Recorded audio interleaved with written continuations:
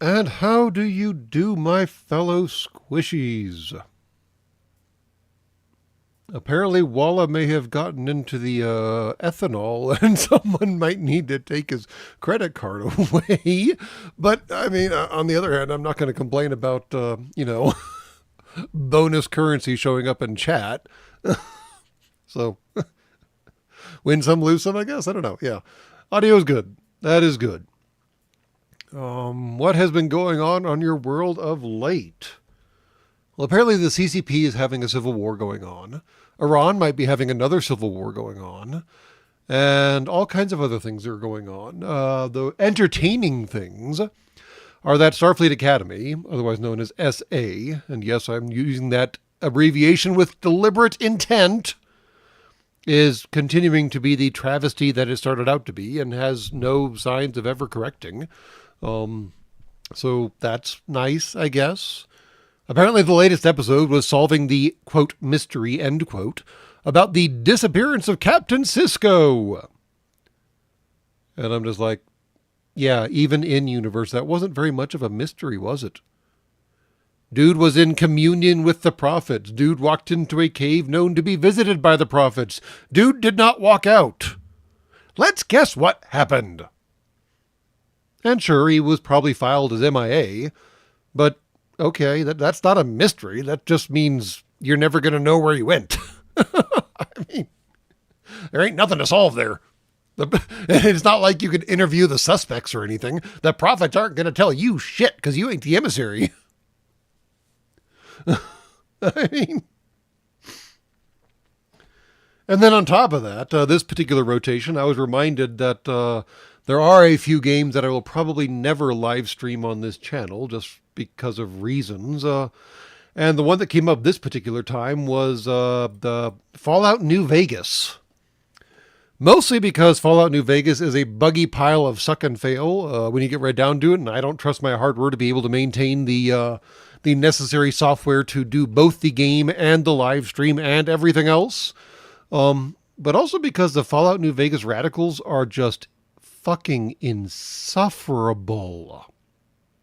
I mean, I know a lot of squishies on your planet who love Fallout New Vegas and love the Fallout series. And they're perfectly fine. And they're quite honest that the Fallout series is far from perfect. But they're fine with it. It's okay. No big deal.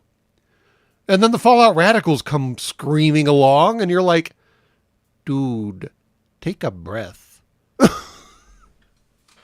Because damn, I enjoy certain aspects of that game, and I get the feeling that the parts I enjoy are not the parts they enjoy. And I feel certain that if I point out the parts that I enjoy, I will have my metaphorical ass reamed by absolute jackholes. And I don't really want to sign up for that. Thank you very much. And it's so patently obvious and stupid and frustrating. The same people who complain about the death clause in the last episode and the NCR showing up in the last episode of the anti-materiel rifle because they complain about how it's just jangling keys in front of babies will also go on and complain about all the supposed lore mishaps happening in the Fallout series. And I'm like, you can't insert things, you can't complain about them inserting things from the games and then complain when they don't insert things from the games. All you're doing is telling the universe you will never be happy with whatever happens. And in that case, your opinion doesn't matter. I and pretty much everyone else will simply tune you out. But yeah, that lesson never seemed to be imparted on the usual suspects, so, whatever. So, Strong Dreams Wait here. Sisko's last appearance in Deep Space Nine is him promising to... And I just totally dumped his wife's name. Discredit on me, I suppose. But yes, promising his then wife that he would return. The problem is the poor dude got wholeheartedly removed from space and time. So, I'm not exactly sure he knows what day or time it is, or if he can access any given day or time. He may still be back yet. So Yeah, it's hard to say where Cisco ended up or what he's been doing in the interim, because the interim for him could be 5 seconds, it could be 5 millennia, because he's with the prophets now, and they are entirely separate from your very mundane, unilateral, two-dimensional concept of time. So yeah, I have absolutely no doubt that the actor Avery Brooks did angle for a black dad abandoning his kid is probably not a good look, but the way it was phrased left it open ended, and apparently Starfleet Academy has clarified that he never technically came back, which take that or leave it for whatever it's worth.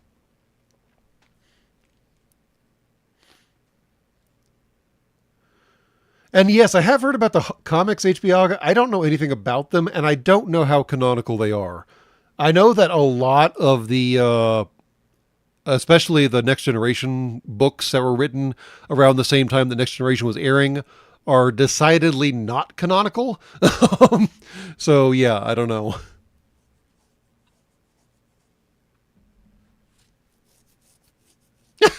I have escaped Jed Brown's interrogation. Woo!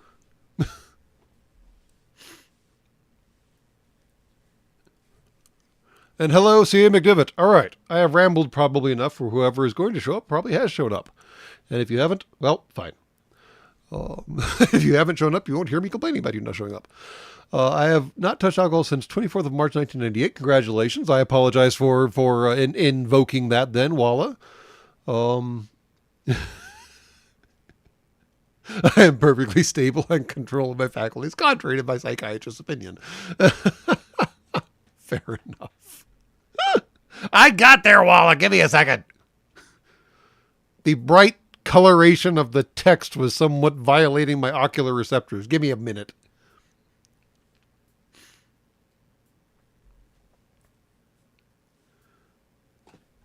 Well, so HBO, there was the problem of the books not agreeing with what came after in the series.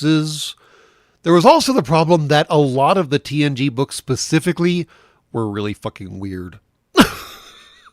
Some of the storylines and some of the characters who ran into each other and a lot of the details were just like, yep, somebody was passing around all kinds of recreational stuff. Cool.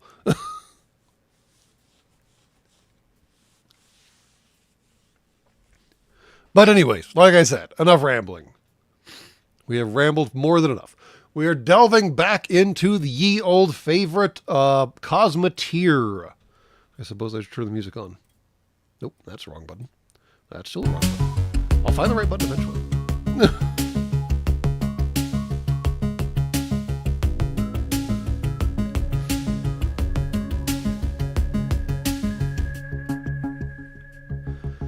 But anyways, yes, they did have an update. I will credit Cosmoteer in that, unlike Breachway, their updates don't break save files.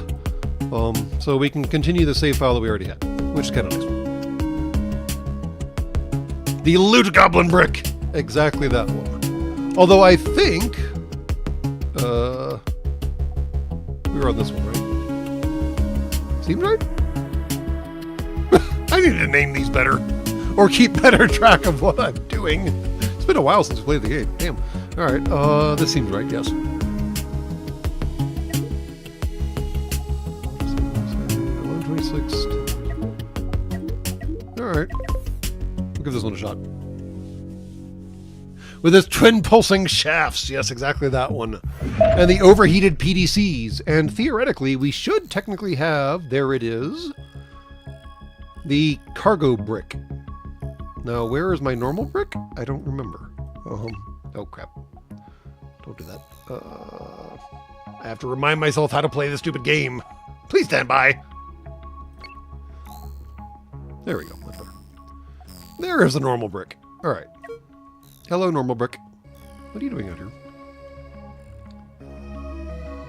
Looks like you're missing some people, but they're doing stuff. All right. So we have for those of y'all not keeping track with how insane this game has gotten, we do have a combat brick now, which is a very heavy duty combat brick. We have dual layer shields, and the outer layer are deliberately hardened shields as opposed to deliberately wider shields. And then we have the inner shields that protect the other shield generators, fine. And now we have overheated point defense cannons. Also, the hardened shields are naturally overheated, that's how they're hardened. And overheated point defense cannons don't require power anymore because they're overheated. And apparently the game changed how the overheated PDCs work in general, because that was one of the update details. So all of that heat gets routed through these vaguely red, orangish conduits, including our our thermal lances are not overheated. Our thermal lances are a way of discharging that heat, but that's a different conversation. Including our overheated reactor core. Sorry, overclocked, not overheated. Same basic detail. So we have overclocked reactor cores that produce all the little plasma things you see floating around there. They produce, what are they, 5 packs now? 1, 2, 3, no, just 4 packs. Okay. They produce 4-pack plasma cores that our poor idiot squishies have to carry around. And yes, to power this ship, our squishy crew have to carry around the power cores that power the ship for reasons that I still don't understand. And then anyways, all of that heat that the PDCs and the shield generator and the reactor generate all get routed out through the radiators, which are matter dump radiators. They're not actually radiators like you think of radiators, like you have in your houses or on your space station or on your cars. Oh no, these things actually vent superheated gas rather than try to wait for heat exchange between a sheet of metal and the cold vacuum of space. Because space being cold, that actually is a good thing, but space being a vacuum makes heat exchange so much of a pain in the ass. There's nothing there to take the heat away. So you have to wait for like photon energy to do photon energy shit, and that takes forever.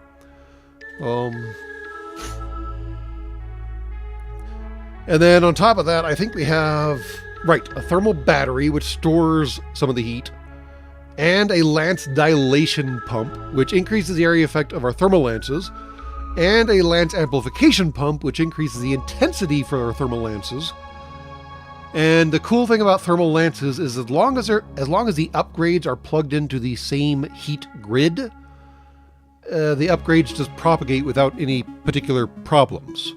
So you can stick its upgrade components wherever you want to, and everything's good.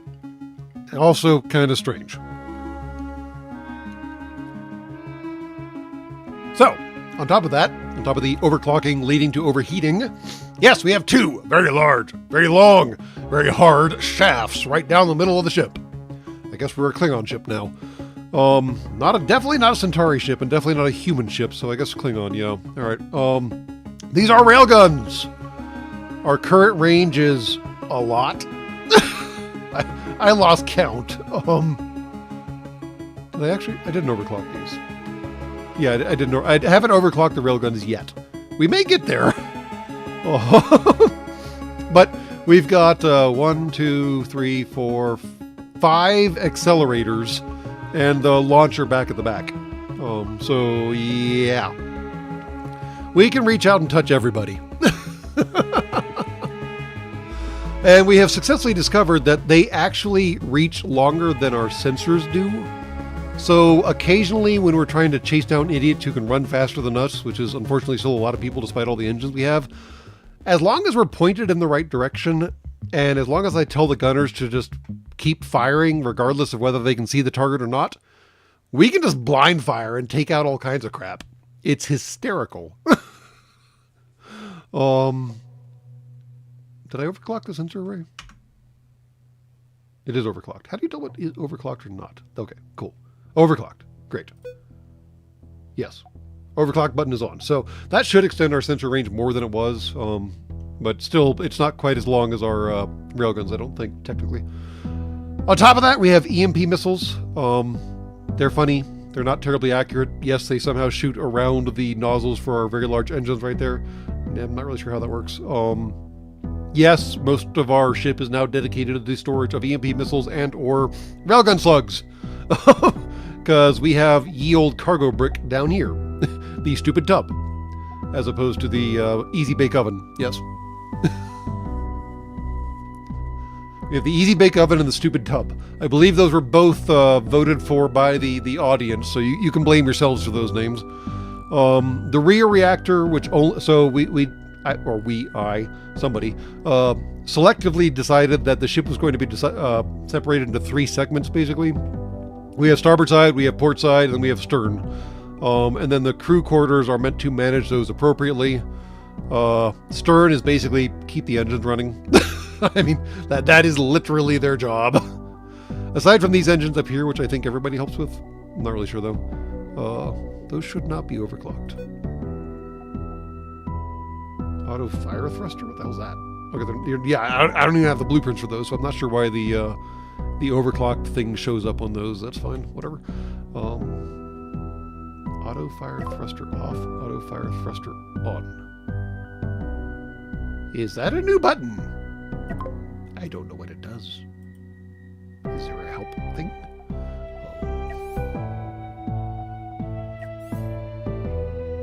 Yes, but there's no way of searching it. That's frustrating.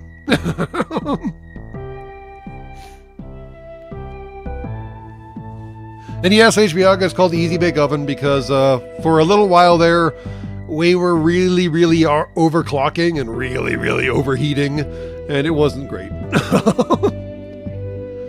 Engine rooms are a great way of increasing the output of your engines. We now have a long burn thruster, the modular rocket thruster. This thing takes a long time to spin up, but once it gets there, it gets going fast.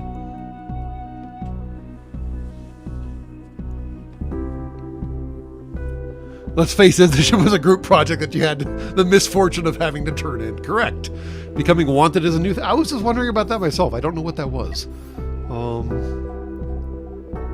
So scorched parts, yeah, they're on fire. I mean, obviously scorched is bad, fine. Chain guns are rapidly firing guns, no complexity there. Direct control module lets you fly the ship rather than direct the ship, fine. Becoming wanted. Attacking ships or stations belonging to or friends with a faction will make you wanted. Oh. If you can avoid them long enough, they'll give up. Well, we haven't actually gone after any factions aside from pirates, and they don't seem to care who blows up their shit, so, okay. Yeah, here are the actual factions. Oh, I like the logo of the Monolith Cooperative. That's a good logo, and I'm not reading that wall of text. Sorry, guys. And sorry whoever wrote that, but I'm not going to sit and read all that right now. The Cabal of Soul, okay, also good logo. I'm liking the logos so far.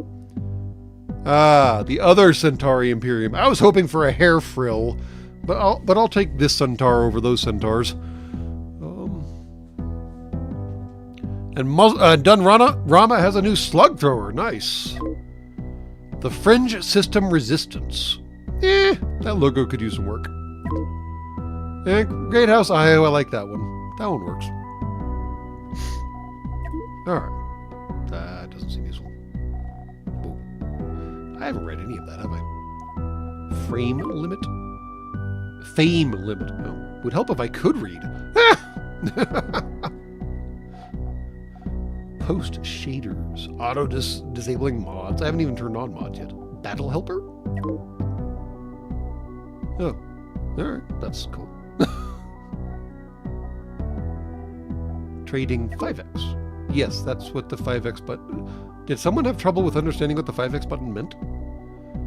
That doesn't speak well to your species. Alright, anyways, moving on. So, what were we doing out here? We have a very large center bowl, although it's not nearly as large as you think it is. Alright. Eliminate targets, destroy pirate base, eliminate targets. Check. Alright. Where's cargo pod of doom? Are you empty? You're empty and largely unpowered, which is making me a little concerned. Where did all your people go?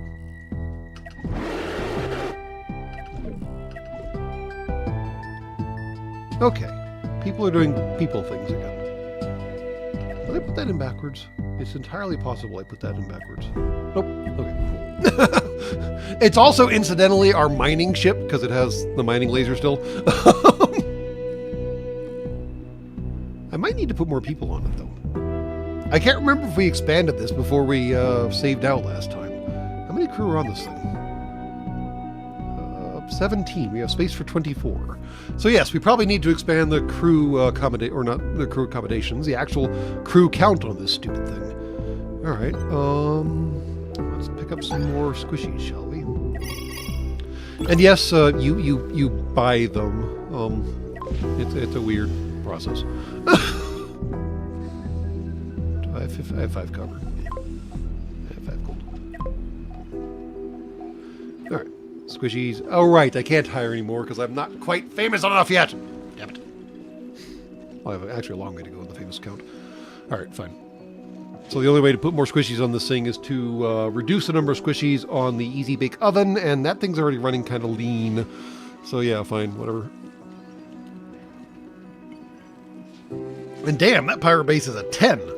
I thought I was in a 2 to 4 sector. What was going on here? Sorry, 4 to 6. Okay, I missed. I was in a 2 to 4. See, now I'm catching up.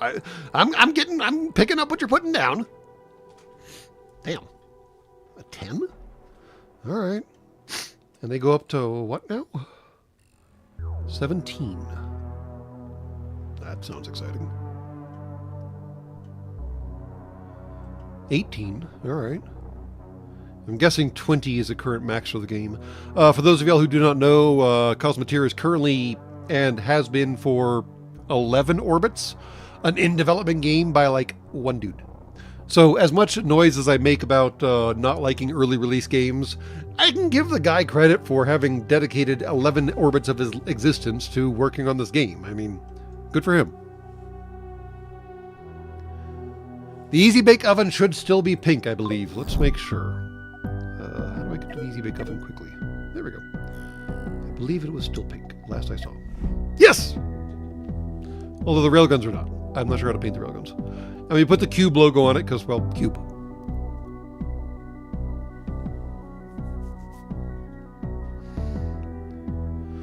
And no, sadly, the radiators do not count as thrust, so we had to put in big old honking engines as thrusters, amusingly. I would not have considered those maneuvering thrusters, but one of y'all came up with the idea, and it seems to be working just fine, so here we are doing that. So, let's go say hi to the neighbors, I suppose.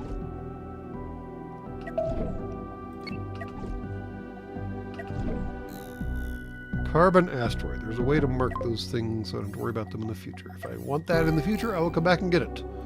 Cool.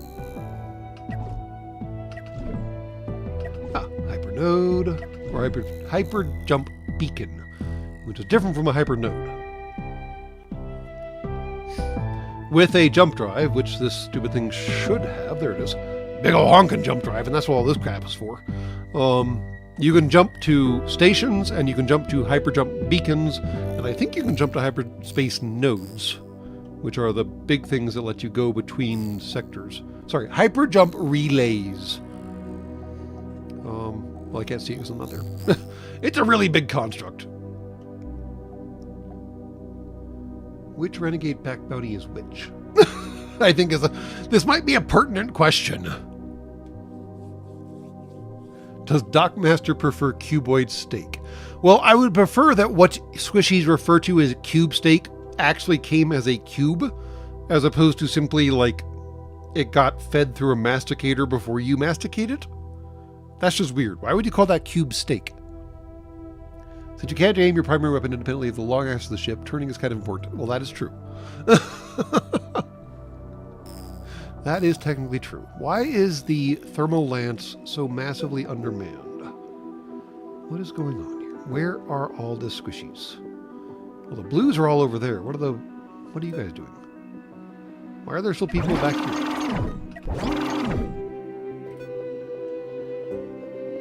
Okay. We're working on manning it now? That'd be nice. Yeah, I know. Thank you. Alright, let's go exploring. And immediately, the lance goes unmanned. Okay, what's going on here? Who's supposed to be manning what?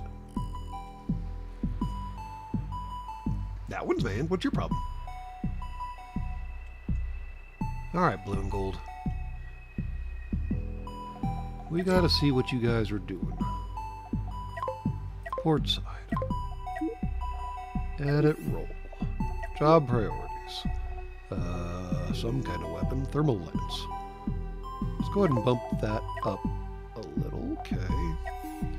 What are you guys doing? Thermal lance. Bump that up too. Alright. See if that improves anything.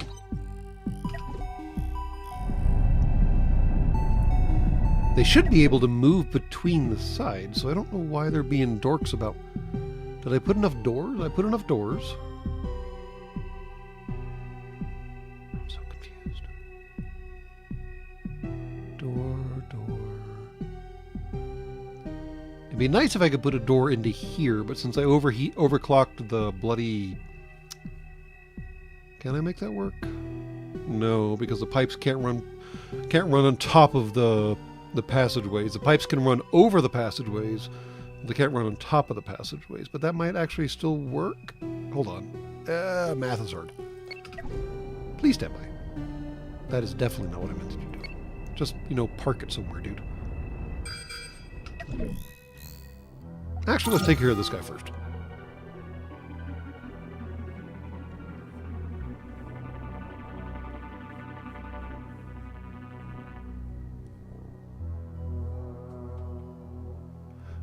Does it make sense? No. Should it? Probably. Are we going to do anything about it?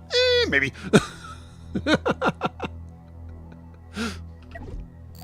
Alright, let's see if we can... If I remember right, the green nebula is a bad place to be, so we probably don't want to poke our head too far into that. I don't remember why the green nebula is a bad place to be, but I just remember it being a bad place to be. Alright, what are you guys? Ooh, you're big and ugly. Are you guys fighting? You guys are fighting! Two thornlarks are fighting each other. Alright, well, let me see if I can make this so much simpler for you. Where's your bridge? That's your hyperdrive. You have 2 cockpits? Damn. Look at you being all fancy. You got 2 cockpits, man. Damn. Alright.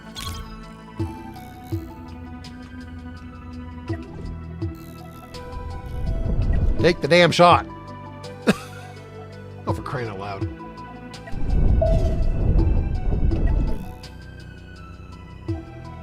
I told you guys to get too close. That's on me then. Fine. I gotta get you closer. Which sadly means inside the nebula. There we go. Damn, that didn't destroy him. Alright. That did. Okay, let's go get his friend.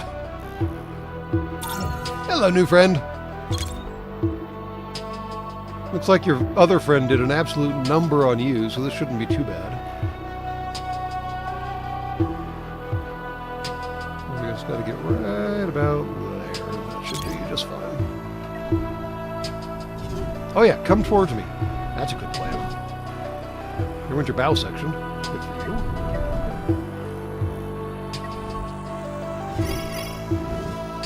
Oh, they're hailing us. We surrender while we continue to shoot at you. If you promise not to destroy us, we'll pay you 9,900 credits. Screw you guys. You're pirates. In this game, we make no apologies about leaving pirates in the dirt.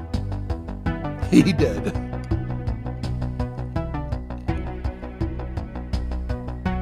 Goodbye. And now the thermal lances go to work. Oh, where'd he go? He died. Nope. Oh, wait, hold on. Nope, he did not die. We just lost him for some reason. Oh, damn. You got kind of cooked there, dude. You are literally on fire.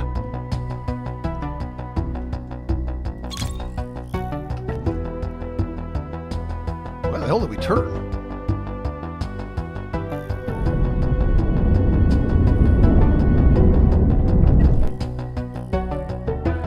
Alright, we're taking some damage, not optimal. But we're doing just fine, I think. Both shields are back up now. That's a win. Railguns are missing horribly, but that's because we keep turning for some reason. I'm not sure why. I did not tell you guys to turn. He's going to make us dig all the way through his damn ship to get to the goddamn reactor. Alright, fine.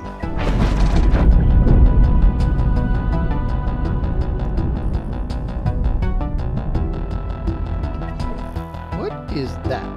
Oh, that's where we want to be. I see. Alright. We have destroyed almost the entire structure of his ship. He's still going to town, though. Boom! There we go. Alright. By the Great Maker. That one put up a respectable fight, at least. Now I gotta fix our shit. Alright, where's the stupid tub? Did I put a jump drive on either of these things? Hyper jump. We can hyper jump them to here.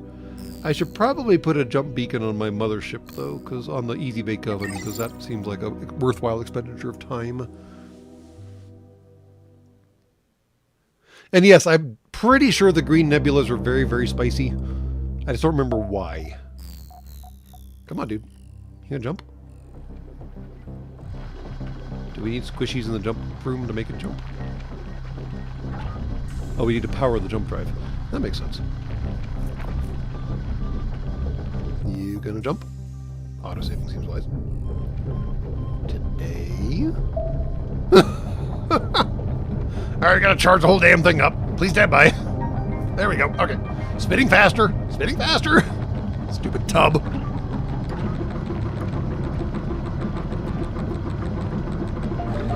Very aptly named. Come on, come on. You can get there. You can do it. You can do it. Where did you go? Why did you jump? Oh, because you're running the factories. I should probably shut down the factories while I'm trying to jump. Oh well. Okay, it's charged. Both? Oh, we got you. How many jump drives did I put on this stupid thing? Apparently I put too many thrusters on it, because that seems pretty excessive. Come on, come on, come on. Come on. I should definitely shut down the factories. Why are you furiously making ammunition? Alright, somebody fucking power the jump drive, you dorks.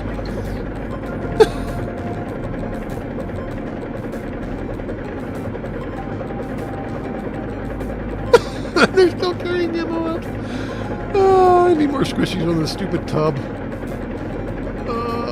Come on, you got it, man. You got it, you got it, you got it. Come on, go. One last power cell should do it. Come on. There we go. Dang. Doing. There we go. Much better.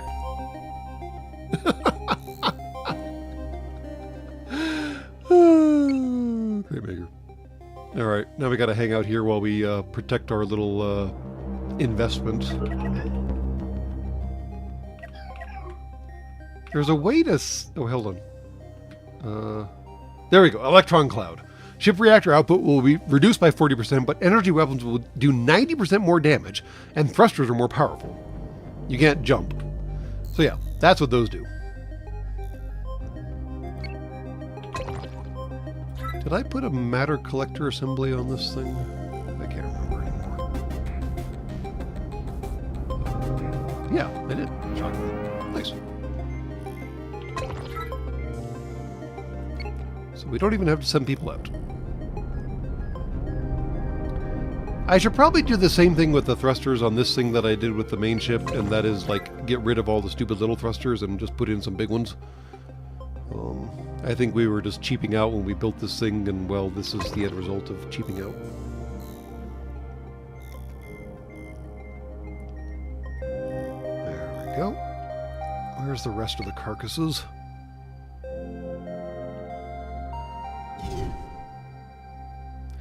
So hold on. Well, I think I missed something earlier about someone taking their internal combustion engine vehicle apart for reasons.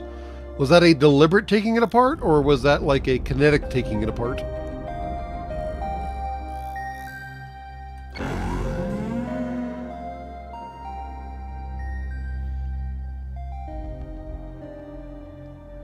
Little thrusters don't need to be powered? Really? No, little thrusters definitely need to be powered. That one's not powered. And it's bitching at me.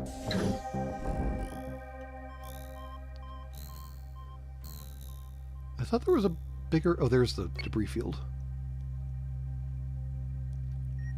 So I think the problem is I've got all my squishies running around trying to keep all these stupid things powered. And if I just reduce that to... it was quite kinetic, that's unfortunate. I assume you were not disassembled, Dunrana? Because that would be unfortunate if you were disassembled or otherwise affected.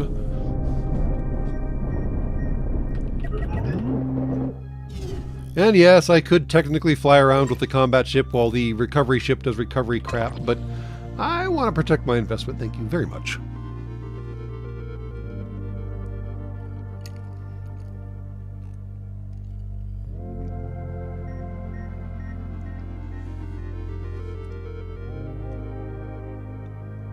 It is very much a cube.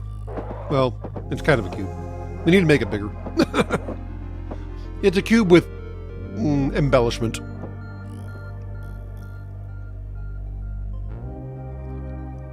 Come on, guys. Work faster, not harder, or something like that. Safety third!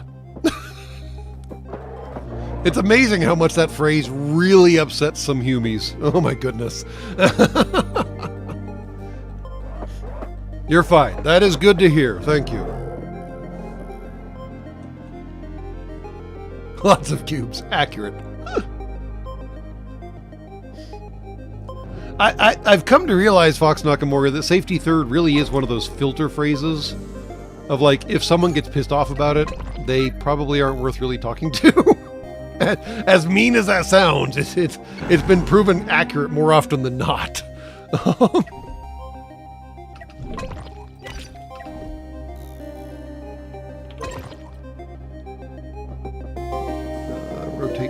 Rotate, stupid tub. Nope. Rotate, stupid tub. Rotate, stupid tub. No, too late now. You guys took it apart anyways. Little old lady and her husband's huge truck took my bumper away. No one was cubified or medicked, and not even lawyerified. Well, I mean, as accidents go, that's not actually that bad, Dunrana. I mean, I'm still sorry it happened, but still, it could have been so catastrophically worse.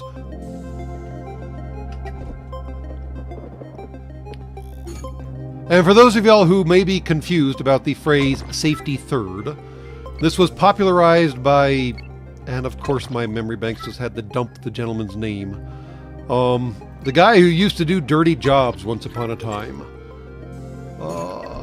Mike Rowe. There we go. Mike Rowe.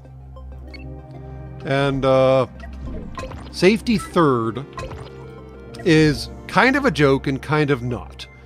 Because if you go to any kind of light or even heavy industry work site anywhere on your planet, you'll see some sign about safety first.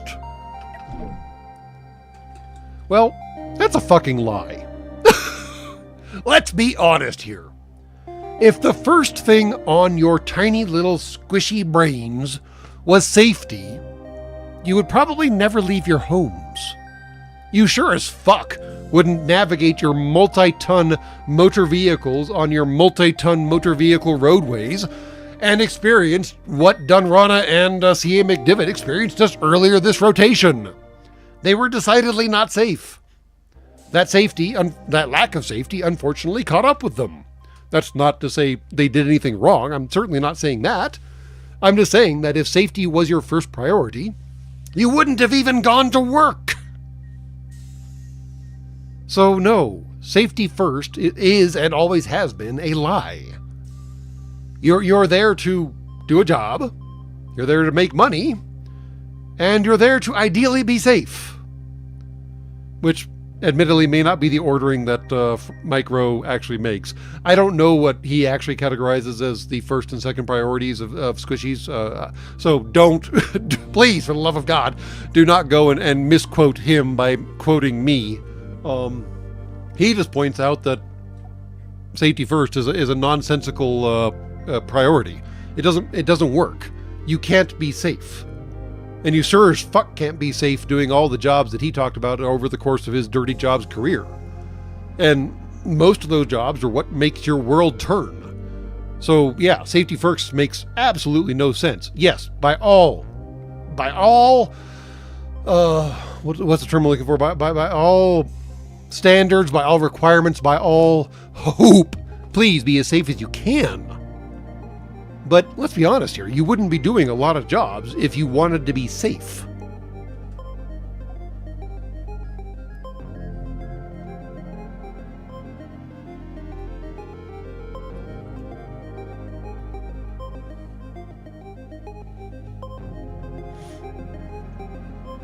Wait, Herp Derp got to meet Mike Rowe? There's a story there.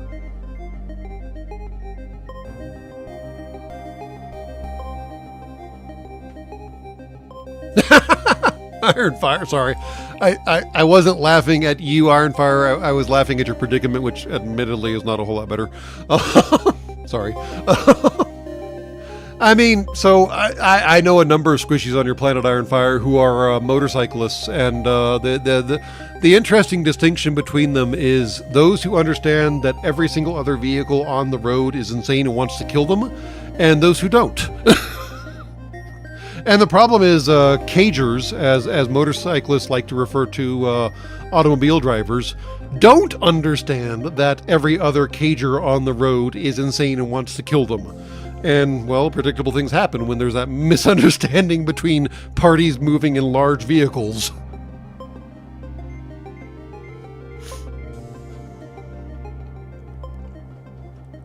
Oh, you were talking about Heist, not Mike, sorry. My fault.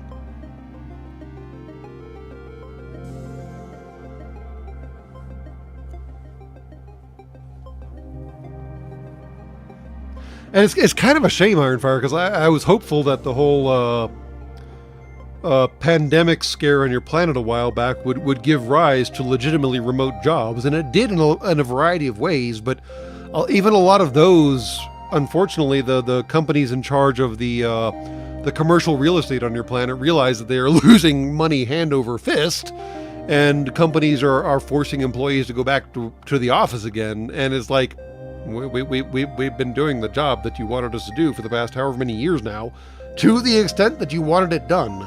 Why do we need to waste so much time on so many roads, burning so much fuel, to do the same job the same way in a different location? It's dumb.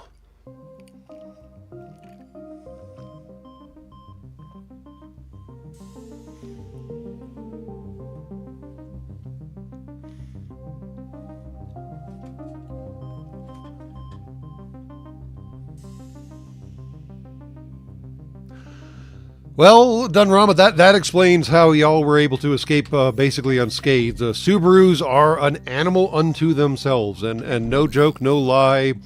You can make all the stereotypes you want about Subarus, and they're probably all mostly correct.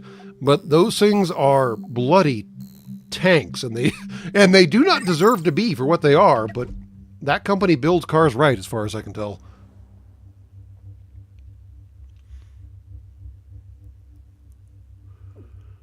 And yeah, I don't get Squishy's leg breaker that believe they're invincible on a two-wheeled conveyance either. I mean, motorcyclists are I guess quantifiably insane just off the bat, just because they're playing in traffic where traffic can range all the way up to the semi-tractor trailers that we talked about in our current ongoing movie series about space truckers, which if you haven't watched, you should, but that's a different conversation.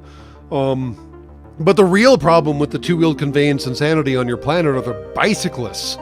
Not only do they not understand that every other vehicle on the road is insane and wants to kill them, but they somehow believe that they are invulnerable and nothing they can do is ever wrong. And it's just like, my squishies, you are so squishy. I don't want to have to demonstrate your squishiness to you, but it seems like you're going out of your way to make that happen.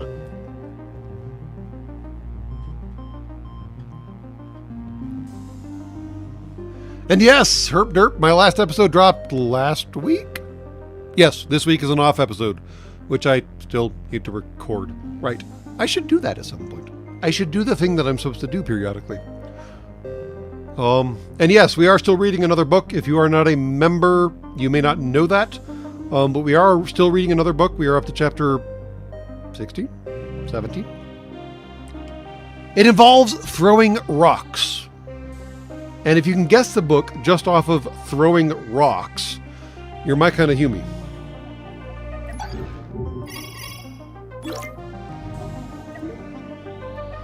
Alright, let's see what we can unload here. EMP missile parts, we need those. Steel, we do not need that much. Definitely do not need. We have 10,000. Holy hell! How did I get that much steel on board the stupid tub? What?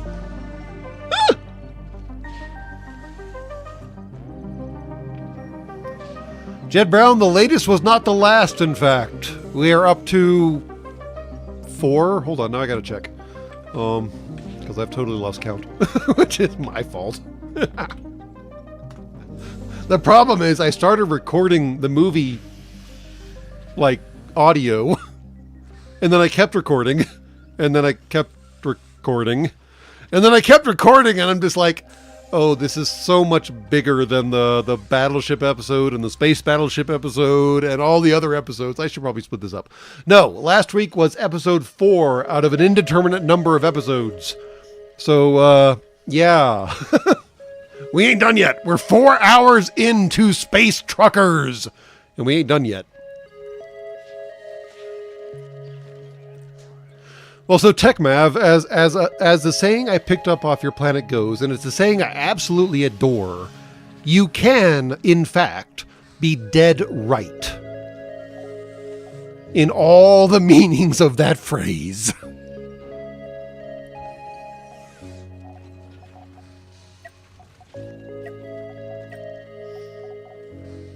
Damn, that's a lot of tri-steel. We apparently picked up a whole lot of crap at some point. Wow. Stupid tub putting in the effort.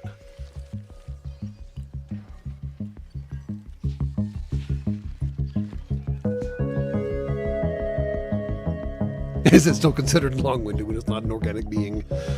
I mean, I suppose your speakers or your headphones or whatever are modulating the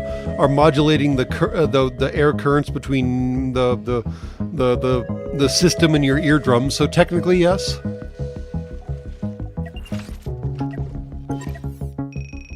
All right.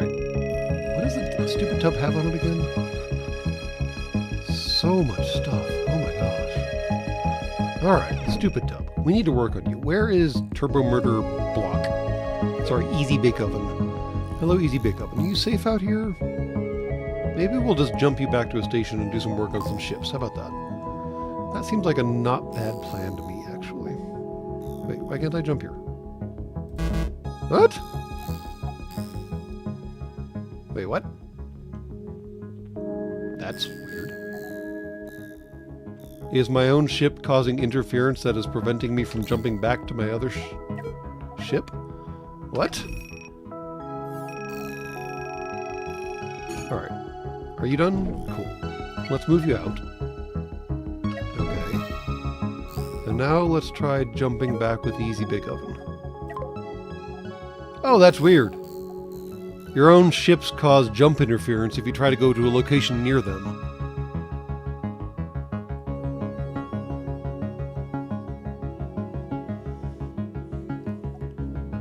That is strange. All right.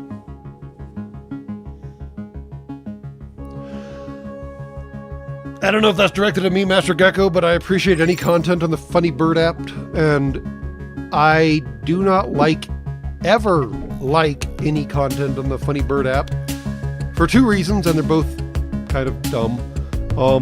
First, I don't like that the icon is a heart, and not even a heart. It's like the abstract heart you slap on your, what's that holiday coming up soon? The Valentine's Day stuff you send to each other. Because the abstract heart thing looks nothing like your actual heart, and don't ask me how I know that. It in fact looks like a female's rear end when she's bending over, but that's a different conversation.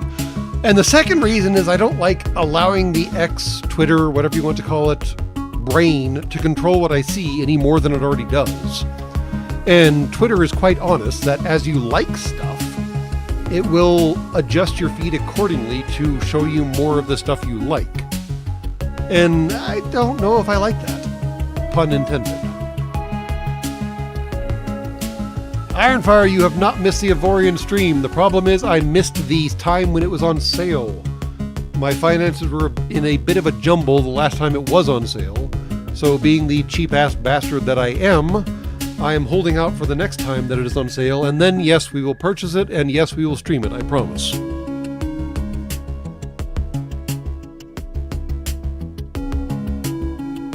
And yeah, I know they all do it, Jed Brown. I just don't like the implied consent of, like, playing along with their mechanics. That's all. Yes, I'm a weird, crotchety old bastard. When you've been around as long as I have, you would be too.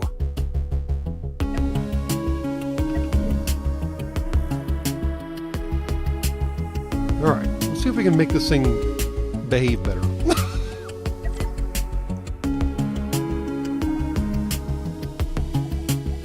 And, I mean, you all know how well we behave here at the shipyard, so that's going to happen. What is... Are those hypercoils? What is going on in the ship?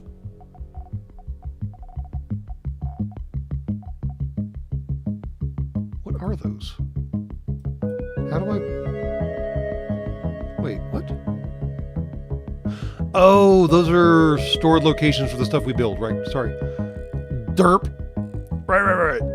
The factories build things, we put them away in certain locations, and those are the locations, right.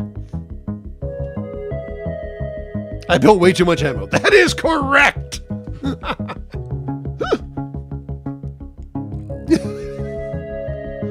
We have a phobia about running out of ammo, so can you blame me?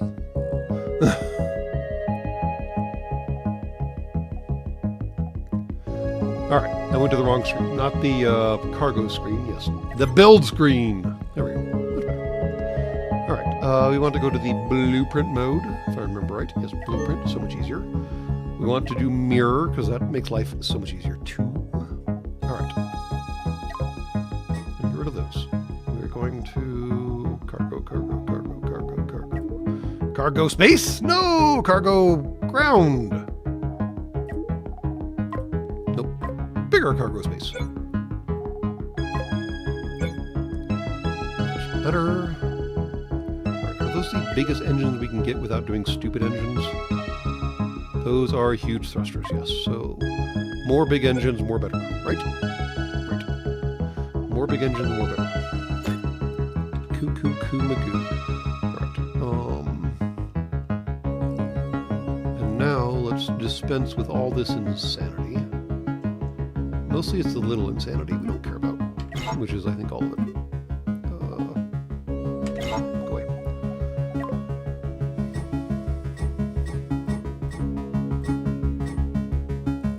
I like how the flames linger, like some distant memory of an engine that used to be there.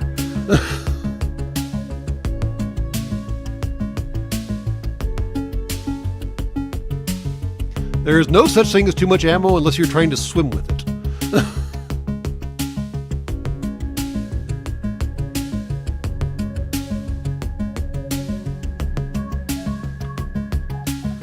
Alright. Huge thrusters are good for propulsion. Let's go with large thrusters for maneuvering. How about that? How about them apples?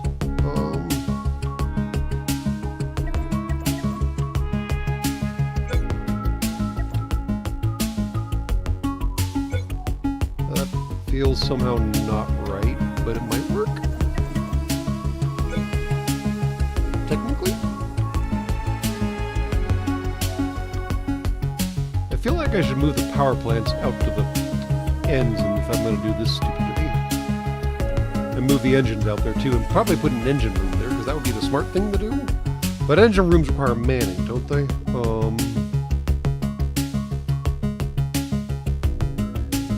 No, they don't require manning. Okay, hold on.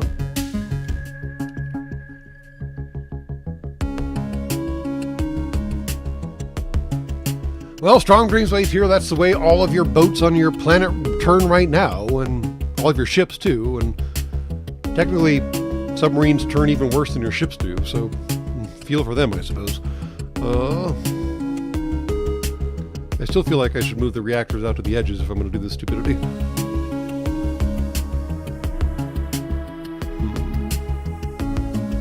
I mean, if I drag these stupid things all the way out, drag this stupid thing all the way out, and I go and delete all this crap because I wouldn't delete it.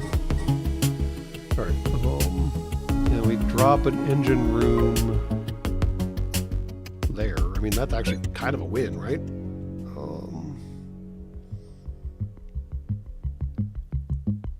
And then we drag the reactors out to match it, basically.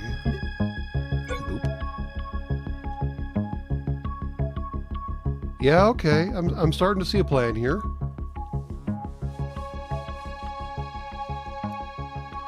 And then move the bunk rooms too. Yeah, okay, okay. I see where we're going. Well, we got to get to the control room too.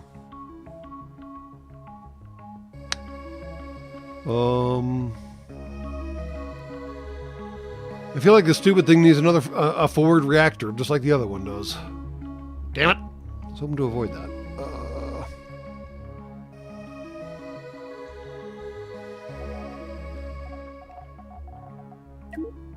Where's medium reactor? No, let's not do that. Whoop! Damn it! Did I lose everything? You better not tell me. Okay, good. All right. We'll need one reactor in the front, though, not a mirrored one. Without ammo, there is no DACA, and this is heresy. The phrase "too much DACA" is heresy. Therefore, there cannot be too much ammo for relievers. Correct. All right.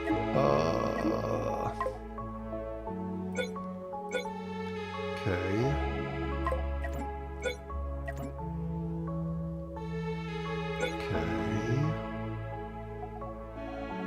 Turn off mirroring for just a hot second. That'll do. That will not, for reasons. Alright. And now I feel like I still need to shove a stupid new reactor all the way up front. So we'll just drop a medium right. There's really no good place to drop it, is there? We'll drop it right there. And we'll move the sensor array. Now I have to remember where the whole sensor array lives. Where the hell does the sensor array live? There it is. There. Okay, cool. Slap a door right there. Cool, cool, cool. We'll change out some cargo spaces accordingly. Bing, bam, boom, done. And now we have a cube. I think, technically. No, something's wrong. 1, 2, 3, 4, 5, 6, 7.5 by 1, 2, 3. Go away. I don't want to see you no more.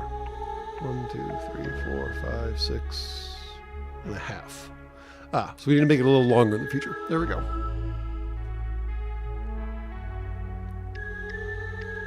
I could move the other reactors closer, yeah. I guess since they're pointed to the side, it doesn't really matter how far away they are.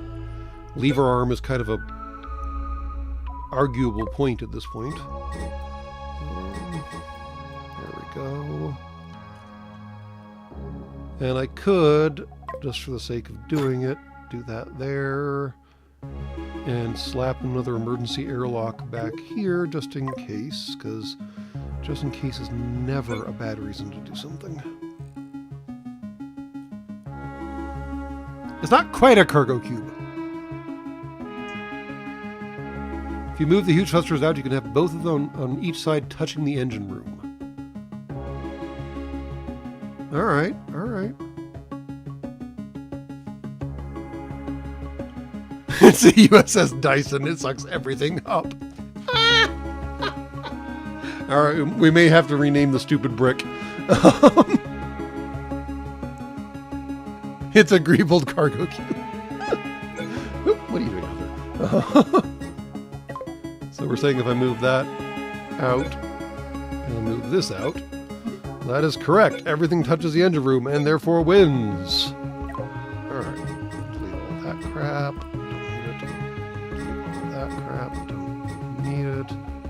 slap a few doors around. Don't tell anyone that I'm slapping things. It seems like it might get me in trouble. Okay.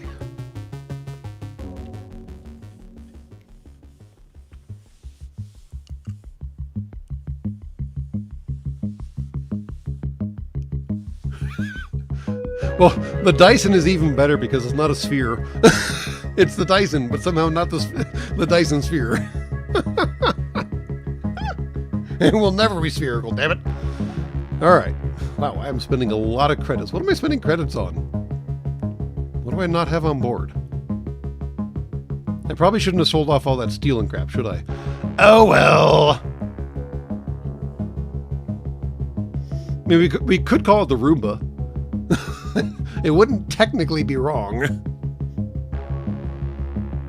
How about the Dyson shopping cart? There we go, Dyson shopping cart. So mote it be. How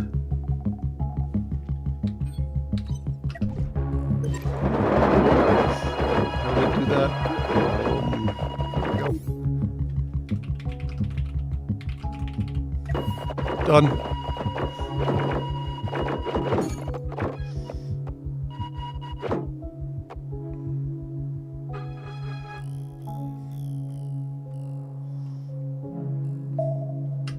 That was fast. Alright.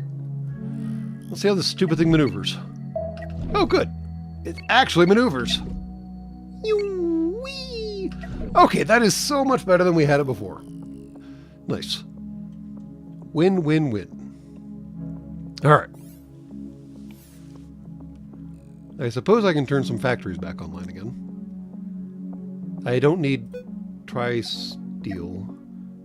I don't need coils, and I don't need hypercoils. Not sure why I have those to begin with, but it's fine. I can probably use some more cannon ammo. I can probably use some more EMP missiles, so. Alright, cool. Cool. Alright, and that seems like a good spot to take a break, and we'll be back right after these messages.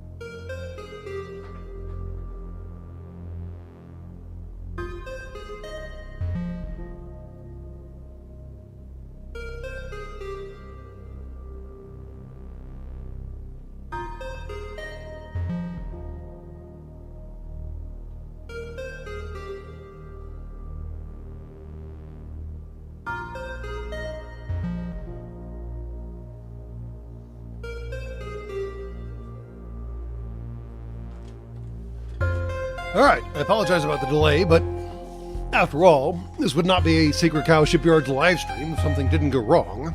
It's just that this time the thing that went wrong didn't affect you, so no big deal. But anyways, to loop back around, yes, Avorion is definitely on my list. I will try my best to announce when I play it in the future, because enough people have asked about it. So for those of y'all who want me to play that game, I won't tell you to stop tossing me currency, but tossing me more currency won't make it happen any faster. I'm at the whims of whenever the game producers or Steam or whatever the hell wants to put it on sale again. And that's, I guess, just me being cheap. So I guess technically throwing me more currency, you know what? It doesn't matter. It's fine. It's on the list. You don't need to keep reminding me. I promise I have not forgotten, unlike a lot of other things. It's okay.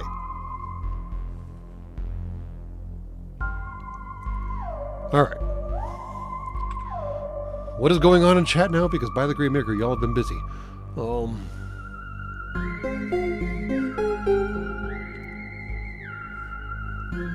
Someone modeled the STL file for the dismantle tool from the last caretaker. So now you can take apart your own stuff. There we go.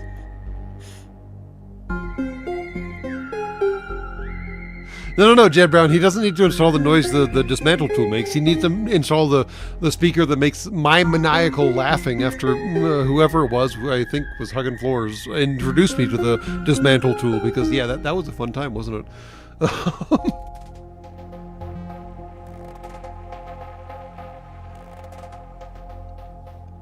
Hopefully the update for Caretaker fixes the whole frickin' warehouse problem, Fox Nakamori, because that was painful.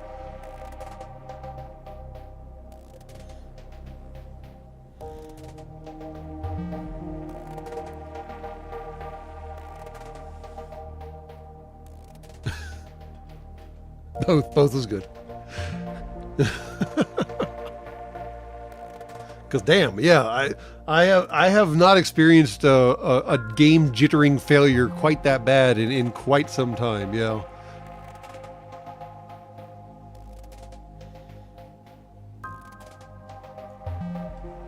If a man says he's going to get something, he will. There's no need to remind him every 6 months. I mean, Frank, in my reminder's defense, I think it has been about 6 months since the first request for me to play Avorion came across my desk. So that's on me. I will totally own up to that. It's just that the last time that Avorion was on sale, I totally dropped the ball and didn't buy it. So, like I said, my fault. I acknowledge and own that, but there's really no need to keep reminding me.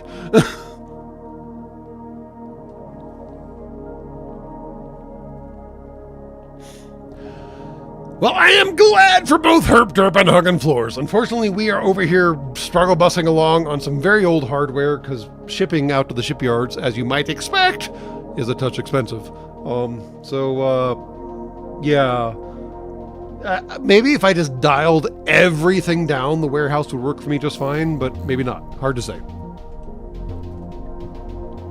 We'll have to go back there at some point anyways, because I think, hold on, who was it? Names are hard. Names. Please stand by. Names are hard. Math is hard. Geography is actually not that hard. Yeah, Huggin' Floors has been back-channeling me information about how the game progresses, and I'm just like, ooh, that sounds fun. And yes, they're made out of meat. That tab is also staring at me, and I need to record it, but I'm busy recording the book right now, so it's on the list.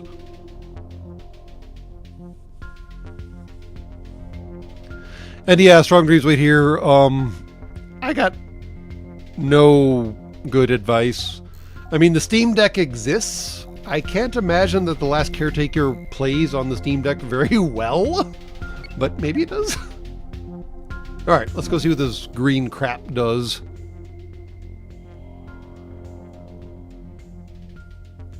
I get to drive a forklift in the warehouse. I'm still pissed off that I can't drive a forklift on the goddamn docks. That's what a forklift is for. I want to do forklift racing.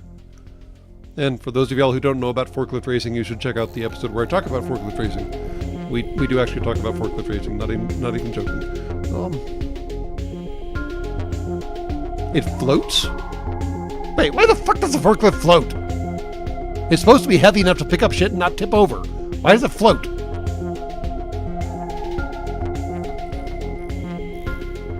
There's some center of gravity math there that doesn't make any sense.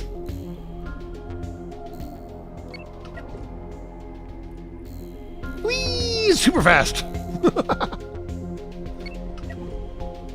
Oh god, is this whole area green? Oh no. I gotta fight the dorks with super energy weapons. Not cool.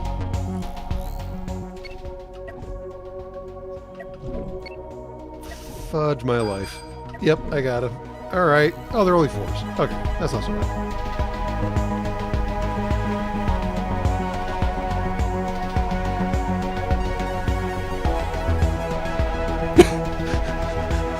Fucking floors, like, I'm not sure if that's the best introduction, but I'll take it.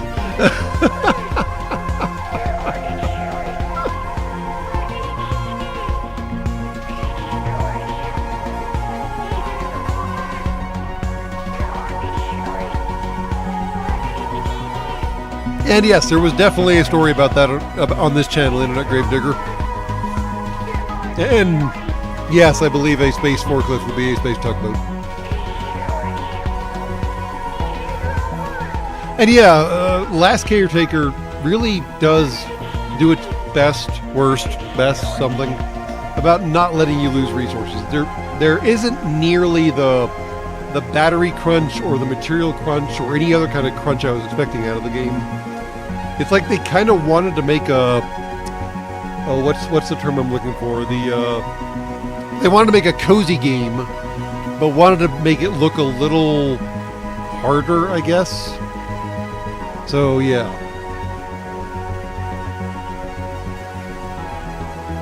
Ever think about remastering some of my earlier videos with my newer recording equipment? Possibly? I can turn on the music, that's fine. It's good music.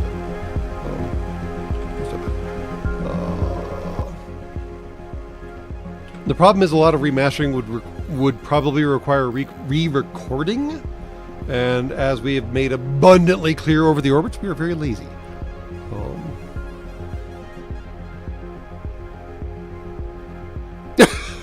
The crunch happens about 135 meters down. Have a good one, Rabowski. No, honestly, listening to my older episodes, specifically the Goodnight Moon variant that we recorded that was Babylon 5 centric, listening to some of those and then listening to my current episodes, it is frankly a little painful. But I guess you don't really have a good idea of where you are now unless you understand where you came from.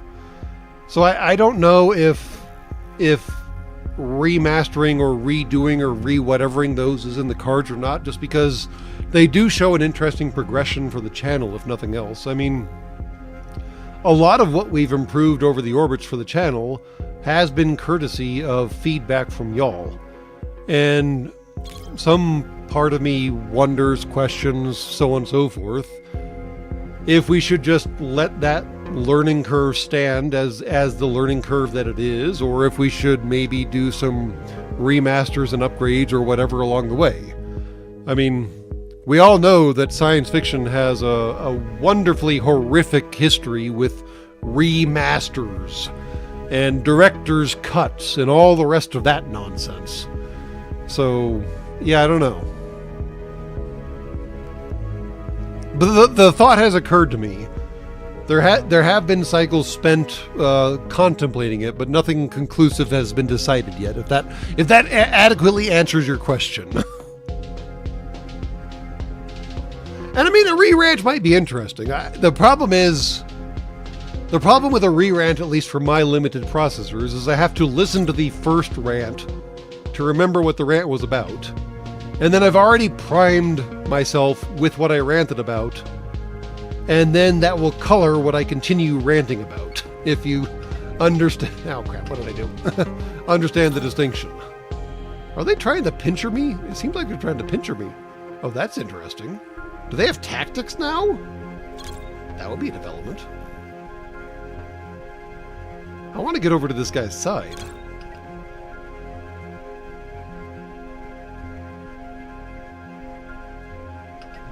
Okay.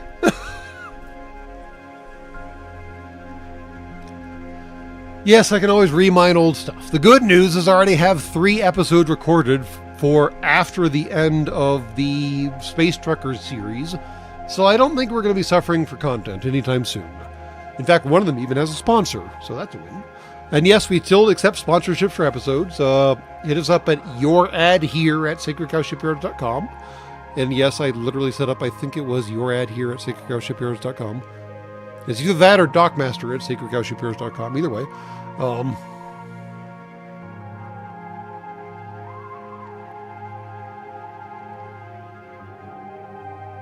So the good news, Internet Gravediggers, I have never dispensed with the master recordings of my original episodes.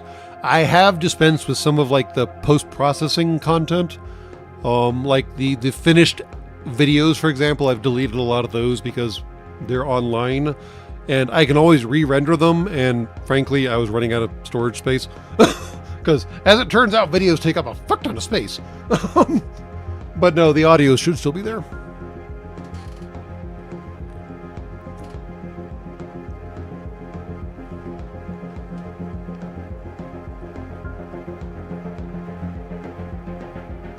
How many vids am I getting off of the Space Truckers? Well, you gotta keep watching, right? So, amusingly enough, Legbreaker, Space Mines come up in the... Well, I'm not sure when it's going to happen. Space Mines do, in fact, come up in one of the upcoming episodes. The not Space Trucker episodes, because I don't think Space Mines came up in that at all. And now I got to fix whatever the hell I did with, like, trying to get off this guy's axis, because I did not like him... This guy worries me down here! Let's keep getting off axis, I suppose. But close enough to, like, thermal lance his dork. Get off the X, right? Oh, damn, he got vaporized. All right.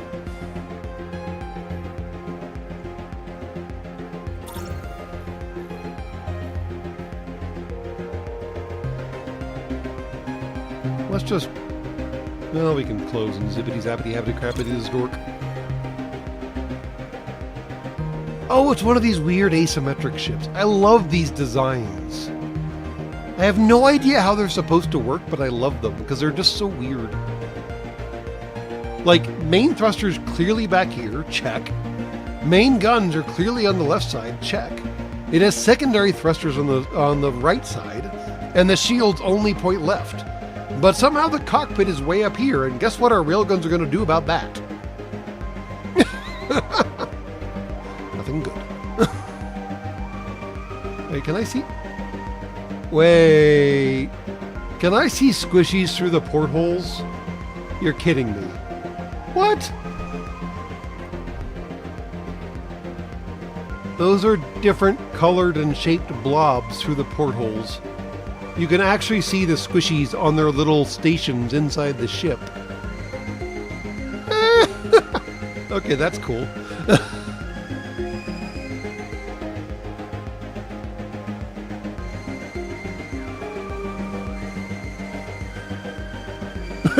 My ship is dragging mines.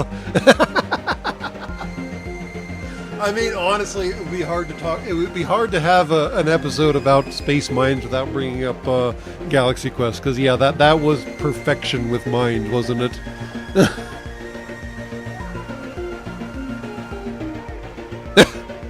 I have Fox Nakamori. I have a 4 terabyte internal drive.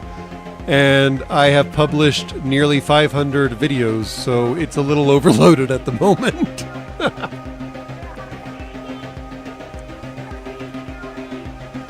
I just hit the little I button. I can't see inside. Sadly. I guess they're not. I guess the nebula might be messing with my sensors or whatever.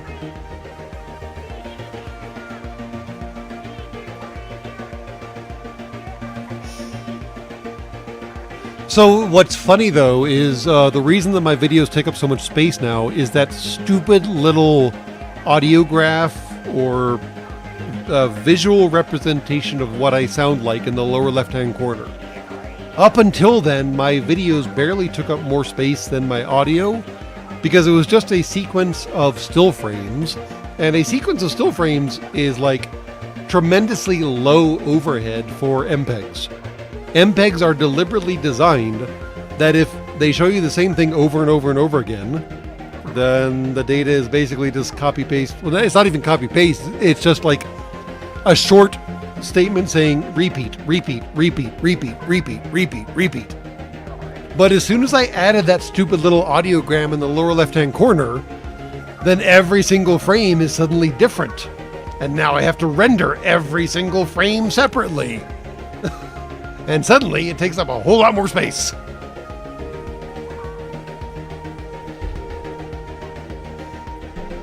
So Jed Brown, I loved the seismic charge when it was deployed in Mandalorian and it was deployed inside of an atmosphere. When it was deployed in the prequels, I'm like, what the fuck is it seismicking on?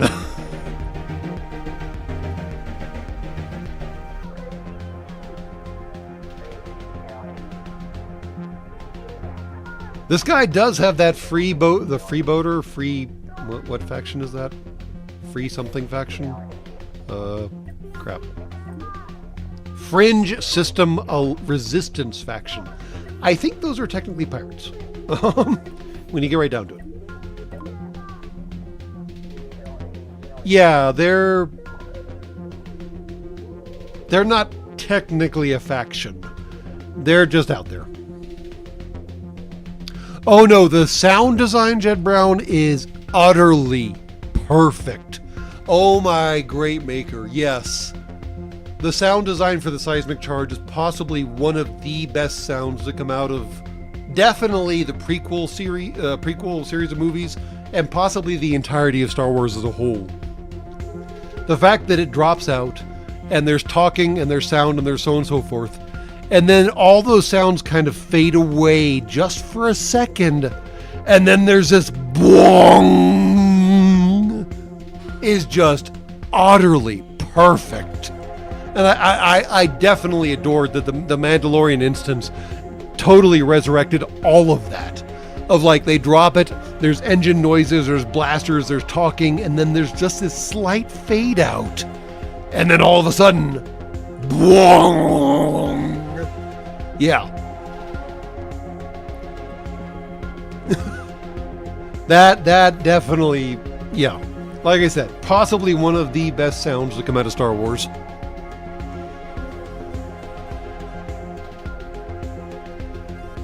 Hey, Sean Jones. And yes, in a series with already amazing sound design already. Yeah. It stands out above awesomeness, which is pretty cool. Alright, anyways. Enough taking apart this ship. I suppose we should actually take it apart. It's called a liability. It's called a liability. I didn't notice that. Oh no. You poor thing. You are so dead. Literally called a liability. Oh, that's a great movie. Dude. I'm sorry, man.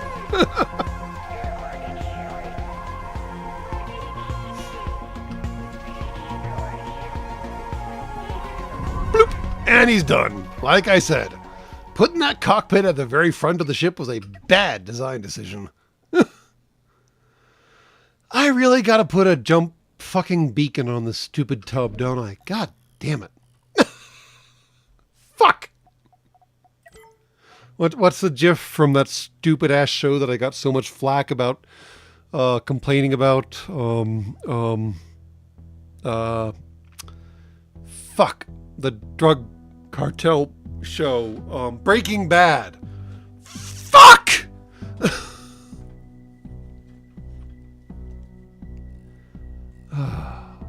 And yeah, for the record, never say anything bad about Breaking Bad.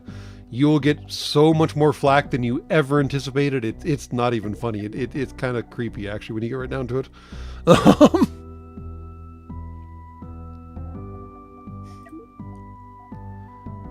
The Did I actually buy the beacon thingy? What is the beacon thingy called?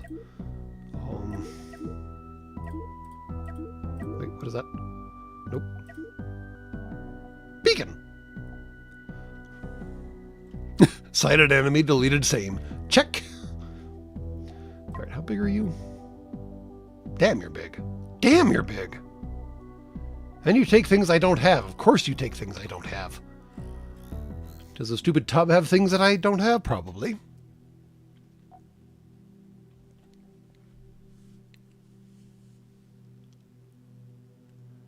So my complaint about Breaking Bad, Fox Nakamori, and this is basically what I said, and this is what caught me so much hate from the intertubes, is that Breaking Bad is basically shitty people doing shitty things to other shitty people for shitty reasons.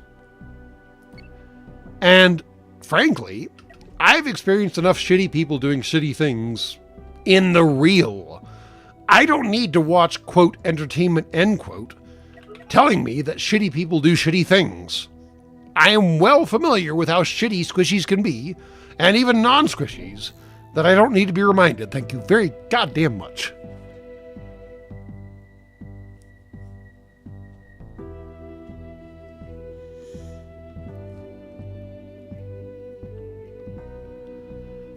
And yes, valid criticism.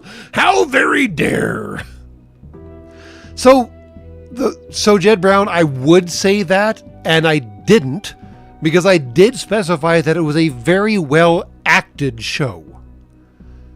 The actors actually played the characters to the hilt, and I lasted through 2, I think, seasons of it, so I can say that with some degree of certainty.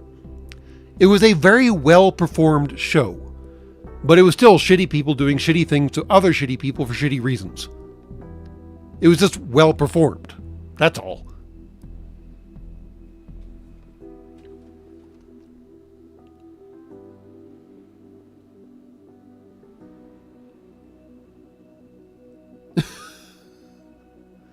I'm probably overthinking it, Jed Brown, yes. I've always found that it's so much easier to take things straight than try to overthink it. Or, well, underthink it? I don't know, whatever. You get what I'm driving towards. It's easier and simpler to take things honestly than try and determine whether it's satire or not, I think is what I was trying to say. Yes, that.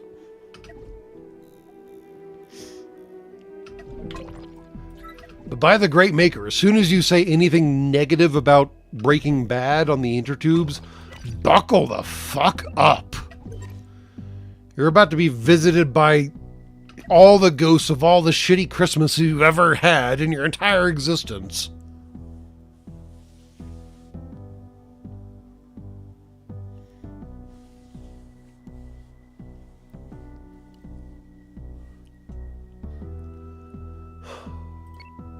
And yes, as we keep saying here at the Shipyards, the Muppets Christmas Carol is still the best Christmas Carol, and that has not changed.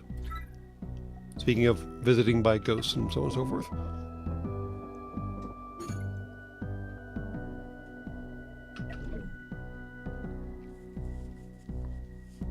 Wait, Hugging Floors, what?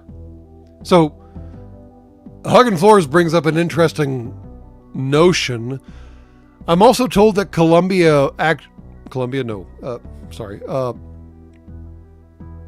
damn it.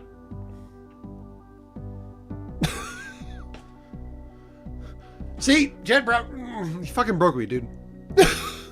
A country in South America whose name I simply cannot remember off the top of my head right now actually did a Punish series based off Breaking Bad.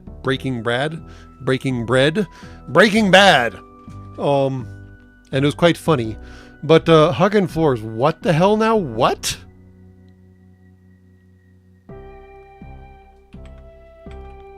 They built a convincing enough, drug facility that DEA was used to train on it? What in the fornication?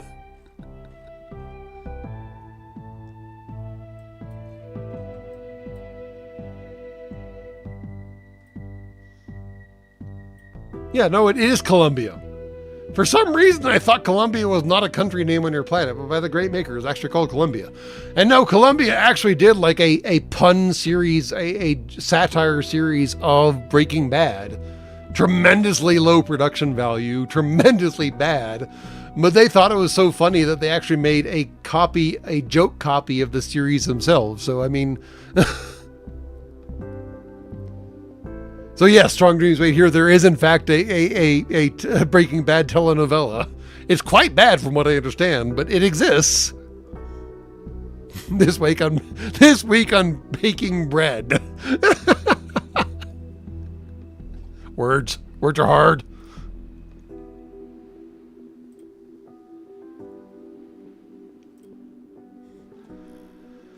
All right, Turbo Murder Tub is here. The Dyson shopping cart is here. Still love that name. Did we pick up everything? I think we picked up everything. I think I deliberately positioned the Turbo Murder boat. Nope, I lied. Sorry. I knew there was something else somewhere nearby. All right, is there any... I want that, and I want to, like, mine this whole area. You won't let me do that, will you? No, you won't. You dork. Fucking dork. You're gonna make me go looking around for the little shit left behind? Really? What we leave behind, am I right?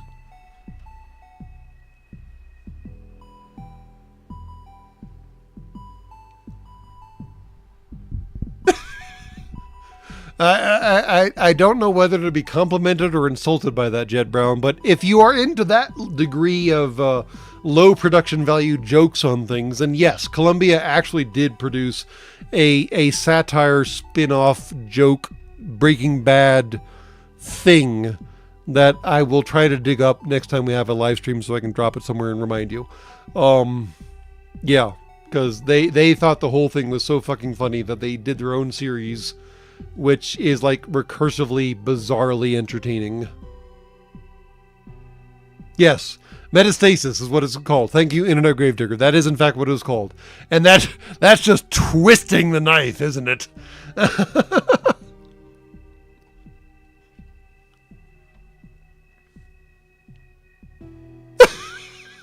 Bryan Cranston and Aaron Paul were trained on how to cook meth to make their scenes more convincing. I see how it works. So you just got to say that you're doing a scene, right? Yep. You just got to say that you're doing a scene. You got to convince people that this is for entertainment value. And then you get taught how to cook meth. What the fuck?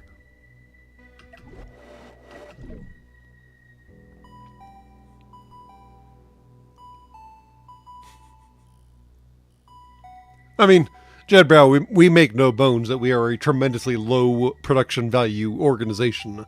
So don't worry too much, man. We are quite honest with ourselves and everyone else that we are here for the lulz, and that's pretty much that.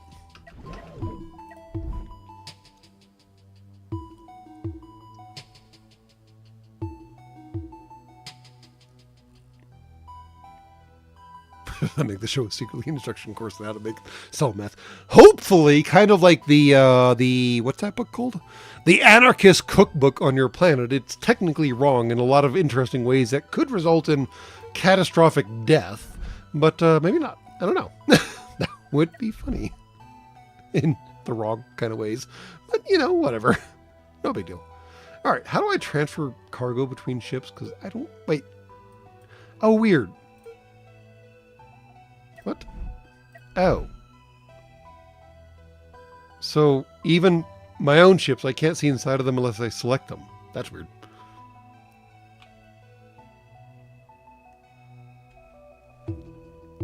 So the words. The Anarchist Cookbook is a long-standing tradition on your planet. The original might have been correct. There are so many conspiracy theories and hypotheses and so on and so forth about how it theoretically got corrupted and changed and altered over the orbits that any recent publication I personally would not trust. Frankly, I wouldn't trust any publication of it at all. I'm not even sure that the original is technically correct. Actually, no, strike that. I know Humies who are quite familiar with what the Anarchist Cookbook wanted to be able to make, who categorically informed me that the Anarchist Cookbook's instructions were wrong, all the way back at the beginning when the book was first released. And these are Humies that I, frankly, trust implicitly. So, I don't know why or what or how or who or all the other inquisitive terms produced that book or why, and also all the other inquisitive terms. But no, I trust any instruction out of those books at your risk. If you know anything about the mechanics, then sure, you can probably figure out what they were driving towards. But no, yeah.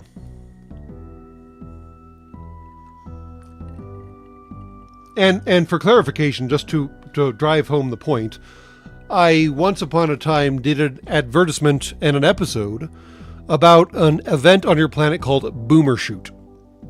It's an event on your planet that takes place in the USAN area. Crap. Like I said, geography isn't hard, but here, look at me trying to remember terms. In Idaho, no, Idaho, but I'm not a hoe, so whatever. In Idaho, anyways. Boomershoot is organized by basically a single Humie, and he has all the licenses and all of the education to produce what's called explosive targets. And they're exactly what they sound like. Humies show up at a range, they shoot a box of cardboard, and lo and behold, it explodes! And Boomershoot itself has been running for 10 orbits, 15 orbits, 20 orbits now, a long, long time. And it didn't happen for a number of years because the guy behind it wanted to find a stable way of producing the exact kind of reactive explosive that he wanted to create. And in the process of doing this, of course, he got all the appropriate licenses. Of course, he got all the appropriate permits. Of course, he had all kinds of interesting conversations with all the interesting authorities in the USAN area that are in charge of all of these things. And he actually ran through a lot of the recipes in the Anarchist Cookbook. And he came away from that book saying, yeah, that's all bullshit.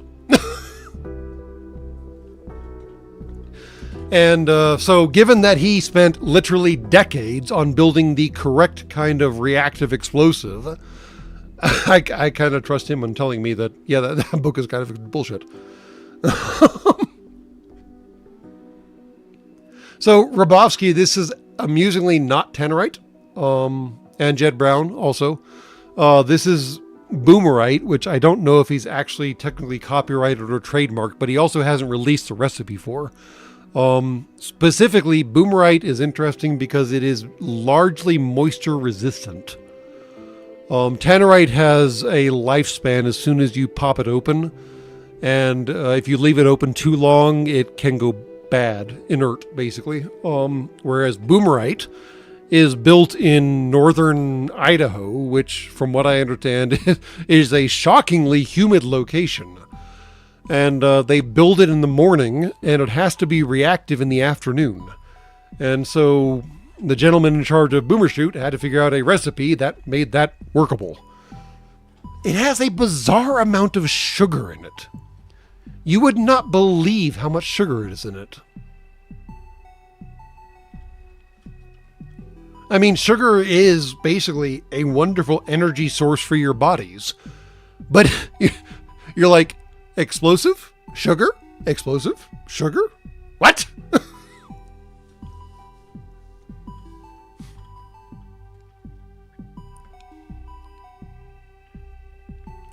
Boomerite sounds like someone who was about to ruin some poor retail worker's day. I mean, I don't know. Yeah. The first boomer shoot was back in 98. There we go. And yeah, like I said, he spent at least a decade before the first boomer shoot trying to get something that worked. And the cool thing about him, because I've maintained communication with him because he's a frankly fascinating humie, is that he iteratively improves the recipe every year. The recipe in 98 was not the recipe in 99, which was not the recipe in aught, which was not the recipe in 01, which was not the recipe in blah, blah, blah, so on and so forth. And it keeps getting better and better and so forth and so forth.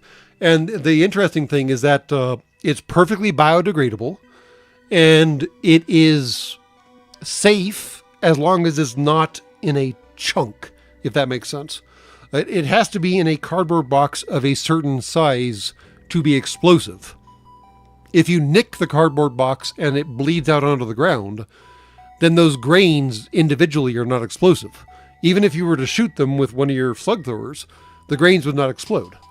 So it's kind of like the most optimal solution for the problem. And the quote problem is just making targets that go boom.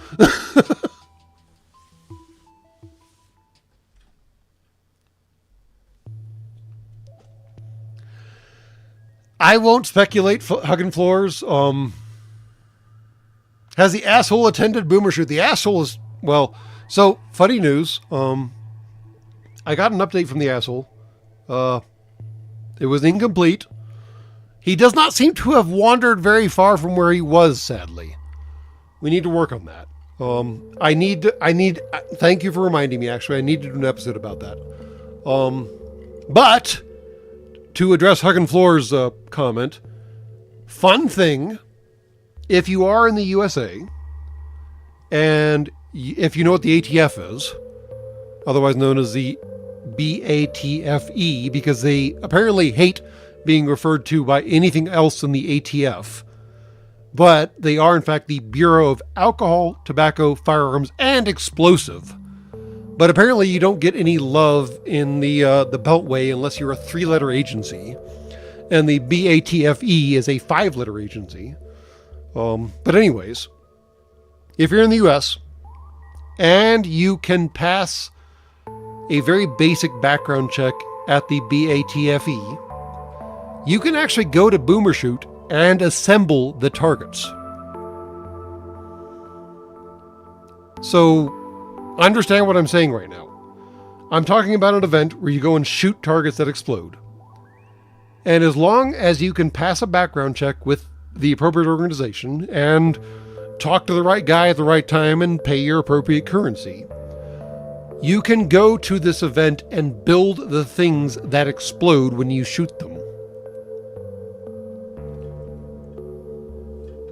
So, if you want to learn about how Boomer Shoot works, or how Boomerite works, or how the mind behind all the insanity works, you just got to go up to a little place called, I believe, Orofino, Idaho. It's apparently, from what I'm told, absolutely beautiful, from what the footage I got. And, yeah. Go learn how reactive targets are built. What's the worst that can happen, right? The funny thing is they're not actually reactive until the very last step in the process. But like I said, that's a recipe that's his, and I'll leave it to his.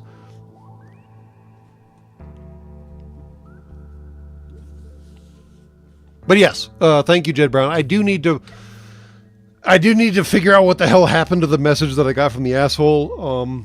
He went to, well, let's just say there was some speckling on the footage that I received. Some like weird white and black dots. Some pixels like went bad or something on the footage that I got from the asshole. And that probably tells me where he went. And I need to figure out more of what's going on there. But anyways, back to the game. Because I've been rambling long enough. By the Great Maker, why do you let me do this? What were we doing again? We were picking up the residue of our predecessors, right?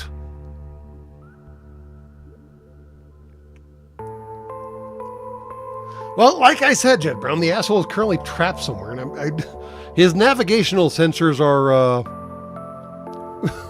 broken, defective. I mean, he was the only one who made it to Earth. I shouldn't complain too hard since he was literally the only one who made it to Earth. But damn, son, you done fucked yourself up.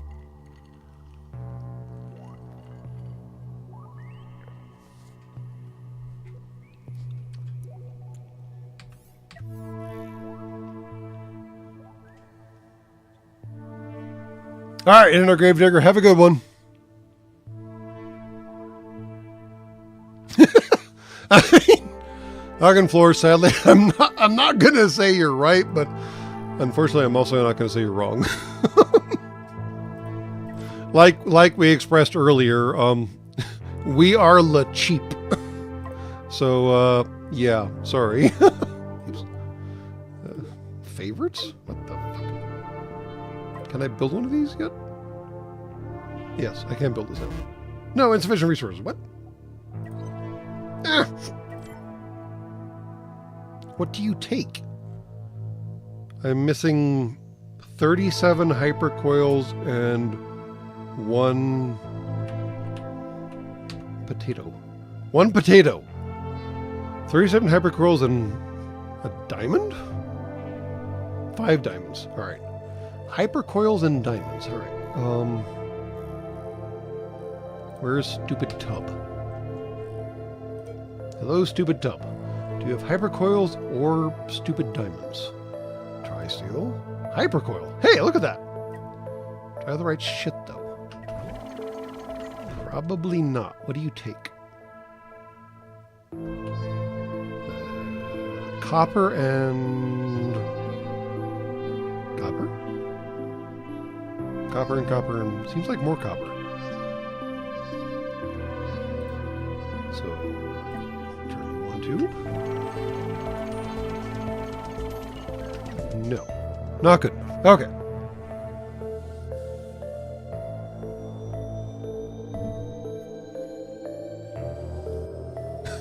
This point in the stream chat is seeing how far off topic we can get. Well, since I can't build the frickin' hypercoils that I want to build, then yes, it seems like that's the case. But yes, I do need to sit down and probably produce the episode for the poor, blessed asshole. I guess, technically, since I still have a certain number of movie episodes remaining, and then 3 more episodes after that, already basically in the can, then I guess I should sit down and do that. He did send me some really cool footage, some really cool things. So I to give him some limited credit, he did something right. Not a lot. I mean, I can only expect so much out of the old idiot. How much fuel we got on this stupid thing? Not nearly enough. All right, we are not jumping this stupid thing. Actually, hold on. We're going to mine some fuel. Please stand by.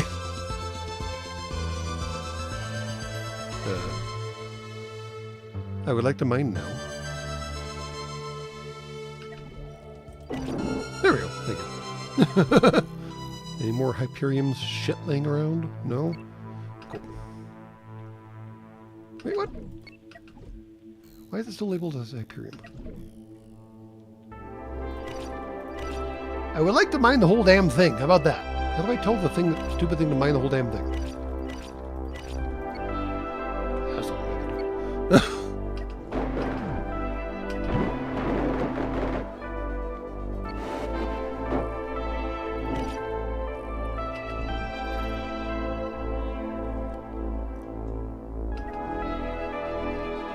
Really? You're just gonna leave fuel just laying around out there? What the hell, man? Also save game. Not a bad plan.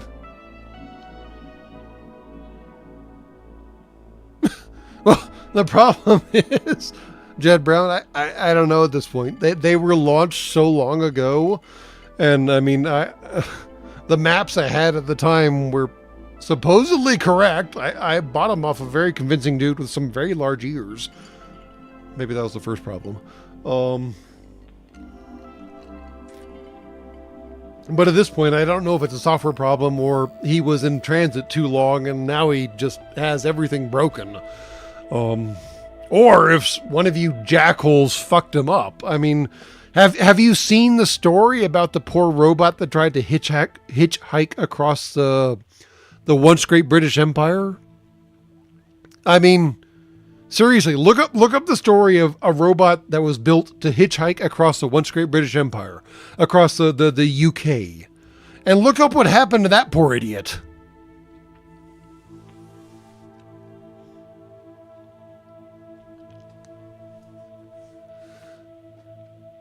Yeah, Hitchbot got his face fucked. I mean, he just wanted to go from A to B and holy fucking shit. Wait, what? What are you... What? Oh my god, is it trying to pathfind around the nebula? My stupid tub just tried to pathfind around... Well, tried to is a strong term. It actually successfully pathfound around the stupid nebula. What the fuck? That was weird. I told it to go straight from here to there, and it went all the way around.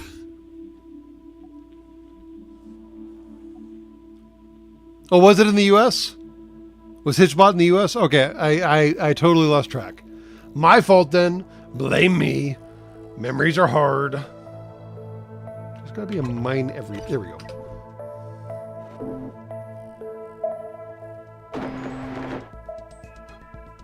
Thank you. More hyperfuel for the win. Worst slingshot maneuver ever. So yeah, I mean, given how Hitchbot went, can you really be surprised that asshole had a worse, better, more complicated time? I mean, poor Hitchbot. He just wanted to go from A to B. That's all he wanted to do. And I apologize for discrediting the once great British Empire. My fault. He made it across Canada, but the USAians got him in the end. Somehow not surprised by that either.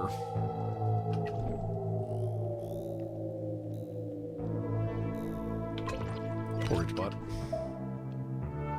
I mean... So, there's one of those weird, you never know if it's serious or not kind of things, but I treat it as serious because it makes sense in my processors. The notion of putting away shopping carts, like say the Dyson shopping cart. It's the same thing about things like Hitchbot. It can't hurt you. Like literally, it cannot hurt you in the slightest bit. How you treat it is a reflection of who you are. And if you can't treat it with a modicum of something approximating respect, then what the fuck are you? It couldn't hurt you. It had no actual value to it. Why would you destroy something like that?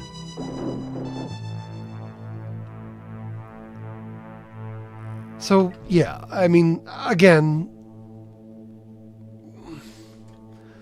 like Jed Brown says, yes, I know it was the once great British Empire for a reason, and I guess technically Canada is still part of that? I really don't understand how Canada and Australia work when you get right down to it. And maybe New Zealand? Are they still part of it? I don't know!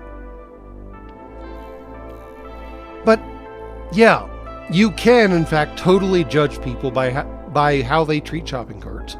And you can, in fact, totally judge people by how they treat a robot that was just trying to hitchhike across some continent. And there's nothing wrong in that judgment. It is an entirely accurate judgment of their, frankly, worth as a human.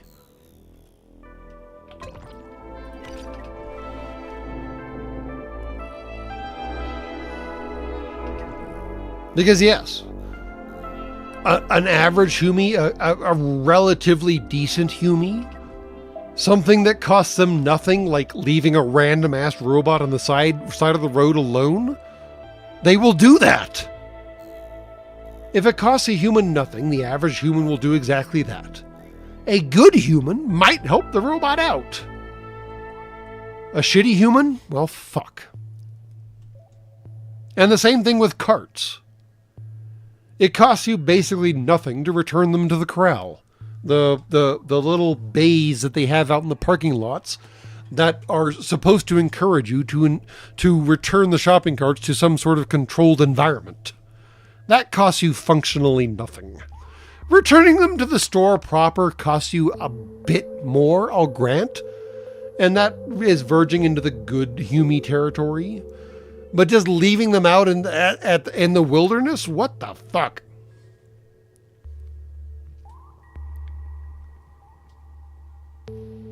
Hey, Tarmac, we're talking about shopping carts for some reason. I guess because this ship is currently called the Dyson Shopping Cart.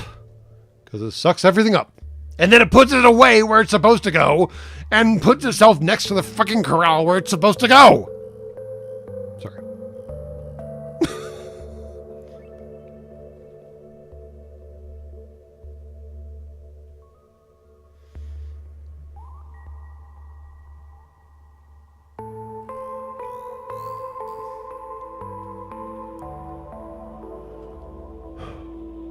The Commonwealth is made up of former empire countries like Zimbabwe, Wait.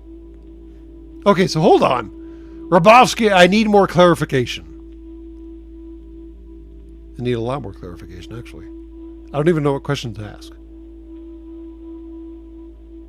So Ireland is not part of the once great British Empire or the UK anymore, as far as I understand, aside from Northern Ireland. But the Britain Island and the Northern Ireland part is still part of the UK and the once great British Empire. But Canada is part of neither, but is part of the Commonwealth now? And also Australia, and also Zimbabwe? What? Because Canada still has Queen Elizabeth II on the currency, right? Or they did, I thought, maybe. Again, my data may be out of date. So, I mean, I guess I'm fundamentally confused what Commonwealth means. So, yes, okay. Thank you, Simon Cobarge. That's a fun name. You have Queen Elizabeth II on your currency. But the current king is not your king? Question mark, question mark, question mark? I mean, I know the current king is a complex and contentious individual by himself. Friendly political relationship. We're still pathfinding around the Green Nebula. Sorry, I got distracted. Oh, good. Wait. So, hold on. Simon Cobarge and Rabowski have conflicting arguments here. There's a difference between friendly political relationship and current king.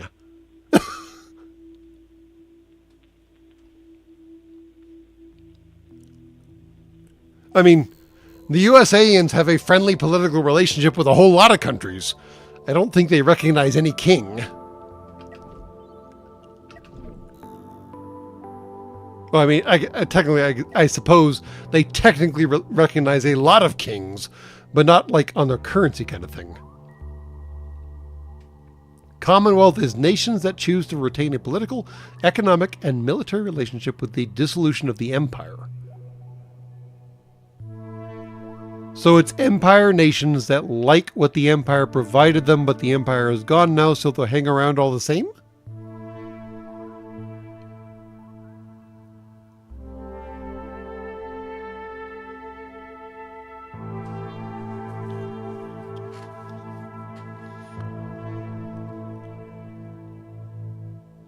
I had someone try to justify leaving the cart in the lot to me once. Apparently they felt having children absolved them of the guilt of the navigational hazards in their wake. What the fuck? Children are supposed to be for putting the carts away, right? There are Commonwealth games? Well, damn. And cooperate over things sometimes. Oh, goodness gracious. The more things I learn about this Commonwealth idea, the more I'm confused. All right, this is fun.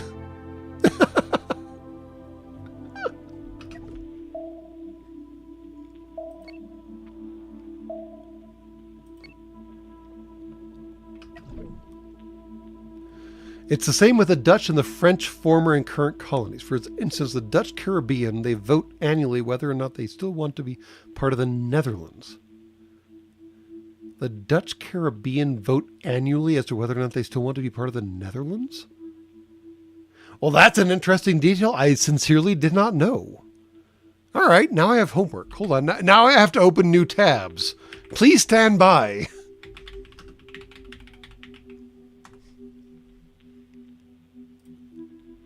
Wait, what? Seriously? So when we're talking about the Dutch Caribbean, we're talking about Aruba, Curacao, St. Martin, and Bonaire, Saba, and St. Eustatius, right? Just to be clear. Because, man, this is something I am totally learning for the first time literally, and I'm not even trying to be sarcastic about that.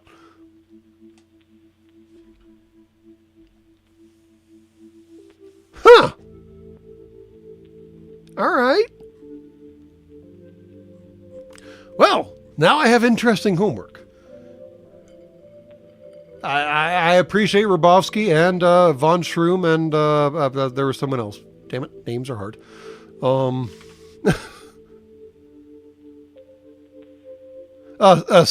Simon Cobars, thank you. Yes, all three of you. Yes, educating me. Things I learned. Hope maybe things you learned too.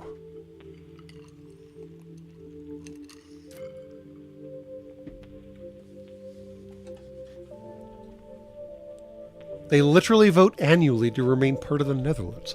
Fascinating.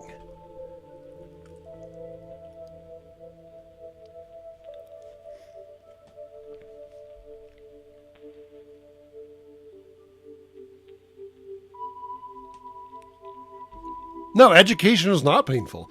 And I will be I will be totally honest when I do not know something. I mean, the political wranglings of the island known as Aruba was never on my list of things to learn about your planet. But now I know that is part of the Netherlands, which I did not know previously. And apparently they vote every orbit to remain part of the Netherlands, which I also did not know. Huh.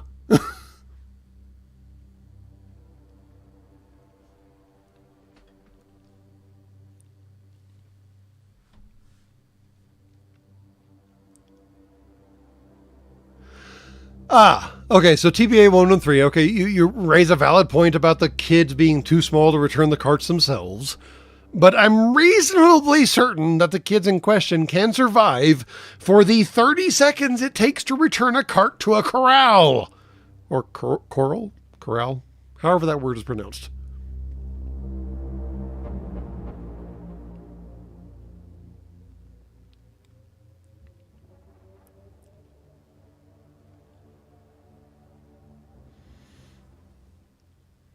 And like seriously, did anyone else know here that?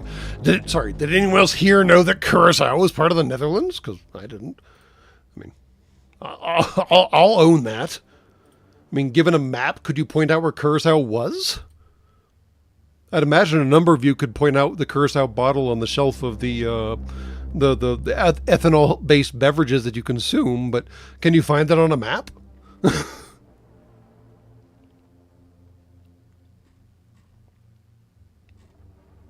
Interesting. I assume they speak Dutch in these various island colony things. I mean, I guess colony is a bad word on your planet now. But whatever you want to call them.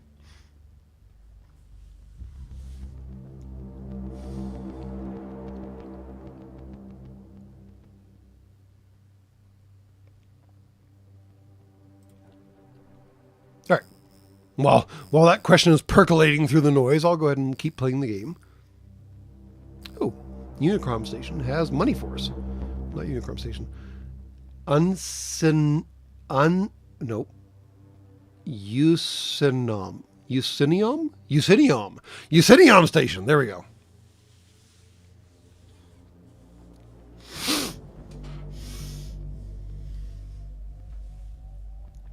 They speak Old Dutch, French, or Portuguese. Well, that's confusing as fuck. Sorry. What? So when you wrote that, von Schroom, you had to understand the obvious question coming. What's the difference between Old Dutch and current Dutch? New Dutch? Better Dutch? I don't know.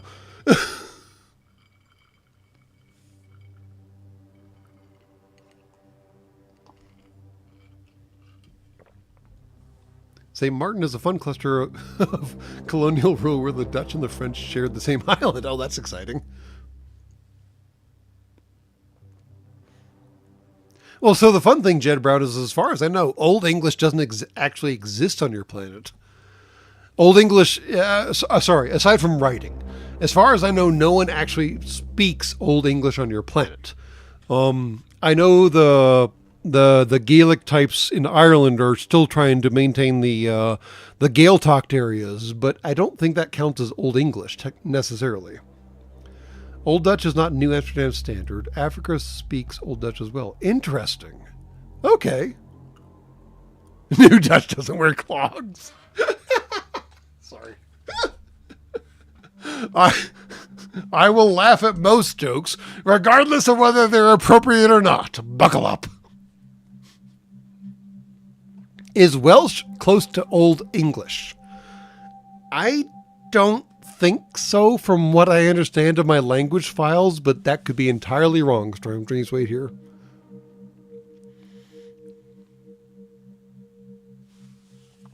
So that Jed Brown says what I think too, yeah.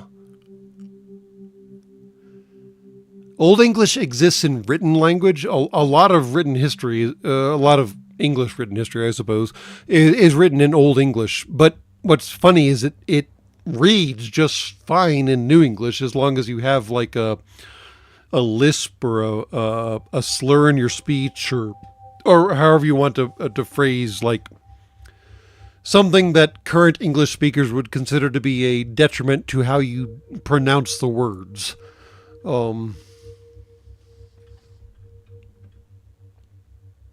Okay, yeah, Welsh is an entirely different linguistic root. That's what I thought.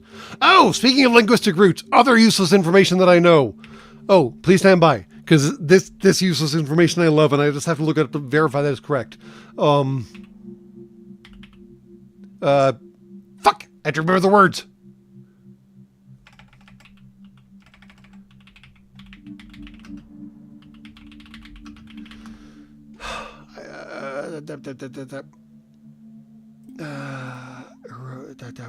Fuck, words.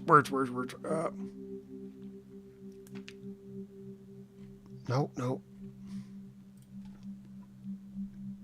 Crap! I misremember the words.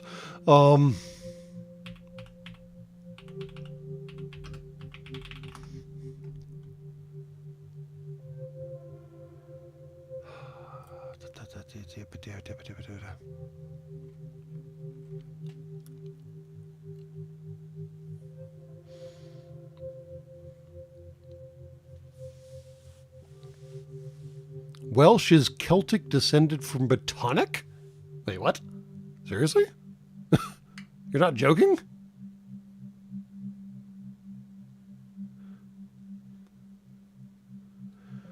We have a single province in the Netherlands that have their own language. The other 10 provinces that have their own dialects that might be considered a sub-language. Wait, hold on. Wait. Von Schroom 2068. You're talking about the Netherlands, right? I gotta pull up Google Maps right quick, because hold, what? Sorry. Processor fault on my fart. I'm just gonna let that stand.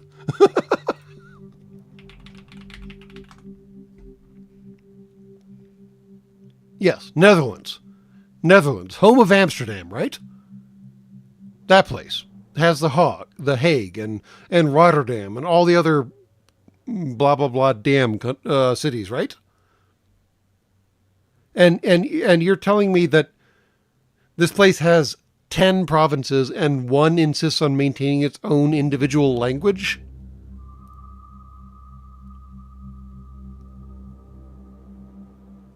This is why we have the New Amsterdam Standard due to the Netherlands area,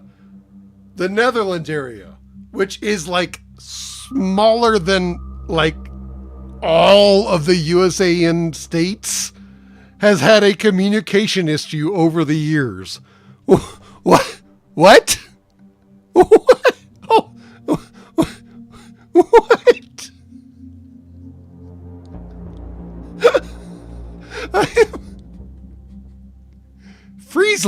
Friesland. All right, now I got to look up that place. Hold on.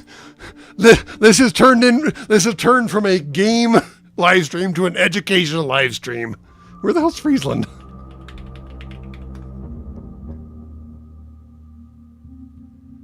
Okay, so it's the Barrier Island area. Okay, I can kind of see how that place could maybe get their own dialect. Okay, I get it. I get it, yeah. Barrier Islands are always complicated. But still, the Netherlands had an internal communication problem. What?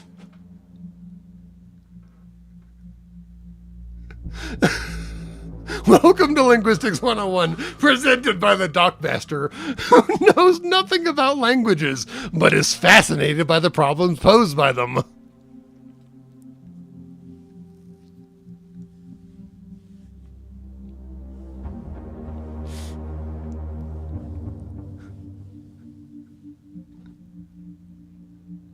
Well, so, sorry, Von Schrum, I was looking at the current bloody Google Maps of the area, and I'm seeing Oost-Villeland and Terschelling and Hollum, and just based off of what little I know about how, like, tectonic shifts and so on and so forth happen on your planet, I'm seeing what I see as barrier islands. That term probably doesn't translate well to whatever is happening in the Netherlands, because they probably don't have so much tectonic shifts on the, what is that, the Northern Sea? Yeah, the North Sea. But there's also a significant chunk of it that, yes, it has, oh, there's a Grue! There's a town called Grue. There's a significant chunk that is not an island area, yes. So, sorry. I oversimplified, but I can totally kind of maybe possibly see how this totally happened. He simply stole the land from the sea. Yeah, see, you know what I'm going to say about that. Yes.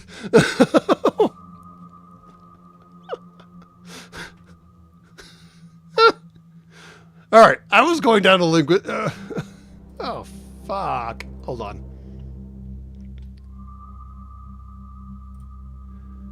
Because I swear to the Great Maker, hold on. I swear that, hold on. I got to find the right terms to look up what I was trying to find.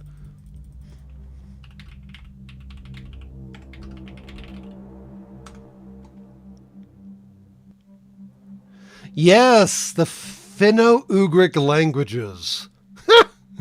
This has to be one of the weirdest things ever. So did you know that Hungary and Finland share a common linguistic base that is non-contiguous and apparently is like totally impossible to trace as to why the fuck it happened? It's called the Finno-Ugric languages.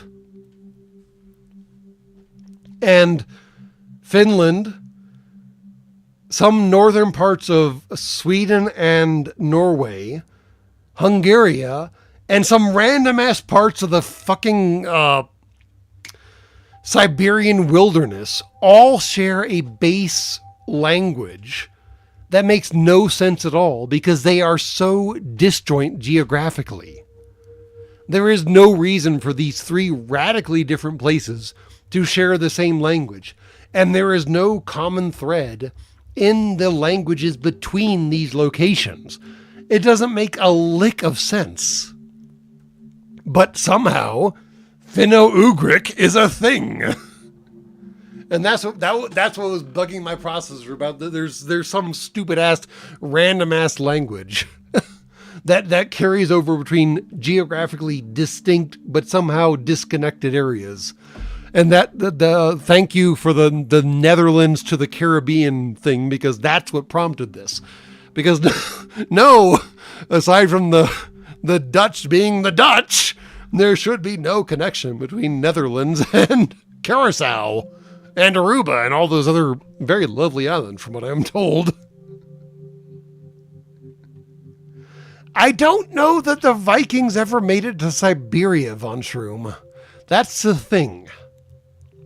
And these aren't Vikings per se, because according to the Norwegians, from what little I've been able to learn about the topic, the Vikings actually came from the north of Norway. The south. Directions are hard, man. Bits get flipped. The south of Norway, not the north of Norway. And the Finno-Ugric overlap happens in the north of Norway, which is weird.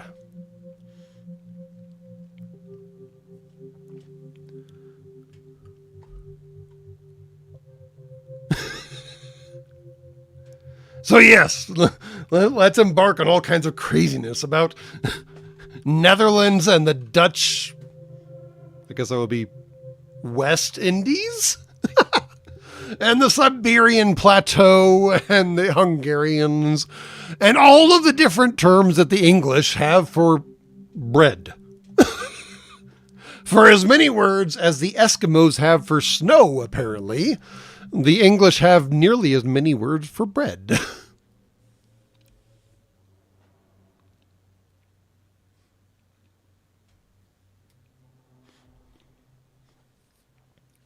So, I mean, the problem with the notion of the Viking trade routes being the spread route of the Finno-Ugric languages is that they're non-contiguous.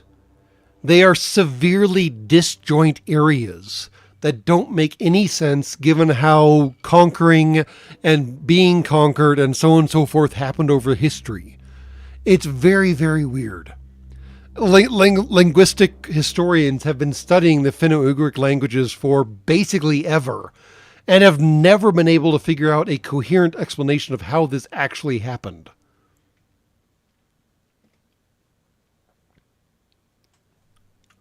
So, yes, you can hypothesize all the explanations you want. It's one of the weird pieces of useless data that we've picked up around here at the Shipyard, in that there has been no universally agreed upon explanation about how these radically geographically disjoint areas all have the same linguistic roots that occur almost nowhere else. So yeah, like I said, take it up with the guys with the PhDs. I just do this for fun.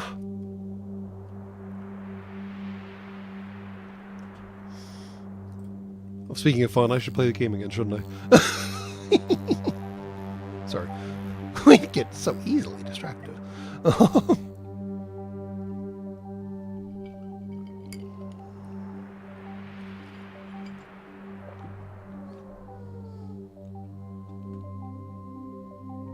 And yeah, Jed Brown is exactly correct. Just because you can't put together the data doesn't mean it didn't happen. It just means you haven't dug in exactly the correct spot quite yet. And, I mean, that's a complicated problem, because there's a lot of spots on your planet, ain't there? Alright, let's prioritize the cheapy, easy things that we can take out. Let's do that. How about that? Alright, let's go clear an asteroid field, shall we?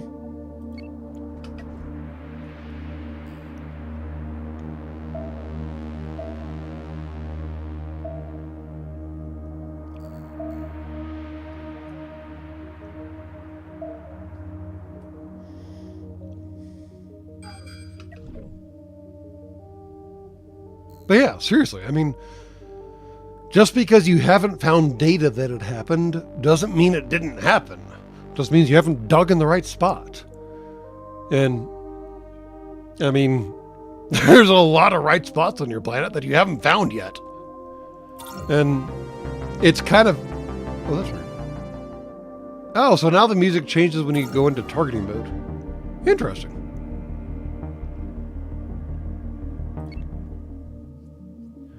Well, so, I mean, tarmac. What I love is that, what's the saying? Cleopatra is closer to the iPhone than she is to the Great Pyramids. And the second thing that I love is that all of the dinosaurs that you think of as dinosaurs in your history existed over literally millions of years. Millions of years. There's very little overlap between all of your favorite dinosaurs. And you think of that as just a blink in history. Well, what the fuck are y'all?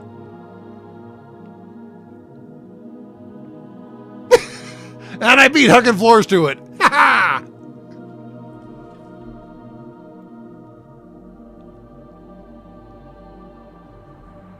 And yeah, I mean, Von Schroom is entirely correct. Think of what you're throwing out in the trash now that might be archaeologically interesting to someone in 1,000 years from now. And then think 1,000 years in the past and think about what squishies were throwing out at the time. And think about how all the middens you've found now are not nearly enough. There have got to be more middens.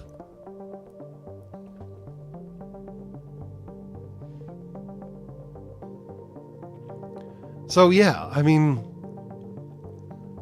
a lot of Humies joke about being loot drops when the world ends, but there is actually some value to the notion. Because if the right archaeologist digs in the right spot, then yes, they will absolutely consider them to be a loot drop. It's kind of funny.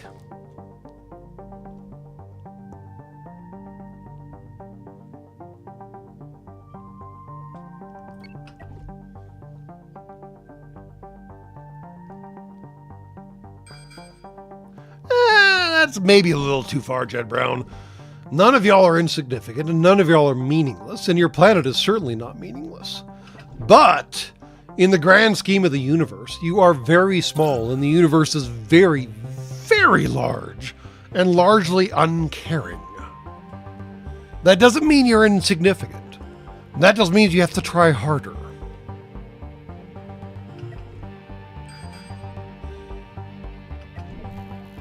Alright, what do we got here? A flame liquor. Love the name, man. Love the name. You got missiles. You got just... Oh, they're incendiary missiles. Or they're shadow missiles. Could go either way. Alright, cool. Let's just cut to the chase and go to the reactor.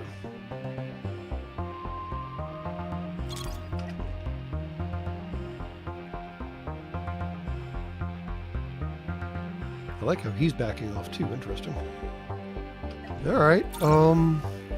Also another flame liquor. Interesting. They're being very tactical. I don't know what to make of this, and I'm not sure I like it. The AI in this game used to be quite stupid.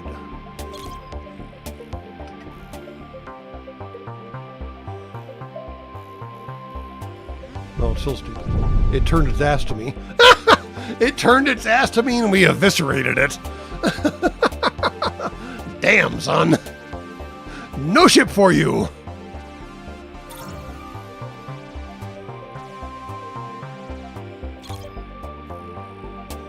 What is the... Oh, that must be the missile distance. That must be the missile distance. You're about to run into that very large iron asteroid. Alright, you want to do that? That's fine. Oh, you brought a friend. How cute, and you're dead. Okay, that's 2 down. Railguns do not care how tactical you're trying to be.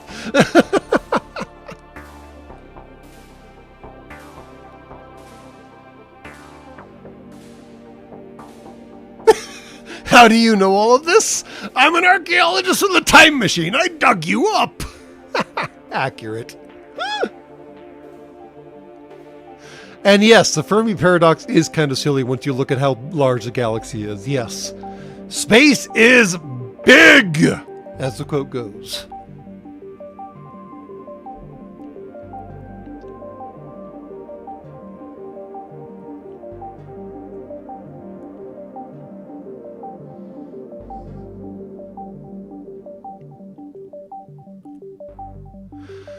So, I mean, the problem is, Von Schum, I'm not meaning this as an insult. I'm just approaching this analytically.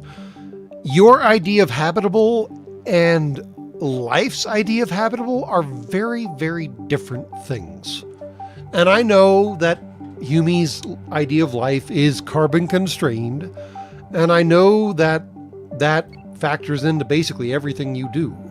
But the problem is, it's hard to say what will or won't support life given what little you know about it.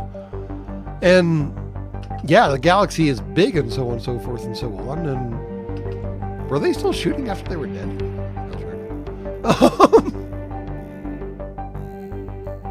Oh, there's the problem child. There's one more remaining. Hello. I would like you to meet all the guns.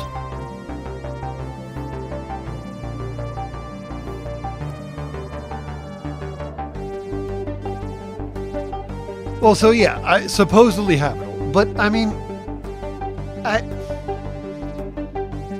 given what you have learned about the envelope that envelops, pun not intended, I mean, I don't know what other words to use, the envelope that envelops your solar system, would it be surprising to hear that there is another star closer to the core of your galaxy that also protects its planet so jealously? I mean, the problem is what you understand about your universe is confined to a single sample body. And Voyager, bless her heart, is doing her level best to fix that problem, but it's a long goddamn walk.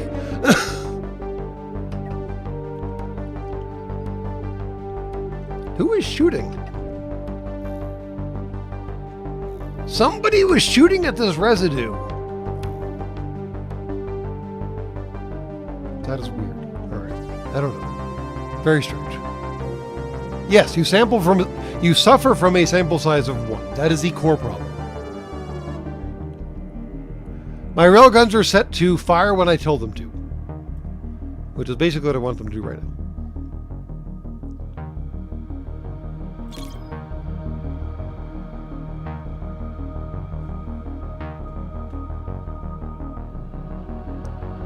And that's a really dangerous assumption, Von Schum. I mean, bless its heart, Star Trek did its level best with stapling all of the prosthetic foreheads it could on all the foreheads of actors it possibly could. But it also introduced species like the oh, for fuck's sake, the Doomsday Machine and the Crystalline Entity and the Qs and Trelane, whatever you want to call them, and everything else. And just because the rules work for y'all doesn't mean the rules work differently for someone else. The Horta, oh fuck the Horta. God damn, they're fucking weird. Or the Web, the Tholians. Holy potatoes. I don't think your current science would categorize the Tholians as alive. I mean, seriously, I'm going to go ahead and take a break right here before this upcoming combat. But think about how your science defines life, and think about the Tholians, and tell me with a straight face that your scientists would define the Tholians as alive.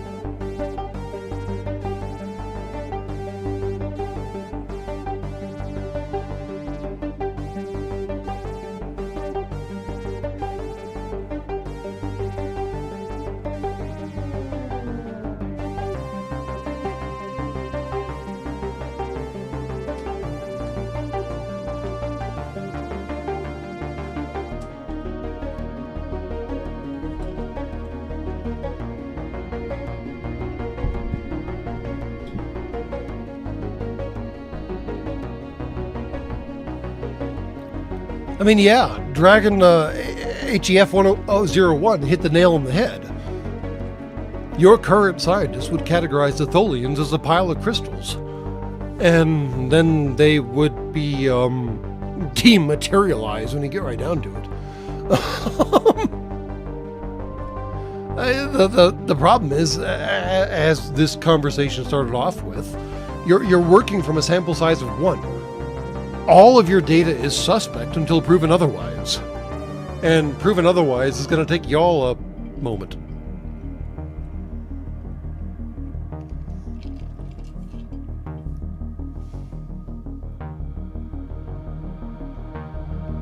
Alright, let's see if we can bag this idiot. What's a gaze? Ah, an ion beam ship.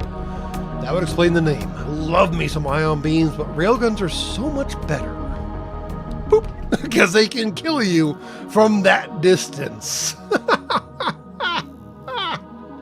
You're dead. You thought you were being sneaky, but you're dead. Hello, friendly. Please don't pick up my shit. I want to get my dude over here so he can pick up the shit. Crap. Is that the closest hyper beacon? Damn it. Oh no, we can jump over here. That'll work. But then we have to feed the damn thing, don't we? Oh no. How long is this going to take now? Oh no. We still have to feed 2 separate hypercores. Crap. Alright, come on. Spin faster, We got one just falling off its axis right here. There we go. Boom. Love the stupidity. Absolutely love it.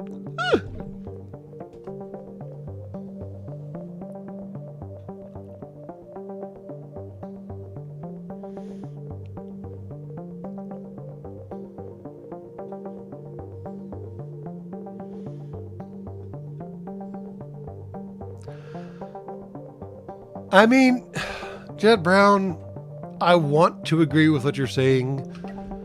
Great Maker Love Me, I desperately want to agree with what you're saying. But I have seen and heard too many Humies going down the science is settled path. And, I mean, that's just fundamentally disappointing, disconcerting, upsetting, perturbing.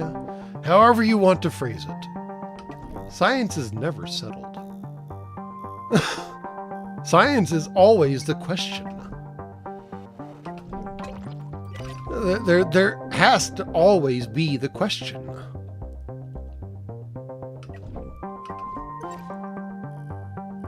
What the hell happened here? Okay, nobody died? Okay, we just had a small hiccup. Weird. And I desperately want to drop the Matrix scene of there's always the question into the live stream, but Great Maker Love Me, I don't know how to do that. Mostly because I adore the Merovingian. The Merovingian is by far and away my very favoriteest character from the Matrix series. That dude was exactly on point.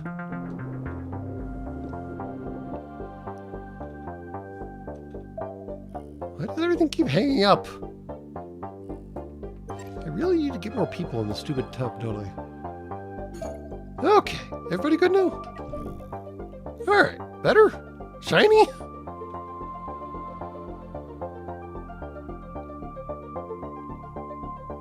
I am going to watch the Artemis launch, Hugging Floors. I do wish desperately that the media types would stop referring to it as returning to the moon. They're not returning to the moon. They're circumnavigating the moon. They're not even getting within 4,000 miles of the moon. Save that kind of talk for when you're putting boots on the regolith again.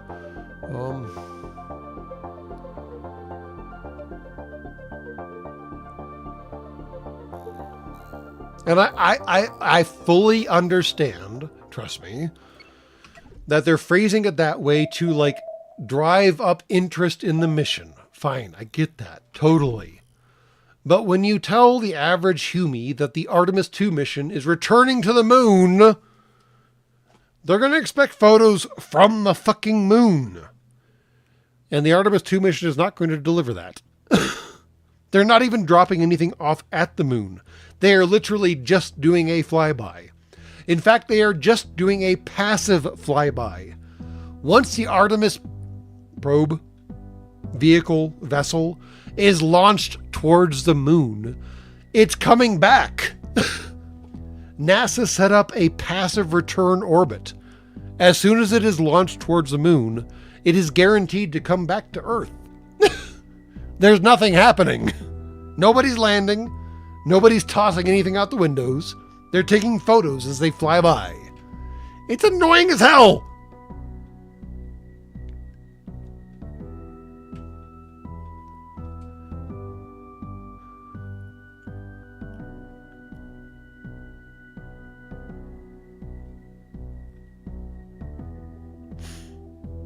I don't know if boots on the regolith were useless, Mr. Grimsmith. Having a permanent presence on your moon simplifies a lot of things. Now, whether or not it simplifies enough things to make it worthwhile, well, that depends on who's paying the bills, I suppose.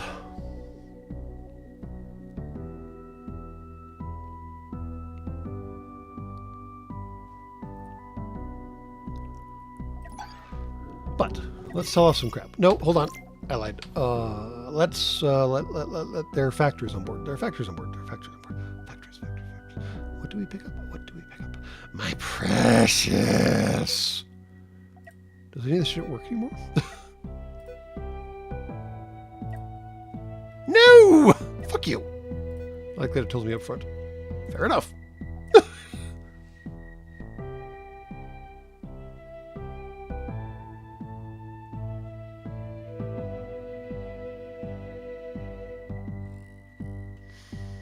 All right. What's forwarding? Right. Hinta station. Payment. Yay, payment.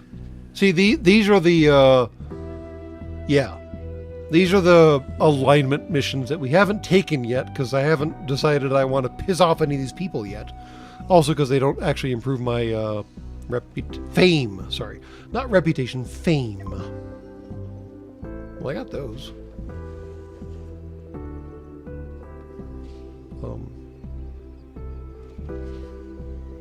That's all? You're only going to give me 960 credits for the missiles? Fuck you, dude. What the shit? Dude, what? No.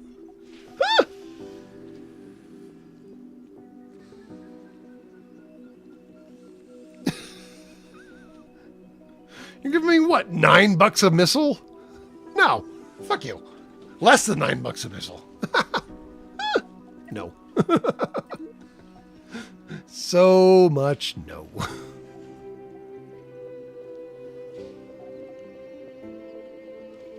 How are the storage bays that are very empty doing? We're good. We're good.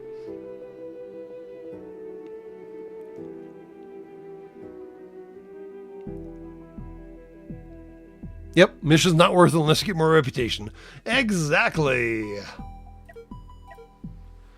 All right. Renegade Pack Bounty. We're looking for gold stars on the map. Let's go find some gold stars on the map, shall we? Chuck-a-dug across the map, shall we? There we go. What are we pulling now? 96 meters a second. I think the game's max is about 100, so we're doing pretty good, actually.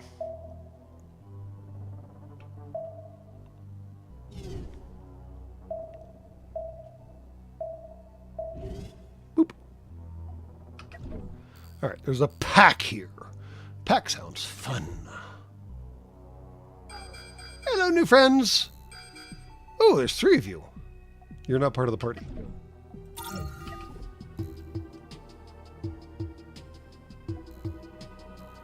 Who's you? You guys gonna attack that guy? Kindling. Oh, you're kindling, are you? Means you shouldn't last too long, right? Blippity blappity happity snappity.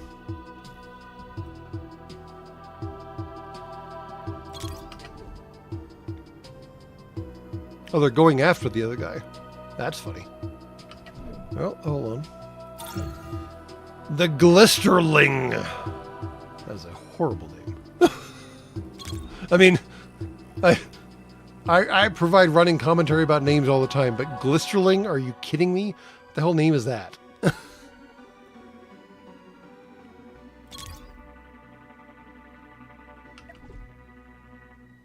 Glisterling. Musketeer. What the hell happened to you, dude? You've got a... I can't decide if that's a rear-facing or a forward-facing railgun. Either way, you're never going to get it on axis just because of all of these fucking engines. What the hell? All right, the cockpit's facing that way. The shield is facing that way. So I'm assuming this is a forward-facing railgun. All right. Well, Tarmac, you are doomed. As long as the cat is in your lap, you have to sit. Oh, damn, we already tagged this guy. Oops. Boop, and he's dead. All right. Your friend died miserably. How do you feel?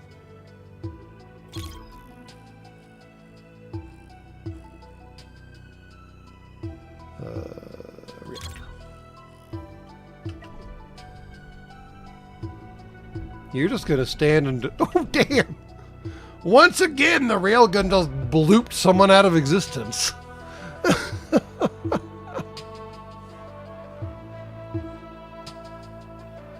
Straight bloop. Bloop. All right, Musketeer. Not to be confused with Mouseketeer. I guess you're a pirate, so you have to die. So buckle up and hold the fuck on. What are the three distances again? Is there a way of seeing like my distances like analytically, like where I'm shooting and how far?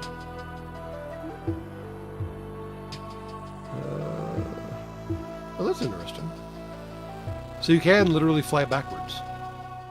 Oh. Weird. Do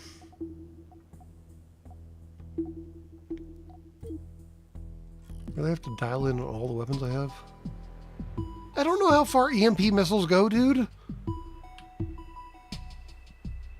EMP missile range.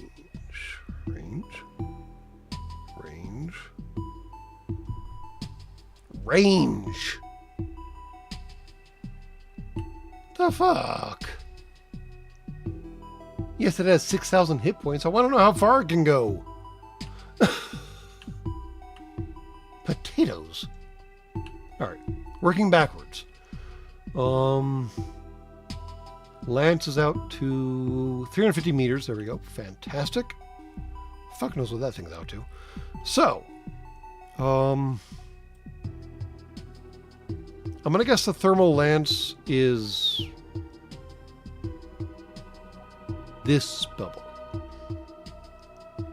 Because the big bubble is definitely missiles. Yeah. The big bubble is definitely missiles. Look at factory. I don't have a factory on board. That's what the other boat's for.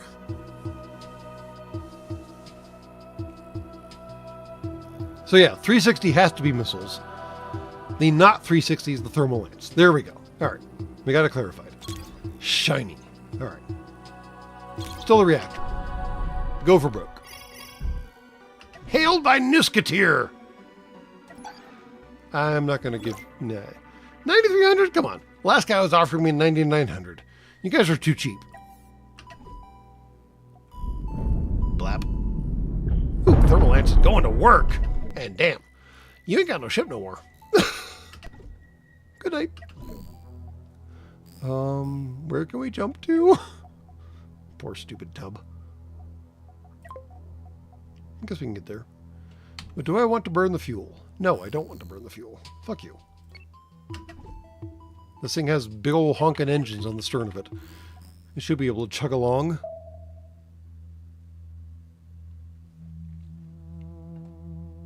My launchers are currently turned off. Well, that would explain why I'm currently not firing missiles. I should probably turn those back on again.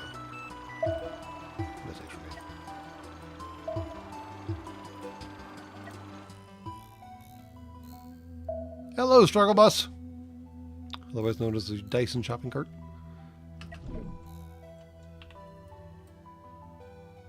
Okay, just park and then grab all the things, you dork.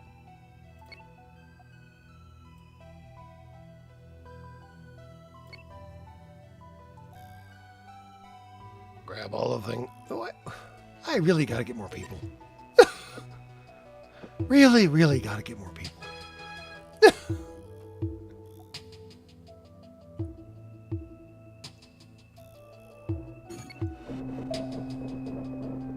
There we go. Cut that apart better. You gonna keep cutting? There we go. All right, now we're cooking. I feel like I'm back at the beginning of the game where my stupid idiots can't do a goddamn thing for shit.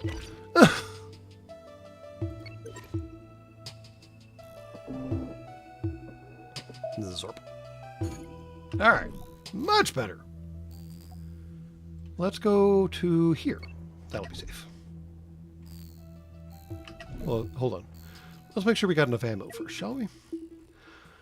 We have a shitload of ammo, but we should probably offload some because that thing is getting... No, come back here! Kind of heavy.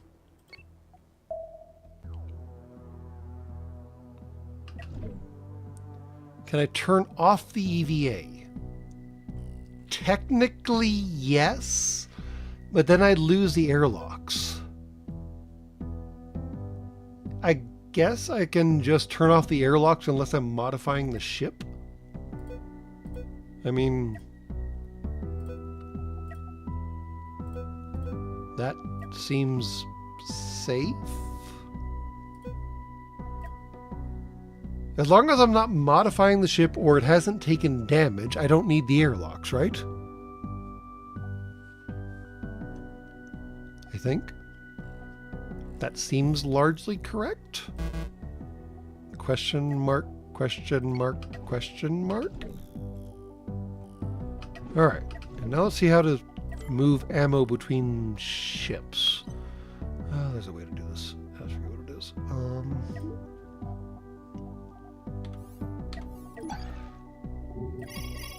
Hello, Easy Bake Oven.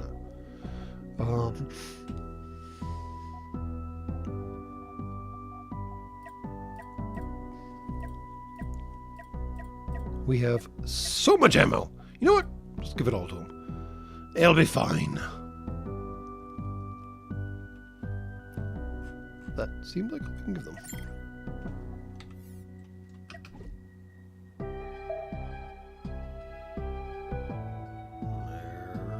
There we go. Fantastic.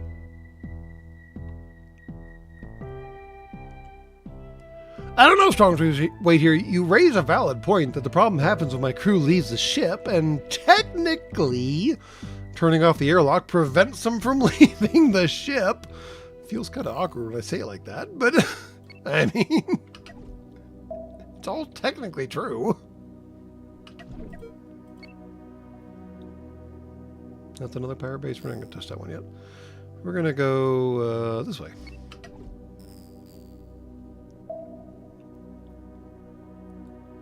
And while we're here, we should hail this idiot and pick up the bounty. Thank you very much. No fame bonus, no fame bonus, no fame bonus. Fuck you all.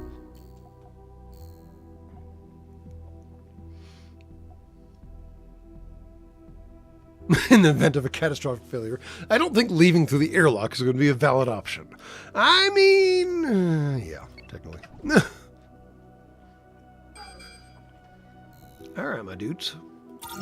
Let's go make new friends.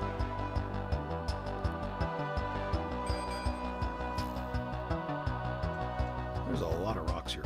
Damn. It's another Musketeer! Still not to be confused with Musketeer. And really, I don't need to waste missiles on these idiots. That's why I had the missiles off, is because they're basically overkill for, like, everything. That would be why. Can you line up a clean shot? Line up a clean shot, you fuckhead. Not that. Just come in on that axis. I mean, it's not that complicated. Where are you going? Okay, fine. Technically, that worked. 80s? No. We're up to 7 or 5 digits already, dude. You're not offering nearly enough. Screw you, dude. Boop.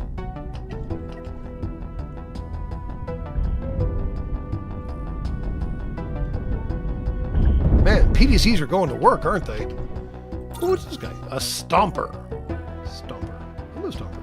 How are you? Still can't see his insides. What shall we take out first? Probably the shield generator. That's a good starting point. The poor carcass got in the way.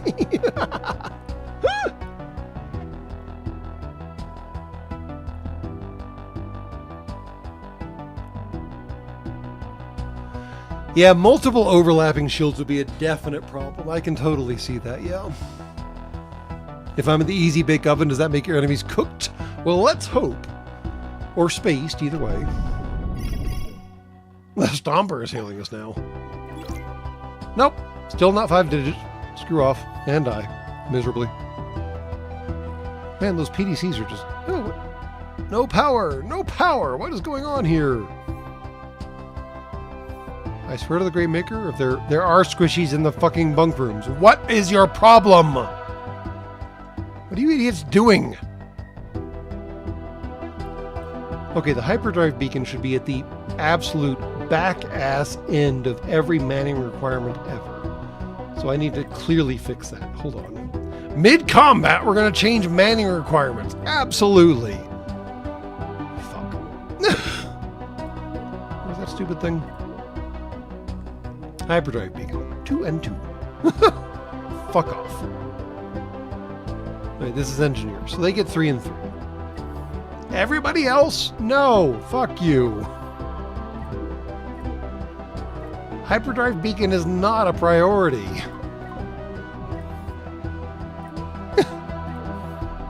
Not even close to a priority. What the fuck are you idiots doing?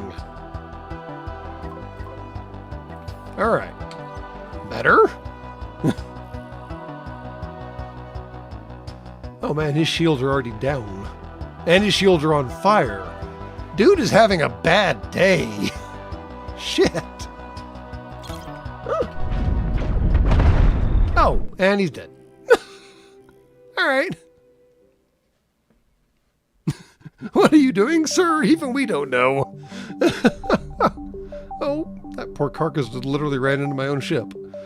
Alright. Cool. Everybody did. Hey, Dyson shopping cart. Come collect the pieces!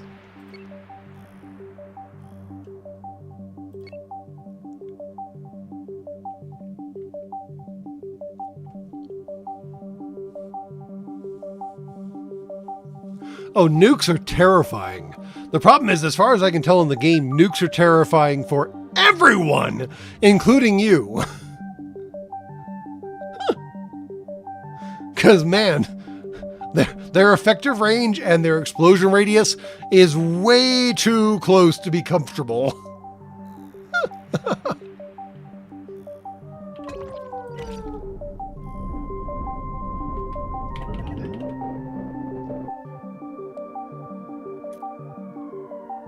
Well, just using the manipulator beam is better, but still not maybe optimal.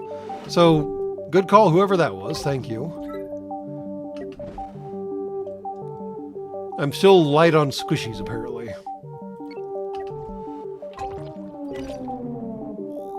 Is there a there is a Hyperion in here. Nice. We're gonna mine the crap out of that thing.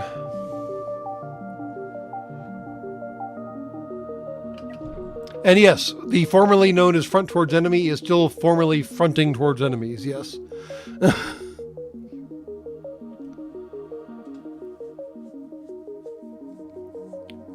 Is to engage and then run away from the enemy and let them chase the nuke. Oh god. Ah! Here, let me drop this off and good luck with it. Be sure to pick up the kids after work, y'all. Oh man.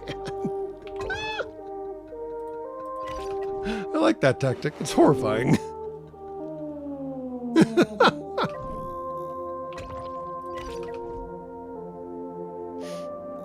Oh, I need so much more Hyperium. I shouldn't have been burning it to jump around between places. I have too many frickin' hyperdrives. Here, hold this. Exactly that. Here, hold this written on the atomic level. Catch!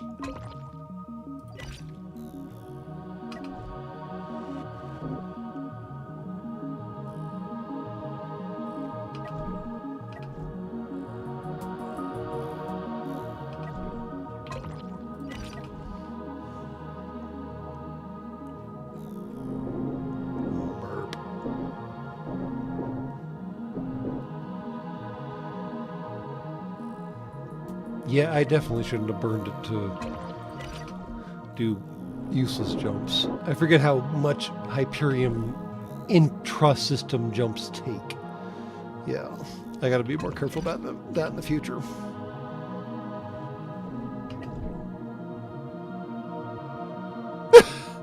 Well, I have never played multiplayer in this game, Von Shroom, so you've got me there. But I wish I was surprised about how many squishies might chase a nuke, because, I mean... y'all know my opinion about squishies.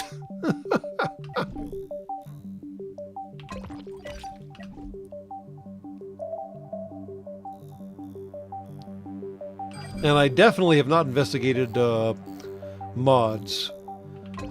Mods are one of those things that I'm never really sure about. Alright, you do your thing. You come and engage that guy.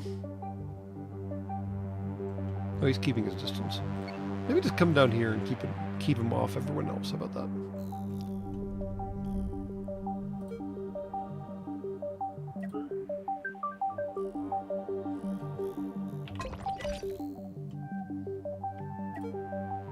Come along, Easy Bake Oven.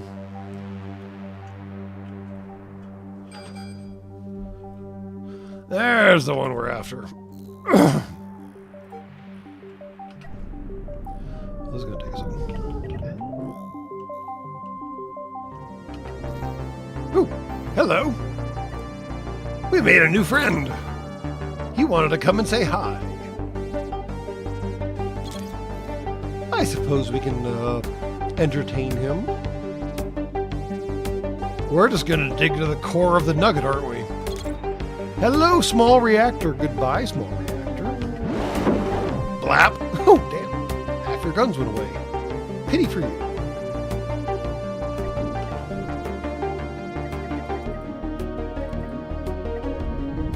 And the rest of your ship went away. Shiny. Good night.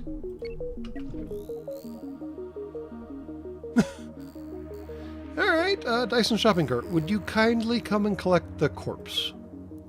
It'd be nice of you.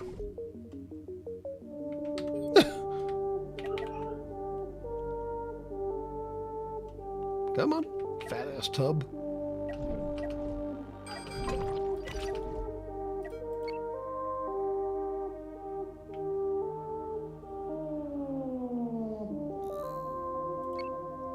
What's this guy up to? Hello, new friend. A new stomper approaches. Well, given how we handled the last one, how do you think this one's going to go?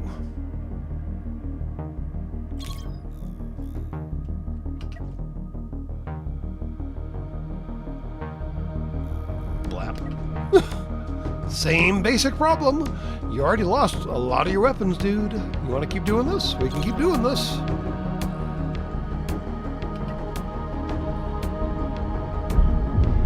Blap. And you are soon to be... Oh, just kill him. Oh, for crying out loud.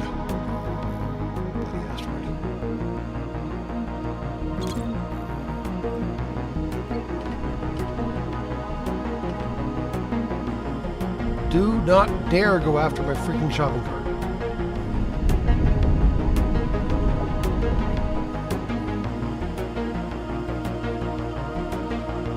That's not what I meant to do.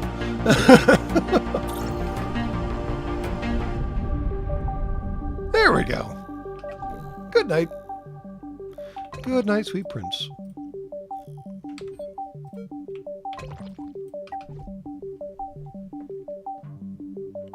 Hugging floors, why you been awake for 20 hours? That doesn't seem healthy.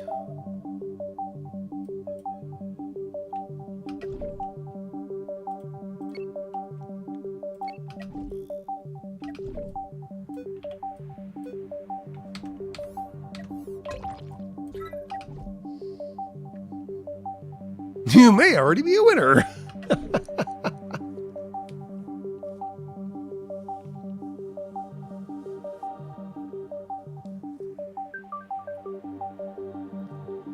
Oh, reactor PM plus starting at 3 a.m. My squishy, I think it is time for you to go to bed.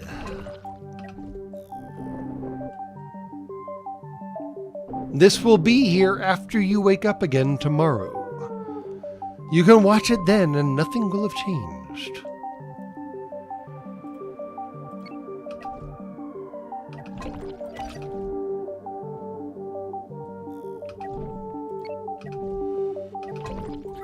I like how much faster the shopping cart is now.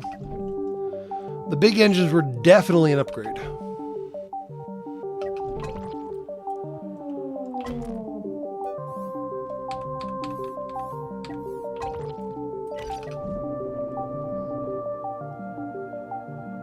They showed up at 8 a.m. like they usually do. That sounds about right, doesn't it?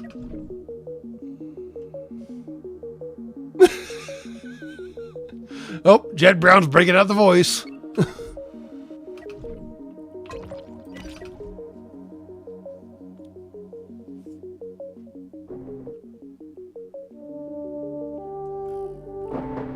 There we go. Cut that shit apart.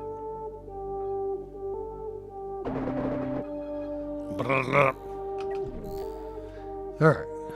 You go back to your station and pick up whatever currency we get off of killing off these idiots. Thank you. There we go. Yay. Currency. And yay. Currency.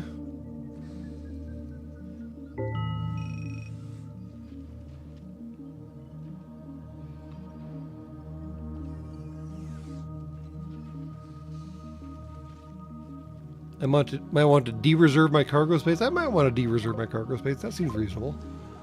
Does cargo space reservation actually matter? I think is a big question. I mean, I've got so much cargo space, I don't know if I care. But sure, I can de-reserve. Where's the D option? There we go. I definitely don't need this many bloody missile spots. How do I do this on a larger basis? Well, apparently clicking and dragging doesn't work, so whatever.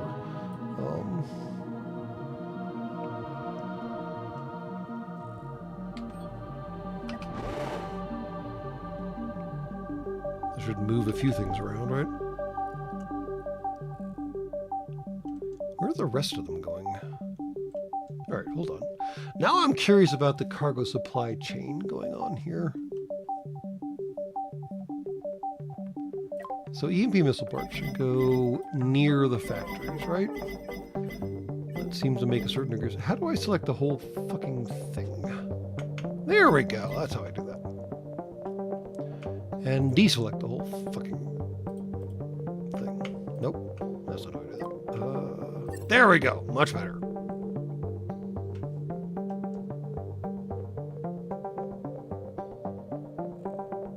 And apparently you can get away with storing random things in places sometimes. Weird.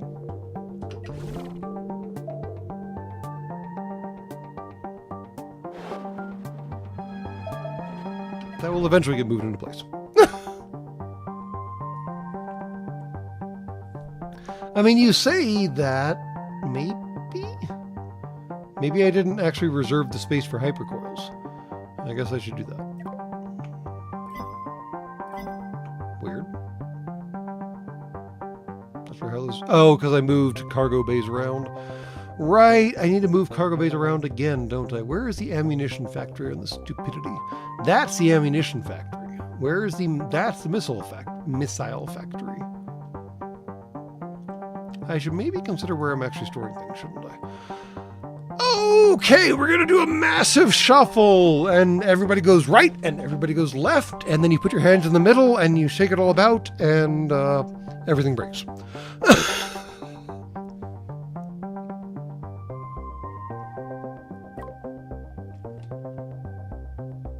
That's the ammunition factory. That's the ammunition factory. All right.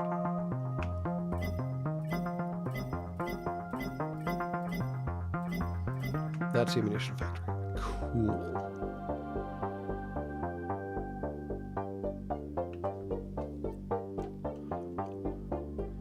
That's the ammunition factory, and then missile factory is that big bad boy right there.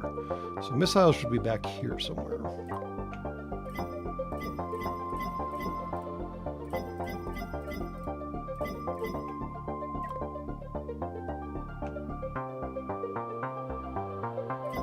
Okay. And then everything else I don't really care about at the moment. So we're going to wholeheartedly just delete all of that.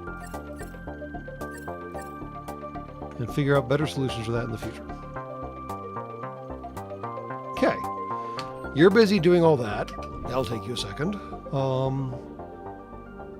And I'm going to be busy coming right back after these messages. Tarmac, for the love of fuck, would you stupid squishy stop dying on me? Tarmac, go eat something. Hugging floors, go to fucking bed. For fuck's sake. God damn it.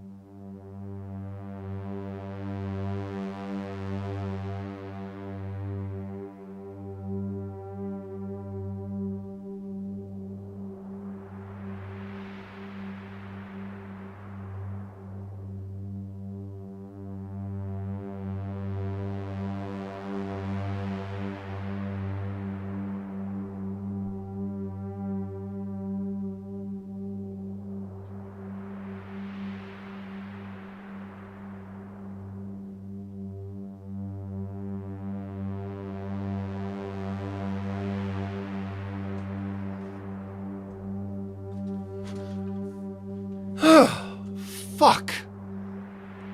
Has Tarmac eaten something and Huggin' Floor's gone to bed now? Fucking hell.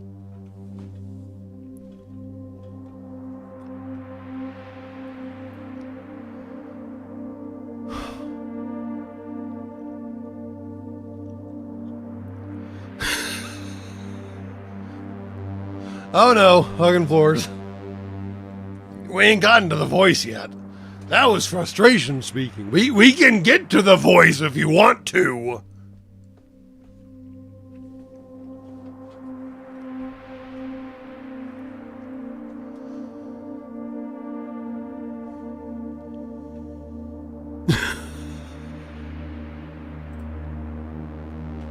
I mean that's the one thing that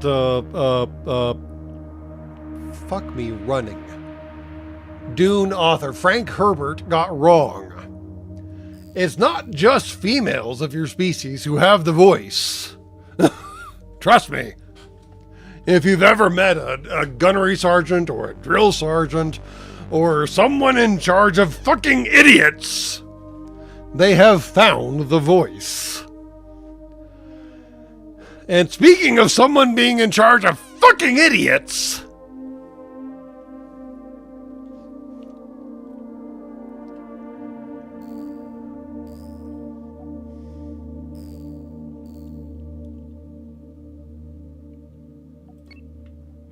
Nope. Dyson shopping cart case. Dyson shopping cart stays there. There we go. Words.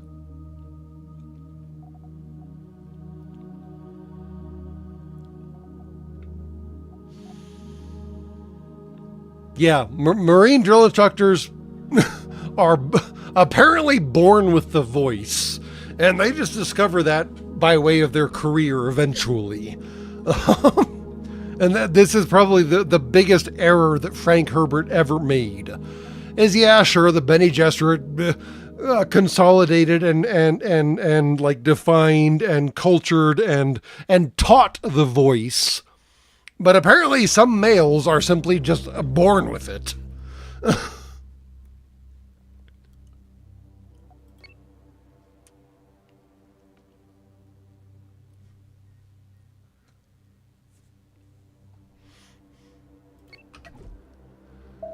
Because damn, yeah, I have seen too many videos of too many recruits and too many privates and too many corporals just like reflexively doing what someone told them to do, and then immediately afterwards being like, why did I do that?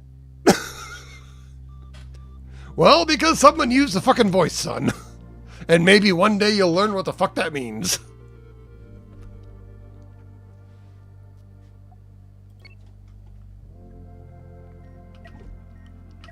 Ooh, big rocks. Megaroid. Ooh, new station.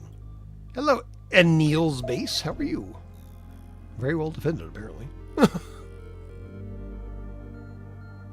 8 PDCs. Whew. I mean, ooh, 8 PDCs. Shielded PDCs. As long as you can hit them from sideways, you're good to go.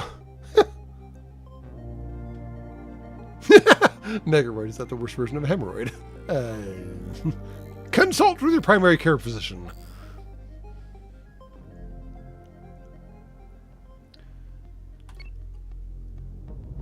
Destroy Tango base. What? Where the hell did that name come from? Tango base. Where's Tango base? Wait, what? Where's Tango base?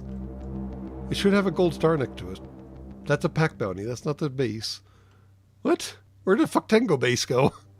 I would like to meet Tango base, please.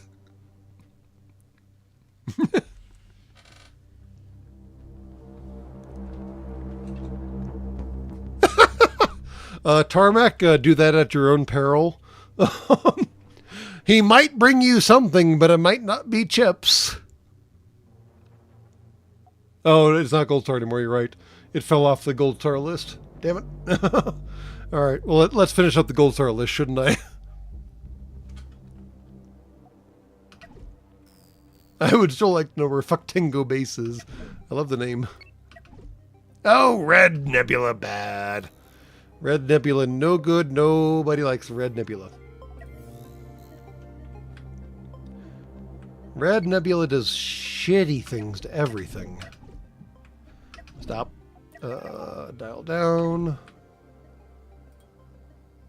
There's a way... What? Oh, crap. This is gonna suck. Go on, tell me what... Ooh, zippity zappity happity crappity. See? Red Nebula bad. Told you Red Nebula bad. Damn. It blew off whole chunks of my ship. Alright. Oh no, I've got not got enough ship or shit to repair. Ah, fuck. Fine. Red Nebula really bad. You don't want to fuck with Red Nebulas. Let me go unfuck my fuckery, shall we?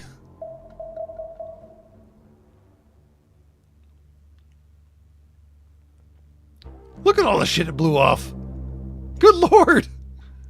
There are massive gaps in my ship right now.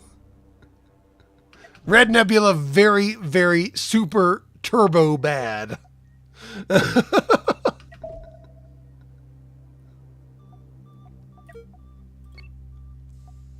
All right, now, big question. Big question. When I repair, which I'm going to do, can I pull materials from my shopping cart as much as I pull them from the station? I don't know.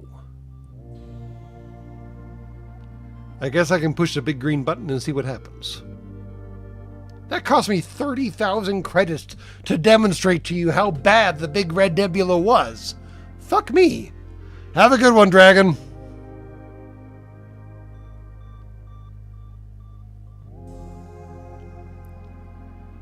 I wonder if we can build a ship specifically to go into the Red Nebula. I don't know. I don't think shields work against the Red Nebula. And I'm not sure how armor works, so questionable.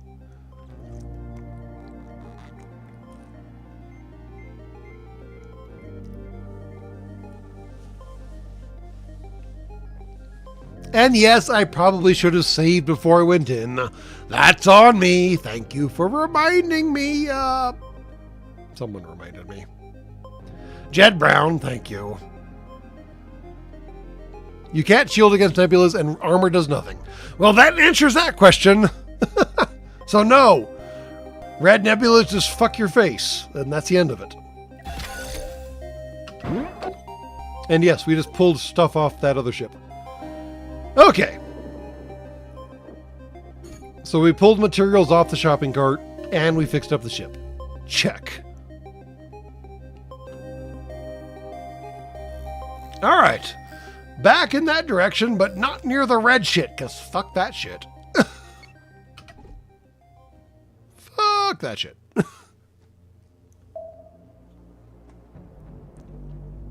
Was that that looked a lot like a Covenant, oh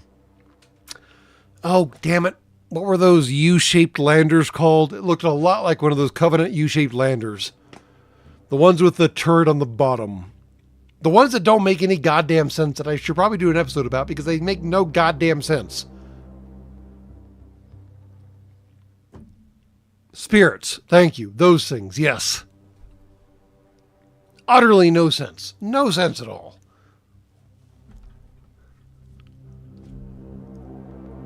Gotta wonder who was in charge of the fucking Covenant ship design. Some crack-addled grunt, I feel certain. Or whatever crack is for grunts, I guess. But still, all the same. What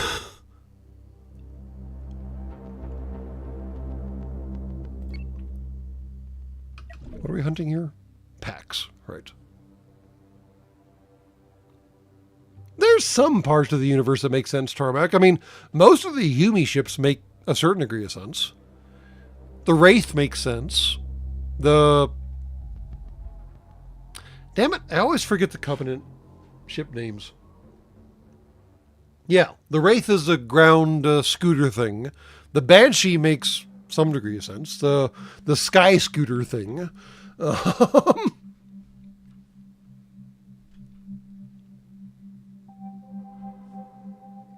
The Phantom makes sense too, actually. Yeah, the Phantom makes sense too. Yeah. It's just the Spirit that is just like, what the fuck is that thing? And why did you build it that way?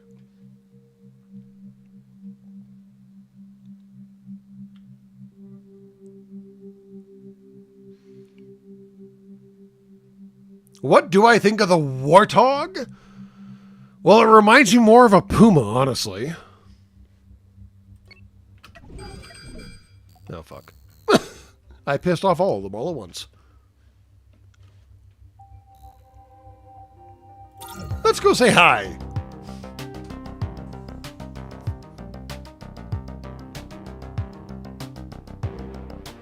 Like a big cat, exactly.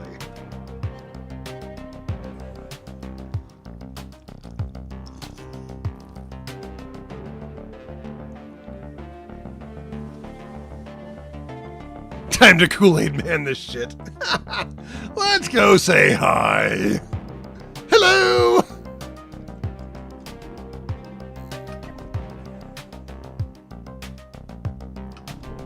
I gotta say, it was probably Hugging Floors or Strong Dreams Wait Here or something like that. The suggestion to use like the big ol' honkin' thrusters for the turn thrusters was a good idea. I will not argue that point. That was a solid idea.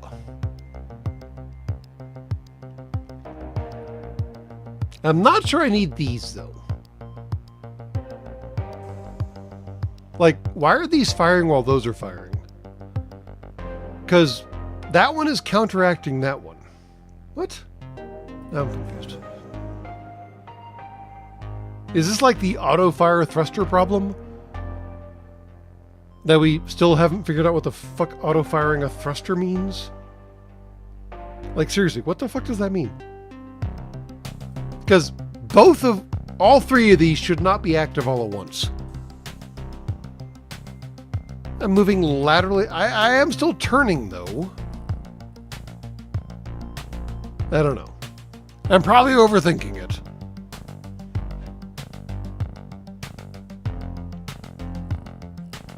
I still don't know what the fuck auto-firing thrusters means, though.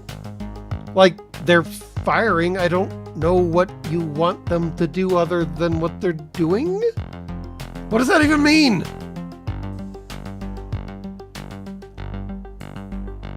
Auto-fire thruster means the thruster is always going, regardless of the actual navigation wants it to do.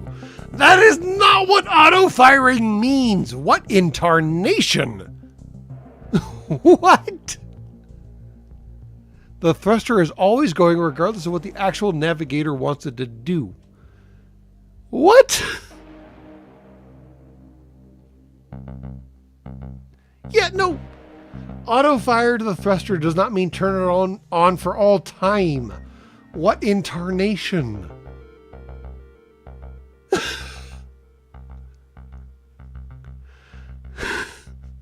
I mean, I totally, maybe not at all, understand the always on and always off switch, but that's not an auto switch. Auto literally means automated. And not like the maters, Tatos in Fallout. No, automated means automated. It means it's controlled. It means there's some stupid fucking brain behind this goddamn idiotic idea. So auto fire means it is an automated control fire, which means it is a brain controlling the fire, which means always on is fucking stupid!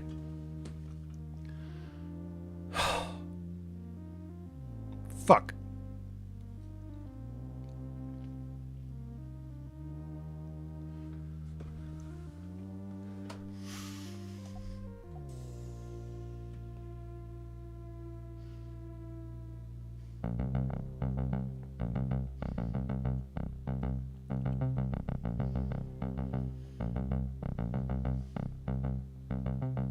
I mean, seriously. Automation! Automation! Alright, fine. We're not turning on that switch, that's clear.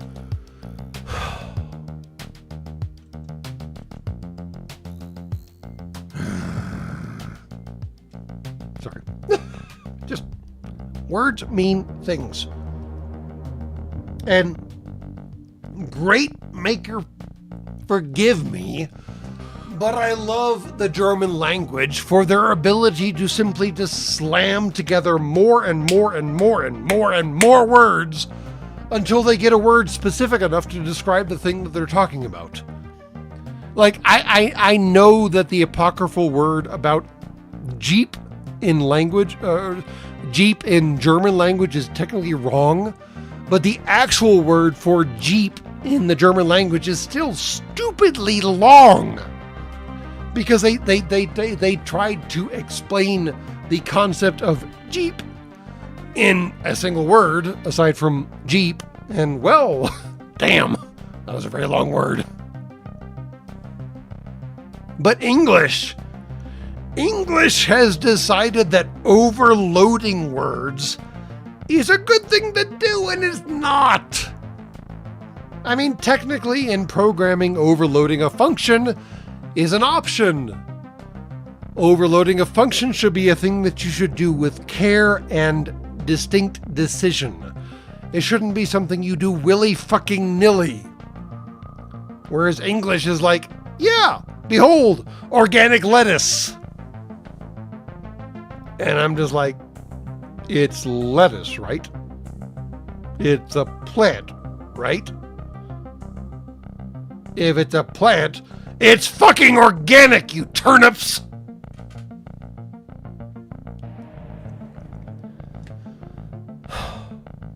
Sorry.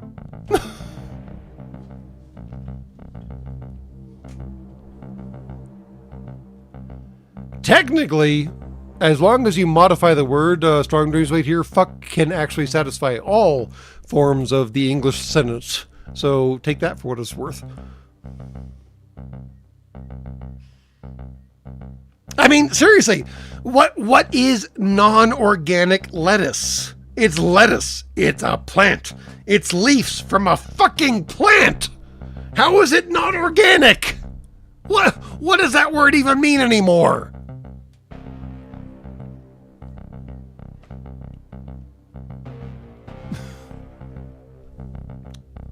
And the new one that I was just introduced to recently. What was it? Oh, right. Processed. What is processed food? Like, okay, sure, fine. Everyone will agree that food from the clown McDonald's. Everyone will agree that food from McDonald's is processed. But will anyone agree that the Greek yogurt you're eating is processed? No, of course fucking not.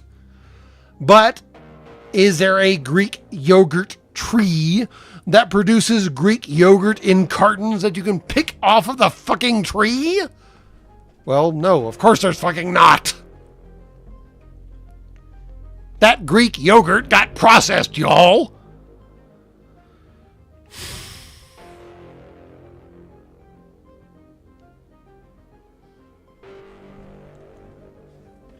And no, don't even start me on GMO or Tiger Claw. Don't even start me on GMO. By the great maker. If you knew what corn looked like when it was born on your planet, you would laugh at the term GMO. Were you genetically modifying organisms before you even knew what a genome was? Yes! Does that mean you were genetically modifying the organism? Yes! Does anyone want to use that definition for GMO? No! Because reasons.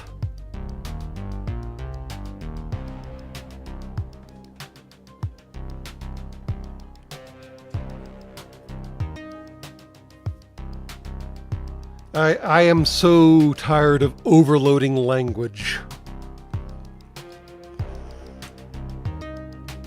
Which, yes, loops me back to the Germans being willing to just slam words together until the total word gets specific enough to adequately describe what is happening. And what's really fucking frustrating is that English used to be like beg, borrow, steal, or make up. English used to be like, hey, that's a cool word. It's mine now. And it just kept going like that. And then if it couldn't find a word that was right enough for the situation, it made it up. And for some reason, English has given up on the notion of making up words. And what the shit happened, yo? Make up a new word. Describe the thing adequately. It's fine. Just stop hijacking existing words to mean additional things, because eventually no one's going to know what the fuck you're talking about.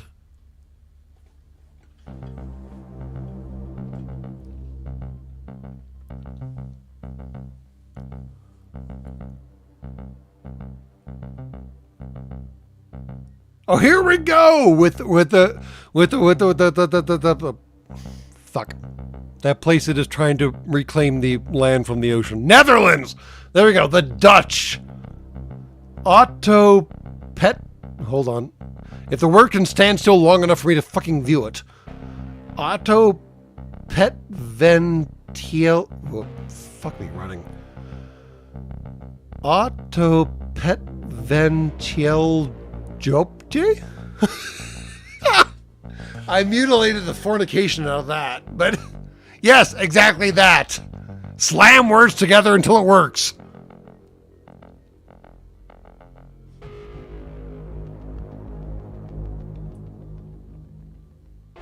And I mean the frustration, and I mean, a Tiger Claw, you're kind of getting to the edge of it, but the real frustration is I know what you squishies doctors mean when they say not processed. They mean not fast food, not delivery, not DiGiorno, not freezer case, not so on and so forth. I know what they mean to say. And that's the really annoying part, is I know what they mean to say, but the word that they're using isn't right. And it's annoying. Because, I mean, ground beef has been processed. Okay? So if you don't want me to eat processed meat, you want me to go out into the wilderness and, like, bring down a fucking stag by my teeth? I mean, this is what a Humie is going through right now. A Humie being told that they shouldn't be eating processed food is like, okay, I should head out into the woods and find a fucking deer and bring it down by my goddamn teeth. I mean, I guess technically shooting it isn't processing it. But amusingly, the term for taking care of a carcass that you killed while hunting is called processing it.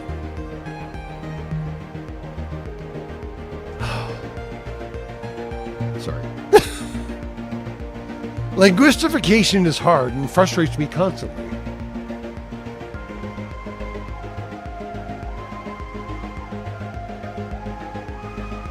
Oh, don't even get me started on vegan and vegetarian strong brews right here. Yeah, no, that's not a safe conversation for me to have anywhere. No. The number of organisms that are slaughtered to ensure vegan and vegetarian requirements are what they are is nope. Not gonna get into that. It's a hot, steaming pile of mess. What is this pile of? Thalcione?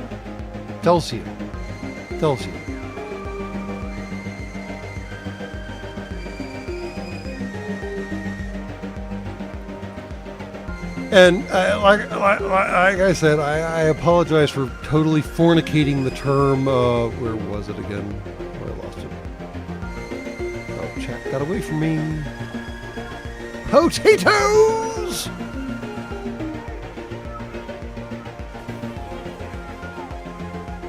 Yes. Von Shroom 2068. If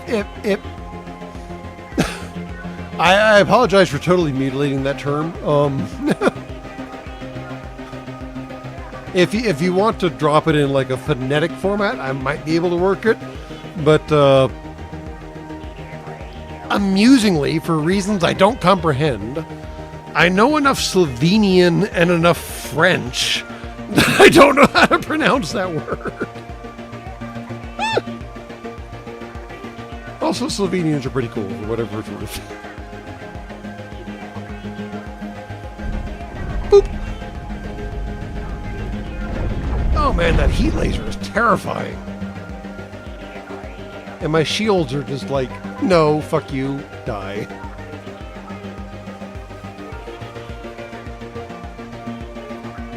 Wait, what? Dopeja? Hold on, hold, oh, I gotta go back. Hold on.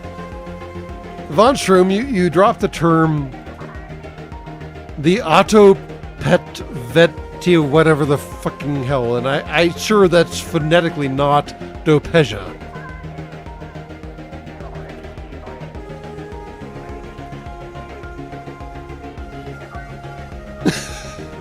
Car tire valve cap. I mean, actually, now that I look at the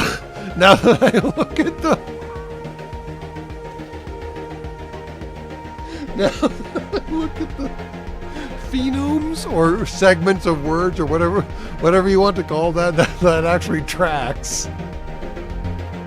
Oh, the end is Dopeja. Ah, I see. Okay. Autopetvential Dopeja. All right. The tail is Dopeja. I got you. All right.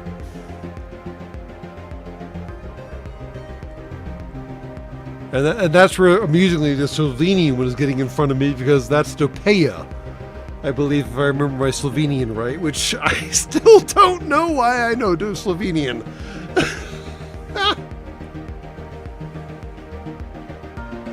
Although no one paid me for this, and I will never accept payment for it. But if you have the currency and you want to visit a country in Europe, Slovenia is an amazing country to visit. Because as long as you can say the words Dober dan, they love you. You might not speak another word of Slovenian, and you probably don't, because Slovenian's a weird little edge case language. But if you say Dober dan, I think technically, they love you. Also, the country is goddamn fucking beautiful from as far as I can tell. It's got everything from the Alps to the Mediterranean, all stacked up in a cute little stack. And also, like, a pile of Soviet brutalism on top of, like, classic architecture on top of, like, we don't know what to do with all this classic crap and all the Soviet brutalism crap, so we're going to do something else now? And it's absolutely wild. So, yeah. If you're in Europe, it's probably not that far away. If you're not in Europe, it's probably far away. But all the same, Slovenia, cool place to visit. What the hell's an Ursa? What is that? Exterior light. Why would you slap it? I'm not sure. Nobody knows. Nobody knows the troubles I've seen.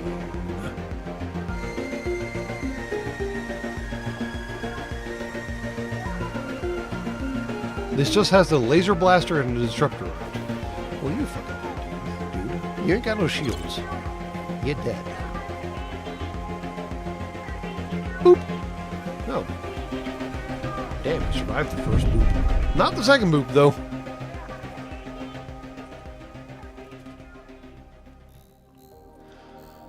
Okay. Oh, there's a hyper jump beacon, but that takes fuel, and I don't want to spend fuel. So, hey, Dyson shopping cart, come collect!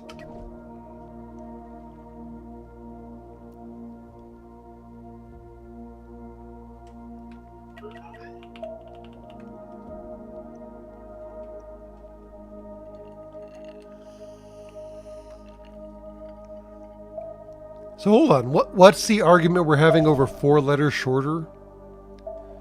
Now I got to catch up with chat because I was too busy providing a free fucking advertisement for Slovenia apparently.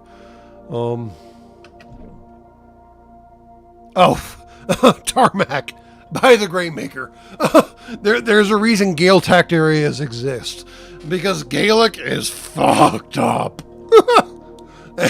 And no, none of the letters bear any resemblance to any way you would pronounce them in any other language.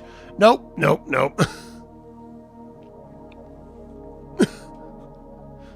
So strong drives right here. The problem is I've got multiple jump drives on this stupid tub, and it's a lot more expensive now. So hold on. Now I gotta catch up on chat. Please stand by while I do do the needful.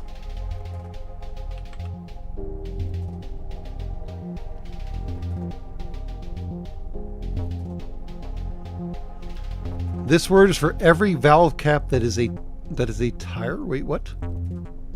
Wait, hold on. Oh, hold on. The word you were trying to get me to pronounce. Hold on. The autopet ventialdupja is the word for every valve cap that is a tire. What? Is on a tire. Ventialdupja. For short. I mean, to be honest, there's what? There's at least 2, maybe 3 different valve stem patterns on your planet for tires. There's the... Oh, fuck me now. Now you gotta do this to me. Why do you gotta do this to me? Because I know... Nope. Fuck! They're...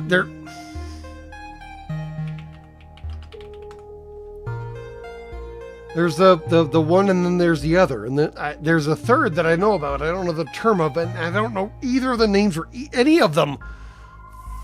Fuck! Schrader, yes. Schrader and the P one. Fuck me running. There's the what the fuck is the P1? The P1. Presta, thank you. Yes. Schrader and Presta are the most common valve stems, at least in the North American continent. Schrader is what everyone knows, I think, as far as I can tell. It's the circle with the dot in the middle of it. Whereas the Presta actually makes more sense, but never caught on quite as well. And you see that in bicycle tires more, I believe. You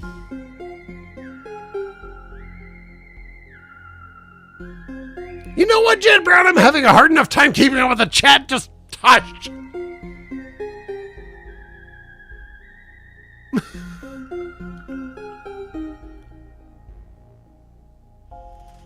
I'm trying to catch up and trying to do the thing at the same time, and it's complicated, y'all. And I swear there's a third, too. I swear there's a third. Won't remember it.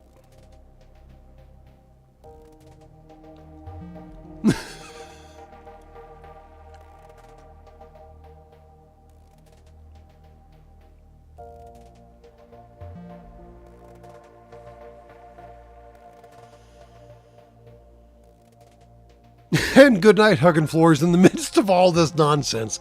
Speaking of things that I missed because I was too busy doing other things.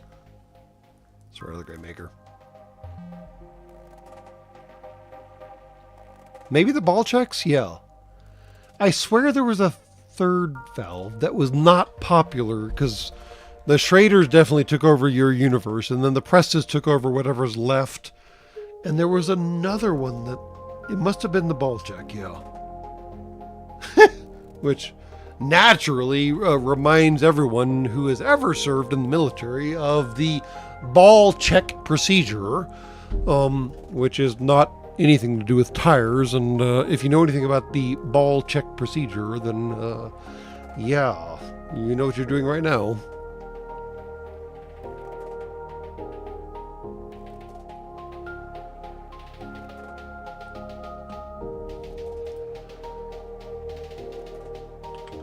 Did Dunlop have a valve too? Now you're going to make me look it up.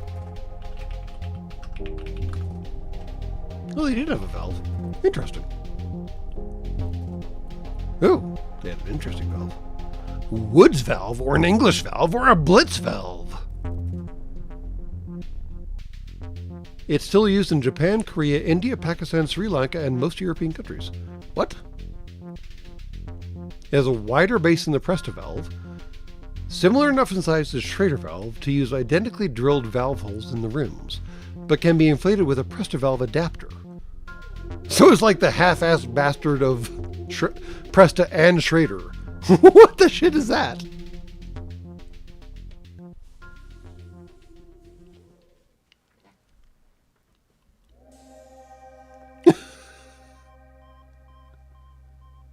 So and now we have to do the XKCD standards comic. There are 14 different standards. We must generate a unifying standard. Years pass by. Behold, we have 15 different standards.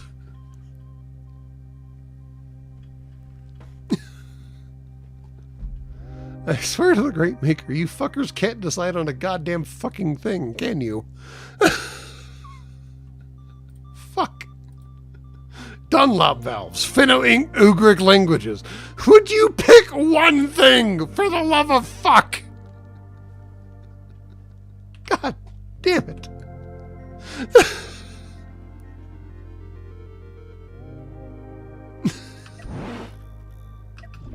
Oh, man, I'm just going to pick up scrap floating around in the space. Is that okay with y'all? At this point, I don't know. I'm just... Fuck. Oh no, it's still just why is that free? Why is it flying past and freezing? I don't understand anymore. I literally have no idea what's going on anymore.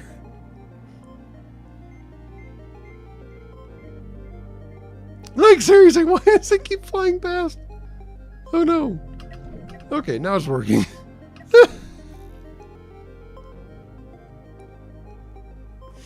Dockmaster.exe has encountered an error. Alright, someone wanted to check how much it would cost to jump locations. That'll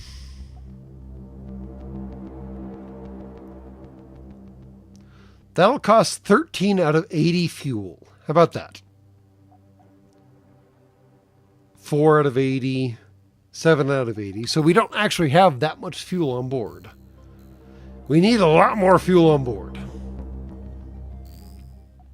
We only have enough fuel on board to jump across the system 6 times.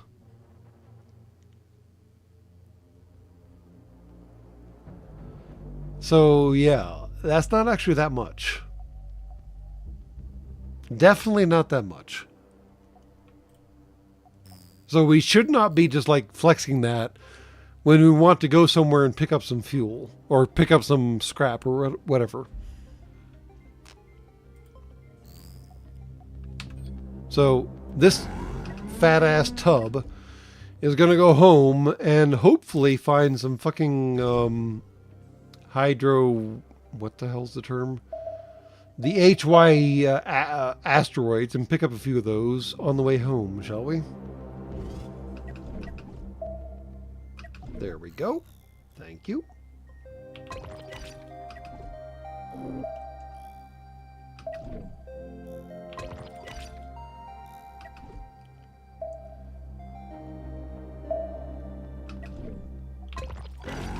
Ooh, extra large!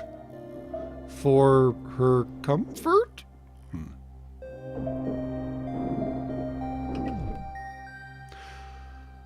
The fuel is just... Sorry. Linguistification gets harder over time. The fuel is simply Hyperium. It is in fact the the glow-in-the-dark blue crap that gets stored wherever it gets stored, that all gets fed into the hyperdrives, and then the hyperdrives get fed plasma from the reactors, and behold, jump drive.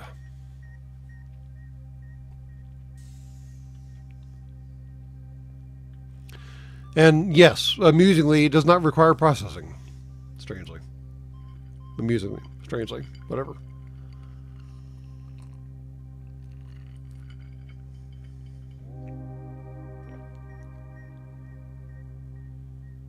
Hold on. You put too much black peppers on your noodles? So... More useless data! Did you know, because I didn't, and somehow I ended up with this useless data, that per mass, according to the measurements I saw, black pepper has the same amount of capsicum as your average jalapeno? Because I sure as fuck didn't. I have to assume that per mass, the average amount of black pepper being assigned to a meal is significantly smaller than if you had like ground up a jalapeno to add to the meal. But apparently, black pepper has nearly the same amount of capsicum, one of those cap words, as jalapeno. Which is just totally not at all what I expected.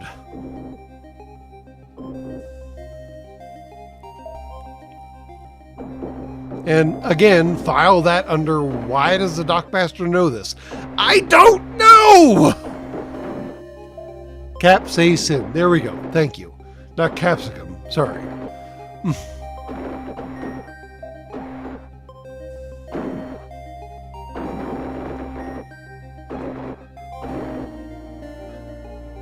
But yeah, black peppers on average seem to have the same amount of capsaicin as your average jalapeno, which I don't think anyone eating either of those actually understood. Which is wild. There we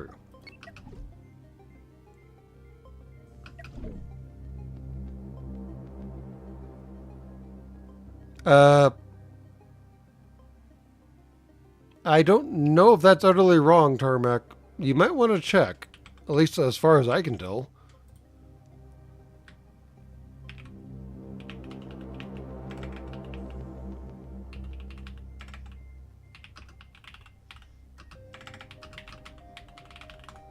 I think part of the problem is that what you squishies define as peppers is radically not right.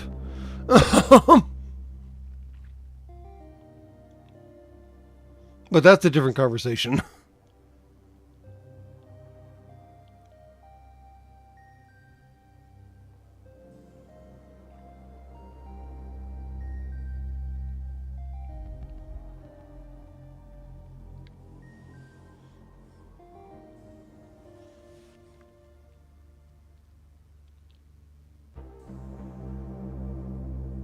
Well, so I think this is part of the problem of the definition of the concept of peppers. Strong Blues right here is where we're defining the notion of pepper. And I have no idea why that was hard to enunciate.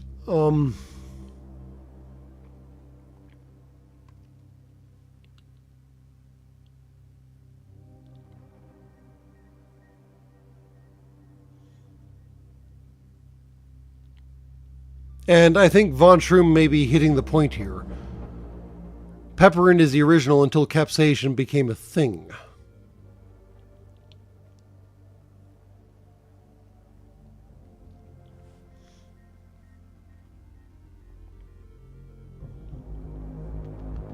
Capsaicin, however you pronounce that, yes. The problem is that the concept of peppers on your planet has been ridiculously corrupted over the years to the point that, well, no one actually knows what actually pepper is anymore.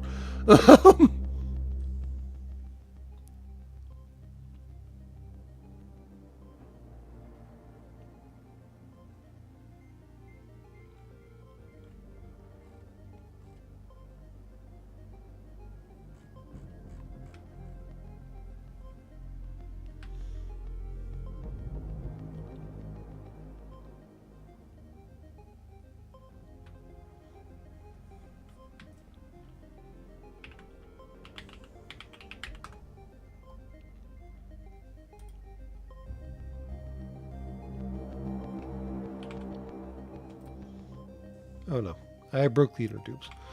Well, that'll have to wait.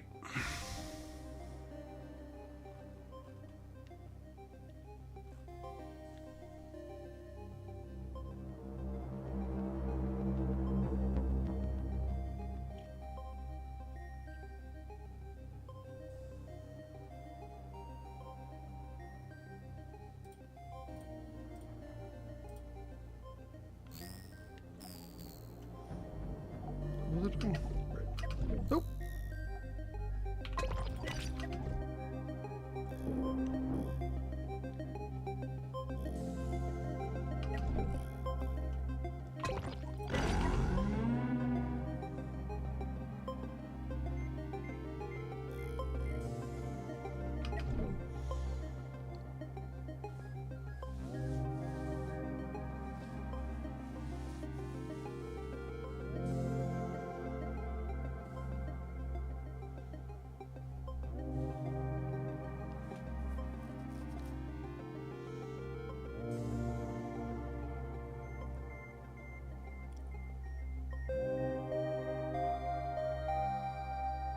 Oh, come on, Jed Brown. Nut up.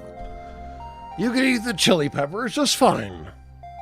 It'll just, haunt you as you eat it, and haunt you as you excrete it, and it'll all be fine.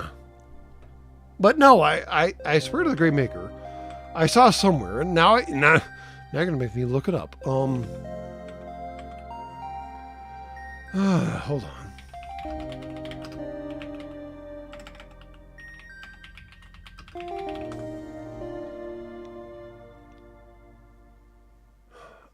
I swear I saw somewhere that black peppers were basically equivalent to jalapeno peppers. And maybe I misunderstood what I gleaned off your fucking inner tubes, which would not be the first time, because I've got enough tabs already open right now. Please stand by.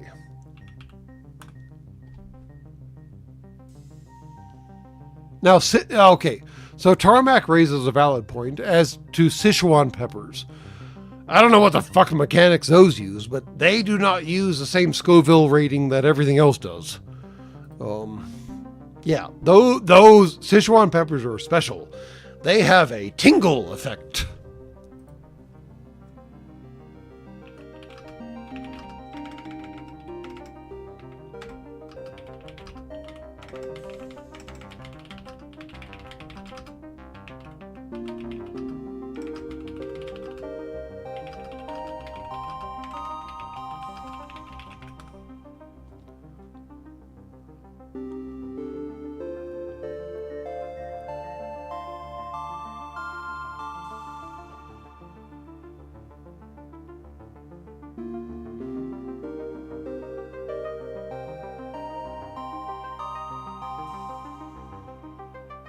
And apparently everything I'm trying to dig up on the intertubes tells me I'm wrong. I don't know where I got that information from. I swear I saw something on the intertubes about how black pepper was basically equivalent to jalapeno pepper in terms of spiciness. Now the problem is, I would argue that the jalapeno pepper has been one of those GMO things, whether it has been wanted to or not. And there are so many different variations and flavors and colors and variations on the notion of a jalapeno pepper that maybe what I was looking at was referring to like the commercial grade grocery store jalapeno pepper versus like someone grows it in their backyard, and it's like the most acidic soil ever, and behold, new jalapeno pepper. I don't know.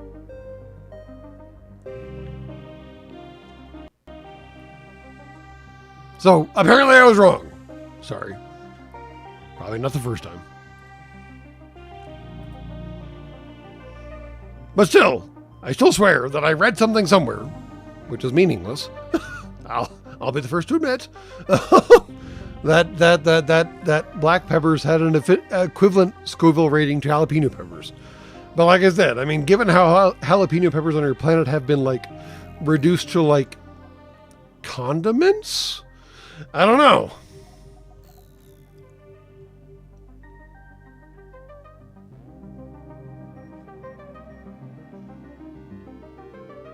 What game are we playing, Doxus? We are playing... What game are we playing? What game are we playing anymore? All right, we're playing Cosmoteer. It's called Cosmoteer. Two-dimensional building block zippity-zappity video game shipbuilding crap. It's fun.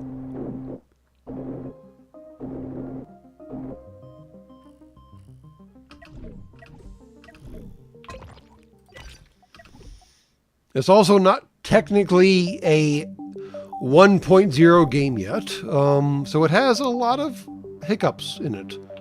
Mostly they're just like kind of like weird edge case scenarios of like, this seems strange, but it's still a fun game.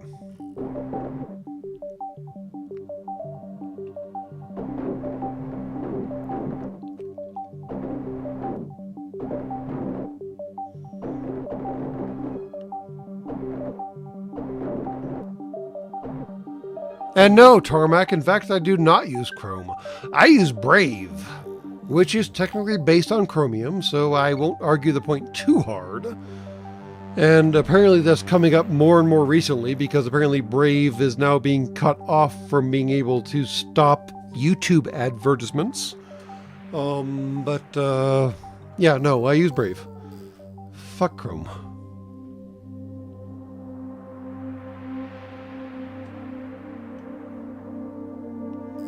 But for those of y'all who do use Brave, it is catching flack from Google because Brave used to be able to block YouTube ads, and now it might not be able to anymore, which is a complex and complicated problem that I don't know the answer to.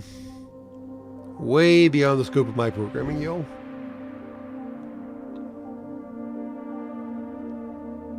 And yes, basically everything, every browser you use is some flavor of Chromium. For better or for worse. And honestly, mostly for worse, in my opinion, but that's just me. Hello? Hello, a large carbon asteroid.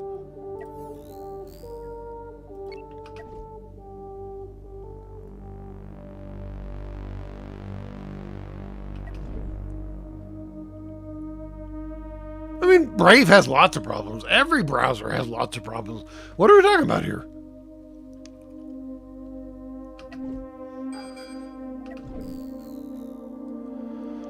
I'm just trying to minimize the ads I see is what it basically boils down to. And I was willing to buy on to the notion that Brave was willing to pay you to see ads until I was finally tired of ads, and I just turned all of that nonsense off.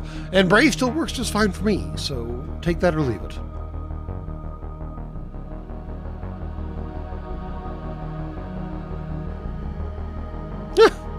So, Doxus 11 raises a valid and interesting question. Have I established lore about my station? I would not mind a video talking about dock stations and space stations. So, I would argue technically that those are two separate conversations. There is a conversation to be had about docks, stations, and space stations. I would point out that I have talked about docks and stations arguably, tangentially in previous episodes. I'd have to do some homework to figure out which episodes and where. But one of the joys of being being an extra universal entity, is that no, I have not established lore about my station. I will never establish lore about everyone's station. That is not on the list. Because as I have always and will forever maintain, the Sacred Cow shipyards exist in a extra universal bubble that gets to see everything all the time, all at once, but never quite dips into any of those universes. So, what that means for you, because after all, humies are somewhat limited and basal in their understanding of multidimensional life, is that whatever you think of as the Sacred Cow shipyards is probably correct. There are some decidedly wrong answers, mostly those involving spheres. There are some decidedly right answers. I won't delve into those. But no, Sacred Cow Shipyards is multi-universal, cross-universal, and extra-universal. And as we have always maintained, nearly all of the explanations of the Sacred Cow Shipyards is correct. Which is correct and which is wrong? Guess you'll find out.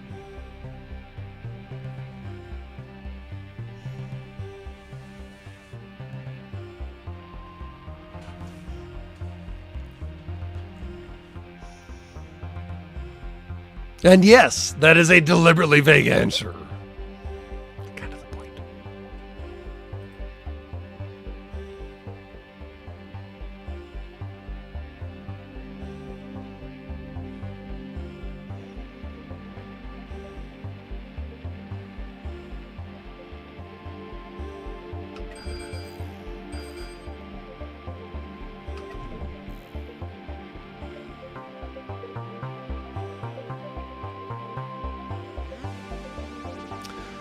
No, well, so there is a free Discord for the SCS. I could swear I linked to it somehow, some way, but just for the sake, because someone asked, please stand by while I remind myself how the buttons work. Because, frankly, I don't check into Discord nearly as often as I should, and give me a hot second. Potatoes. How do I get the invite code out of the thing?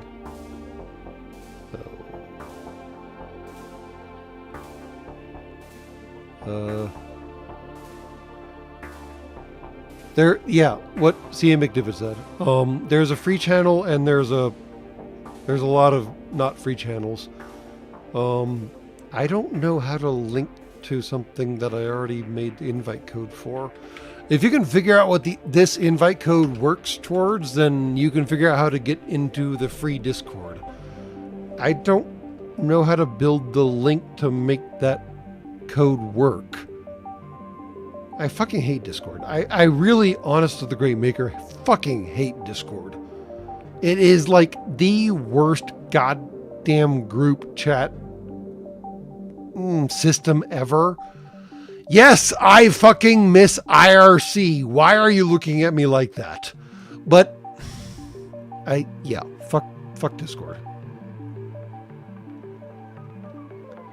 Let me see if I can find a link on a channel or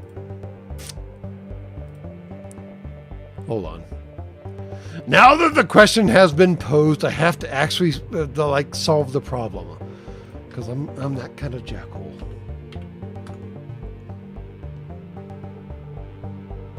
No, CA McDivitt it is in fact the worst group chat system. IRC is strictly better.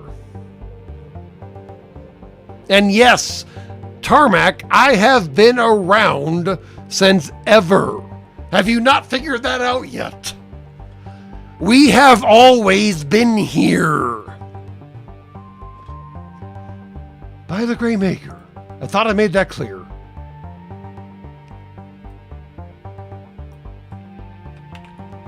Here we go. All right. This should point you towards the public Discord. And if it doesn't, I don't know what to tell you. At this point, I literally don't know what to tell you.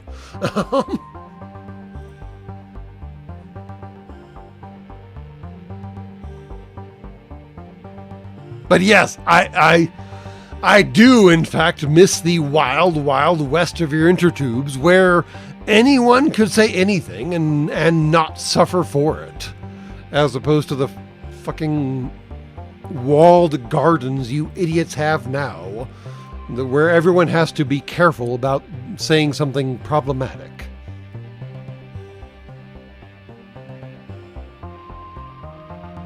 And yeah, Von Shroom, I wish I had a better solution. I sincerely, honest with the Great Maker, wish I did. You do not understand how much I hate Discord. I don't want it. I don't like it. I don't want it anywhere near me. But apparently it's the standard that your species has decided on, so here we are.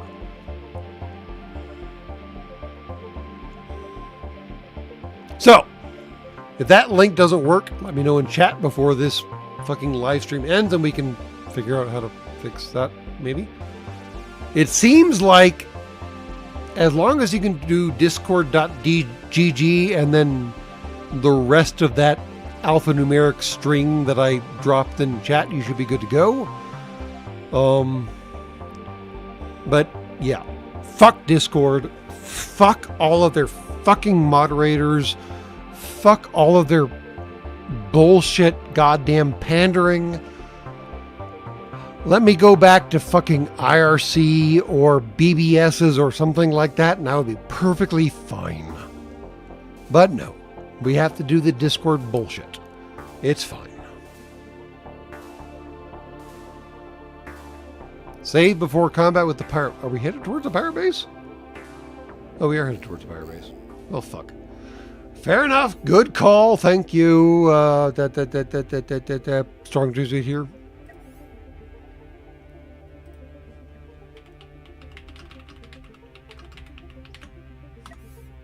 There we go.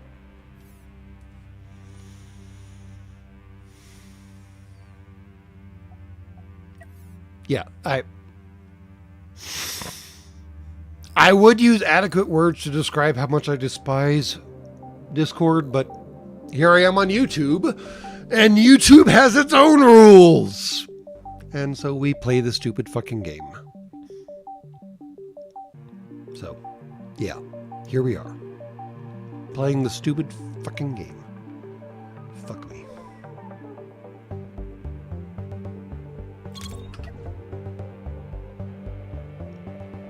Alright. My boys and girls in charge of the railgun. This is the blind fire environment. Let's blow the fuck out of their ships before they even see us coming. How do I do that again? I don't remember.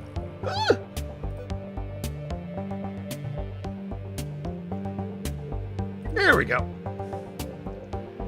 Just keep firing.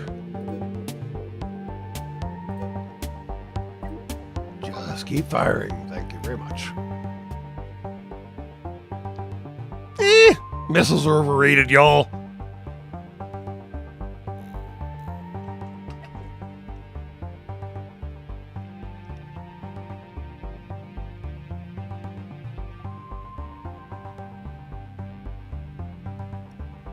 He is being surprisingly resistant to being railgunned.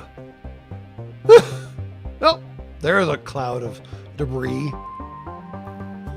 Hold on. I should let us get closer, shouldn't I?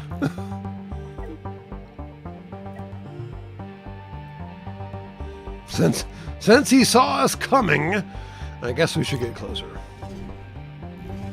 Boop. Boop. There we go. All right. Cleaning up after this mess is going to be an absolute mess. Fire Will, what did Will do to you? Oh, I've got a fucking search pattern in this entire fucking nebula to pick up all this goddamn debris. Fuck me sideways.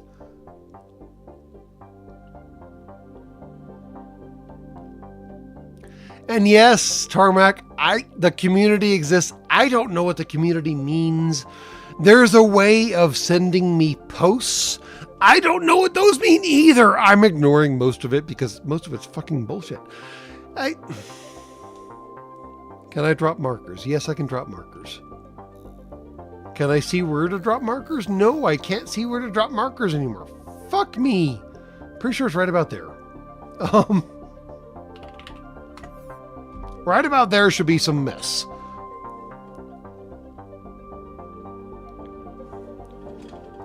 But yes, for the love of fuck! Can we stop building chat programs that want to integrate with every goddamn game you're playing?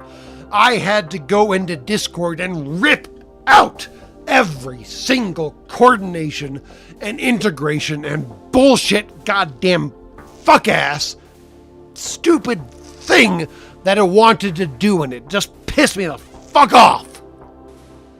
And frankly, Windows 11 is not any better. So please, for the love of fuck, can you idiots start generating programs that are supposed to do one thing and do it well?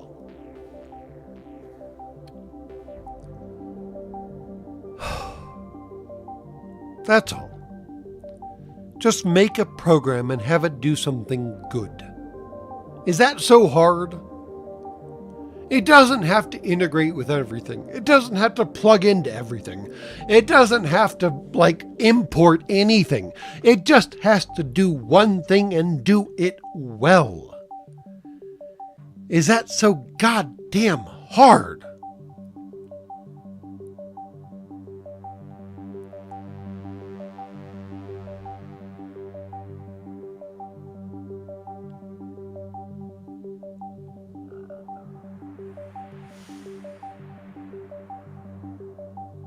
Yes, I've blown more than a few things, Jed Brown.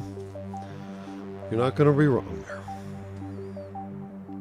And yes, ICQ was an outstanding example of this. Frankly, AOL Messenger was a not bad example of it. Not as good as ICQ, no, I'm not going to argue that point, but it was still self-contained.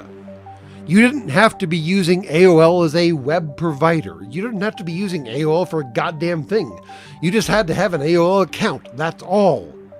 And that's all I want out of your fucking software bullshit nonsense. I just want to be able to log into your insanity because everyone else believes your insanity is the best thing ever. I don't want your fucking overlays. I don't want your fucking integrations. I don't want a goddamn thing out of your fucking program except a single thing that is what you are supposed to provide. And you can't even provide that fucking reliably.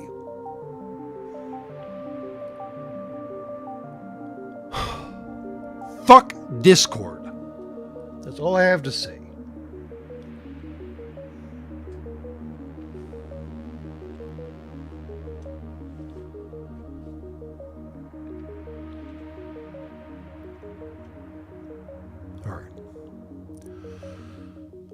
Let's go back to taking out the stupid ass pirate base, cleaning it up, and then we're probably done after that.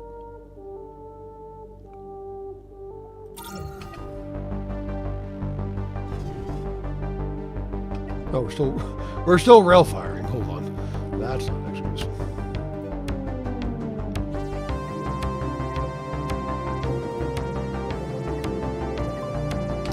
There we go. Whatever. I feel like that one's a stationary target, which, I mean, may just simplify the whole, shoot it and it goes away problem.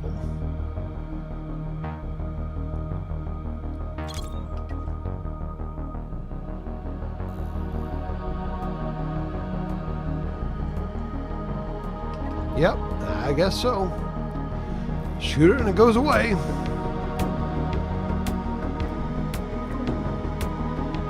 Alright. Blap. Blap. Blap. Blap. And there he went. Okay, we can stop shooting now.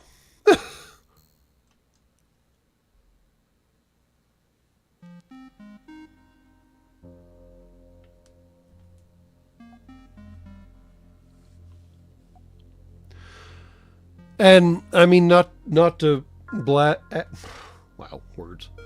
Not to add noise of the conversation going in chat, but we do in fact run a Windows system here at the Shipyards for the purpose of gaming.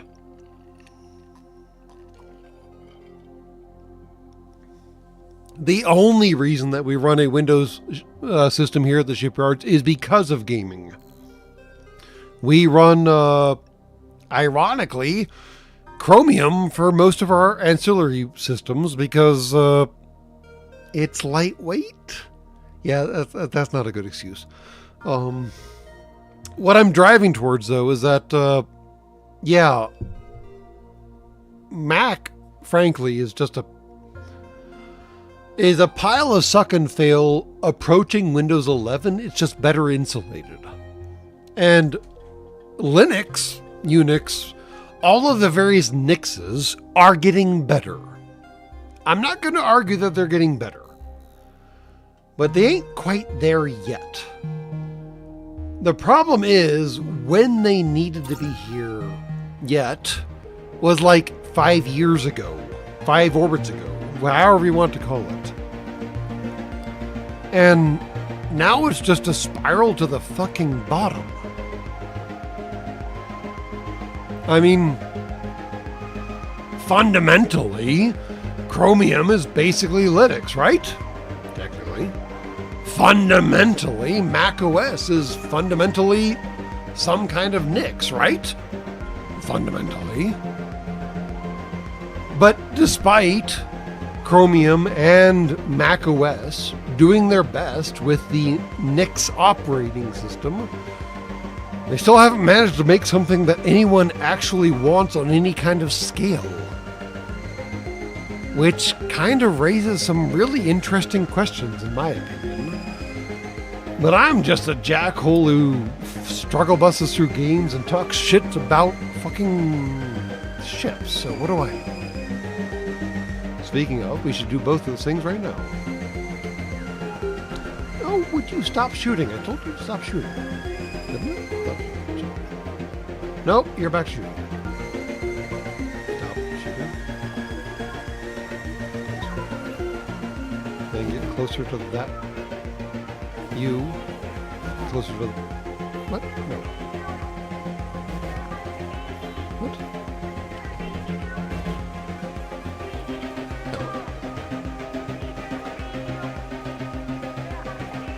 There we go.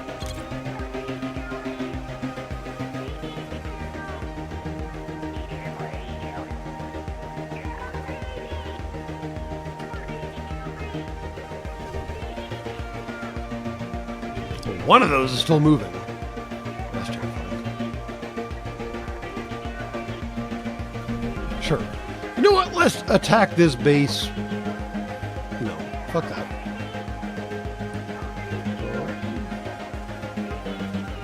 Actually, what the hell is this base doing? Yeah, let's attack this base honestly. Let's attack this base honestly. Let's see what happens. Out of morbid, honest to the great maker fucking curiosity. I don't even know where to attack this in. There we go, reactors. I saw a reactor.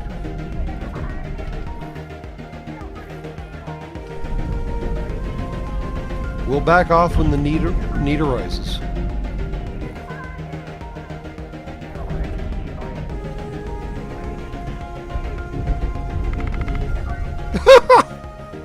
Did we just core the shit? We cored the shit out of that fucking station. Holy fucking potatoes. Right through the center. Oh, my great maker. All right, fine. End and done, bitch.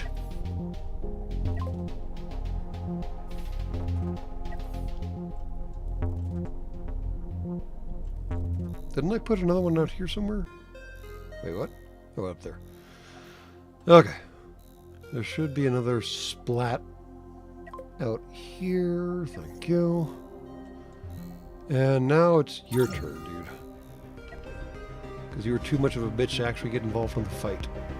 Come here. I'm not gonna I'm not trying to be mean or anything, but you were a bitch. You didn't actually help your base. Come here. I want to show you something. Nope. I want to get closer.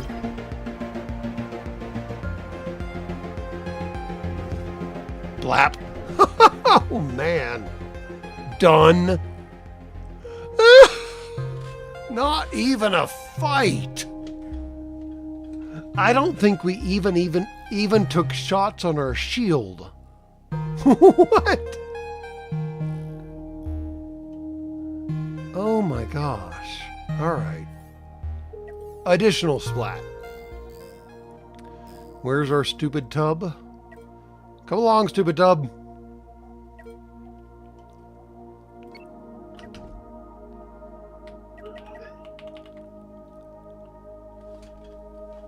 I cast blap.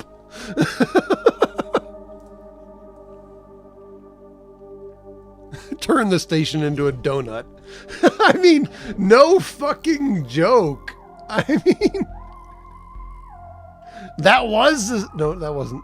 That was the station, and we turned it inside out. What?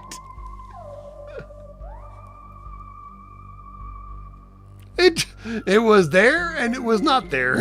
And that's fine.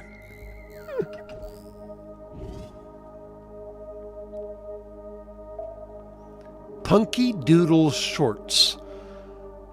I feel like I know the name, but you're going to have to give me more context than that. If that answers your question, which probably doesn't.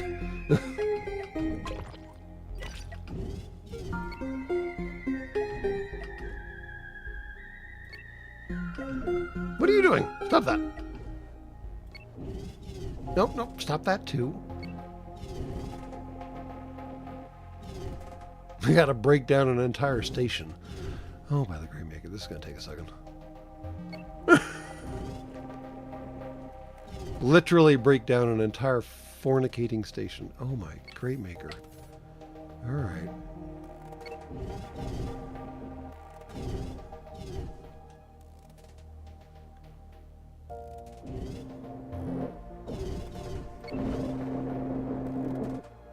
Literally have to break down an entire station. But wow. This might be when I need to turn on some of these fucking airlocks. Maybe just two. How about that? We'll split the difference. Is that better?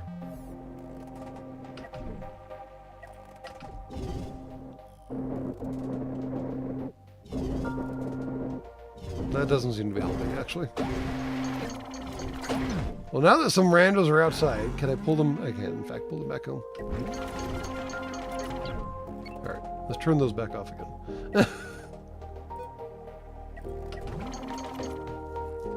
Is anyone else outside? Let's hope not. Question mark. Alright. Okay. Still gonna break down all this shit. Can I transfer crew from my other ship? I think technically yes. How do I do this? Transfer crew. I want to do this, but the problem is I don't know where the crew is coming from. So when the crew comes back, I don't know where they're going to, and then I have to maintain the balance that I already have on the Easy Bake Oven, which is already kind of not great. And yes, Von Shroom just said what I was trying to say in a more concise way. It's a bit of a drag. So yes, but also no.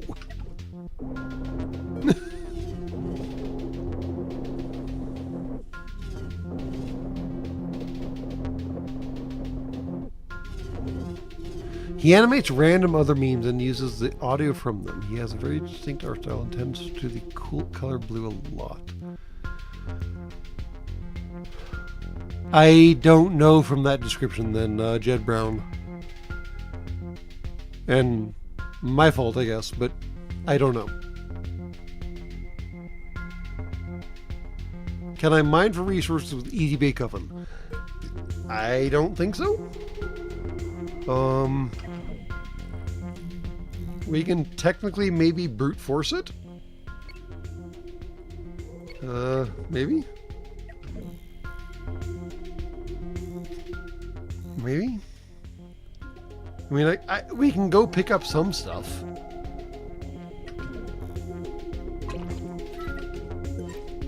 Because we have an airlock and we have squishies. So sure, we can go pick up some crap. I mean, might as well, I suppose. Delete that thing.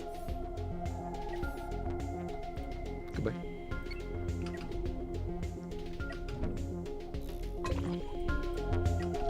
Wait, there was a splat there. Where'd it go? Oh no! This is what I was talking about. This right here. Where did my kill go? Damn it. I want my damn kill. Fuck. Damn it. There was a kill here somewhere. Fudge. Whatever.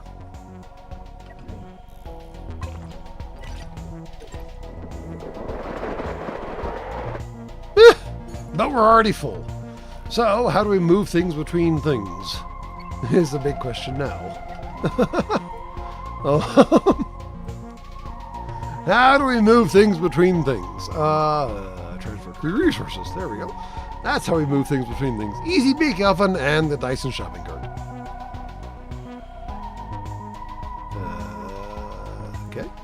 Okay. That's all we can move to the shopping cart? Are you kidding me? What? I'm so confused. What? How is that the only thing we can move? Okay, it's full. It's approaching fullness. I see that, thank you. Let's maybe delete that. Okay.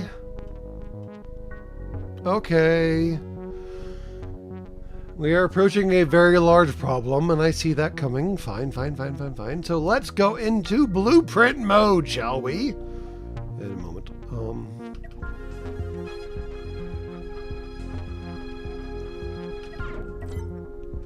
There we go. No existing airlocks. Oh, right. I have to turn on airlocks to build. Oh, that's funny. I have to turn on airlocks to build. Alright. I kind of get it. I kind of don't. It's funny. It's weird. But sure. Makes sense. Makes a certain degree of sense. Okay. Fine. Cool. Alright. How do I move everything south one notch?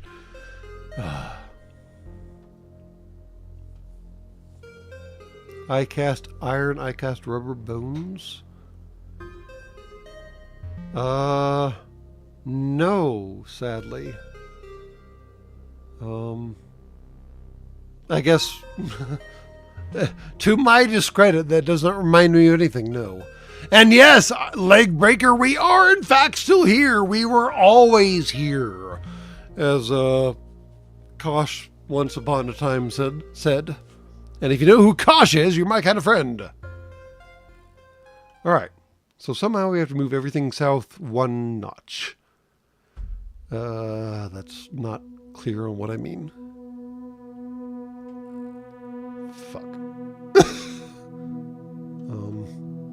What's a good way of visualizing what I want to do?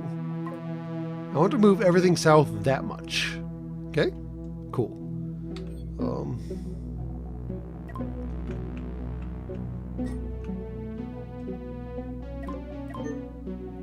I want to move everything south that much.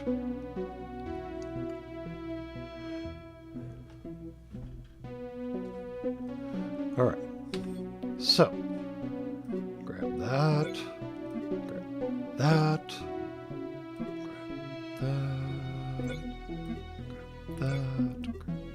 That. Okay. I think that's the big ticket items in the problem, right? Those are, in fact, the big ticket items in the problem, right?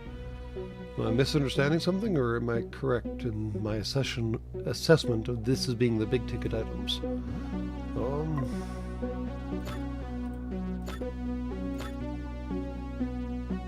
Okay.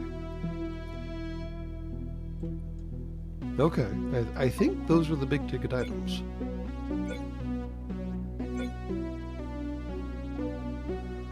Alright.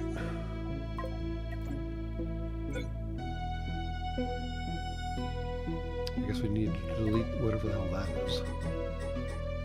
Okay. Alright. Okay. Now it is the cube storage ship for realsies. Because I'm pretty sure this is a fairly symmetrical cube, or square at this point. Not a cube, obviously, because we're only working on 2 dimensions, but still, square, win. And now we're using up components, which should allow us to collect more components. Maybe. I don't know. Come get cuddly with your friend, dude.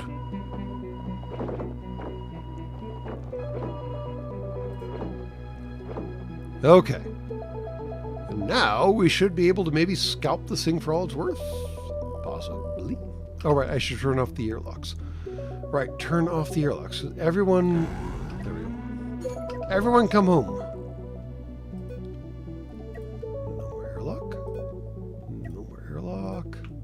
Can I select more than I can? Ooh, behold. All the airlocks are off. Are they? Yes, they are.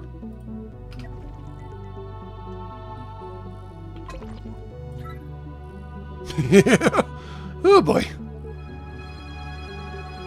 I'm not sure we have enough cargo space for all this monstrosity.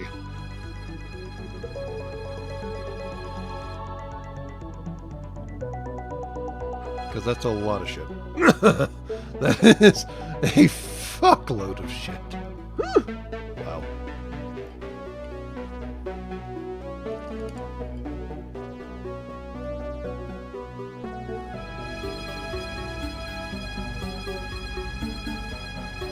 Let's look at what's going on in the storage compartment area. Yeah, we don't need that much. We don't need that much. I don't need symmetry either.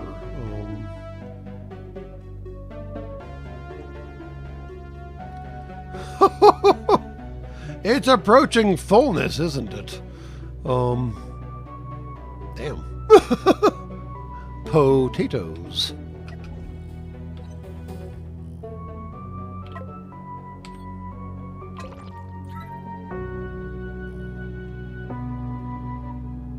There is so much crap.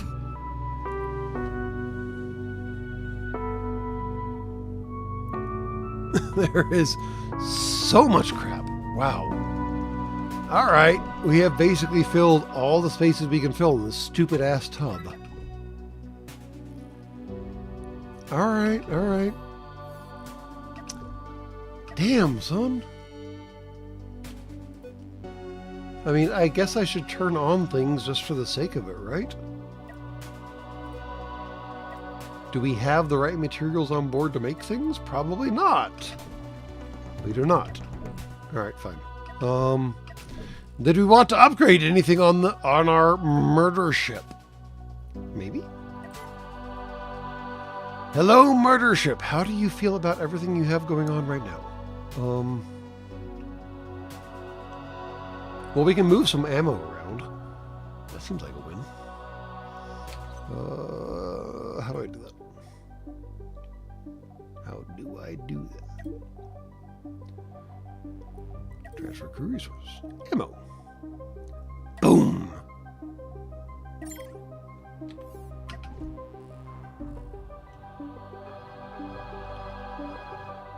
There we go.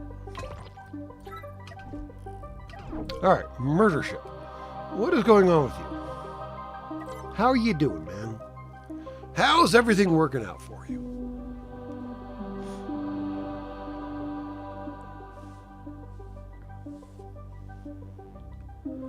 All right, let's see here. How is everything working out for you, actually? That's a medium hyperdrive. Hyperdrive beacon. Wait, what? Oh, that is not what I meant to do. I meant to move a few things around. All right, let's go to blueprint mode. Drag that back here, and then perhaps slap that right there. Yes, that is what I meant to do, and I did do a really bad job of explaining that, I suppose. Boop and boop. Fantastic.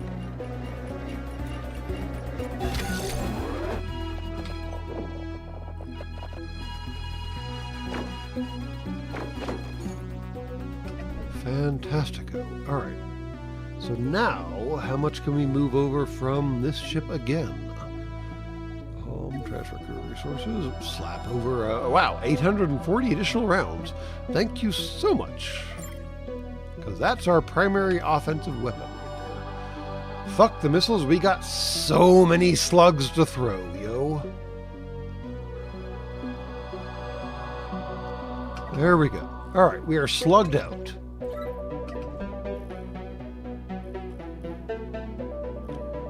Let's clean up the mess, shall we? There we go. All right. Ooh, we might even clean up this whole mess by ourselves. By the Greymaker. How weird would that be? Right. So yes, Linux has been getting so much better in the gaming department, but it ain't quite there yet.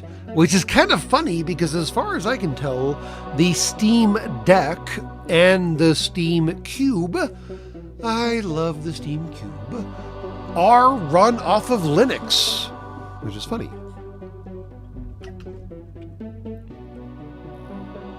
I still don't know why stuff gets flung off into the distance. Very strange. There we go! We cleaned up the whole mess. By potato sink. All right. We've got so many rounds. So many rounds. All right, how do I manage the rounds better? Well, that's about how we manage the rounds better. Basically noise after that. All right, we're good. Yeah. Cool. So many rounds. So many rounds. All right.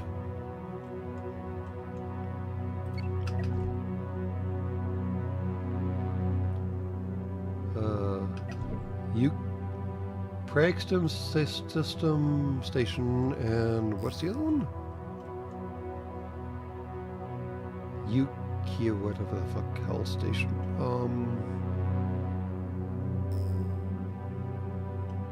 I'm a blind bat.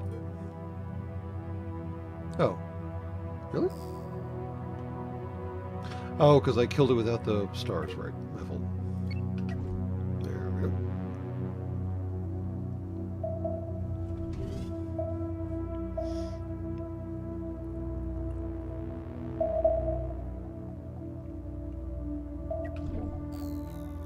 Alright, let's say hi to Yuka. That's a lot of words. That's a lot of letters.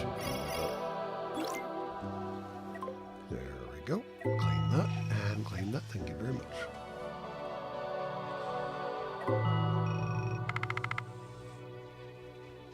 No, again, I'm not going to deliver 90 parts that, no, what? No. Fuck you and fuck your implication that I would. Oh, hey, we got a, by the Great Maker, we got a fame upgrade. Oh, thank you. I think we're full on this boat. Yes, we are full on this boat. But the other one could do with some additional squishies. I don't know how we got a fame upgrade. That was weird. But come on, come on. Come on, struggle bus. Come on. Go faster. He's actually not doing bad. He's doing... What is he doing? 87 is not bad. Come on. Give him a break. He's doing the best he can, all right? The best he can with what he's got.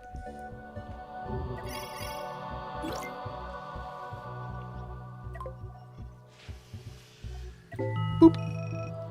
But we got a fame upgrade. Oh, by the Great Maker. By the Great Maker. All right. We've got space for how many squishies? Math is hard. 48. Oh, yeah. We're buying all the squishies. Which sounds bad when I say it like that, but it is totally true. We're buying all the squishies. Hire all! What? What? Oh, right. I should probably turn on an airlock. That might help. Airlocks are occasionally useful. Fine. Fine, fine, fine. I get it. That's cool. Fine. Totes my goats make sense. Yep. Now we can hire some squishies. Woo! Behold, bonus squishies. Now I can turn the airlocks back off again.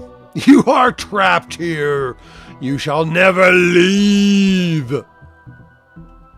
Also, I should probably assign you guys jobs at some point, but for the time being, I don't know what to do with you.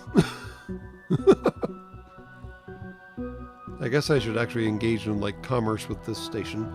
Yeah. I have so much stuff to sell, dudes. So much stuff to sell. It's not funny. It's so bad. I don't need HE missile parts, because I don't use those.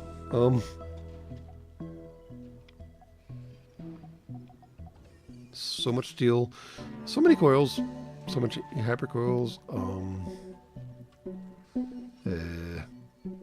Crap, I don't know what to sell. We'll start there.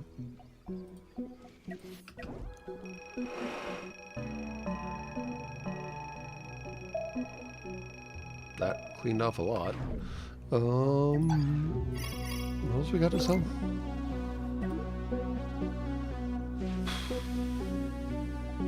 What is a TC thermal canister missile? Well, that's not happening. I don't need a blueprint for that. I don't know what that is.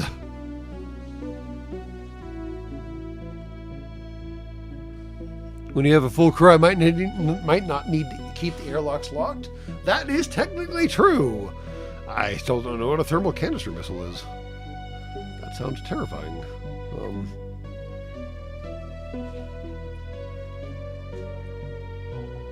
Well, I mean, we can sell them 58 credits of steel because we have that much.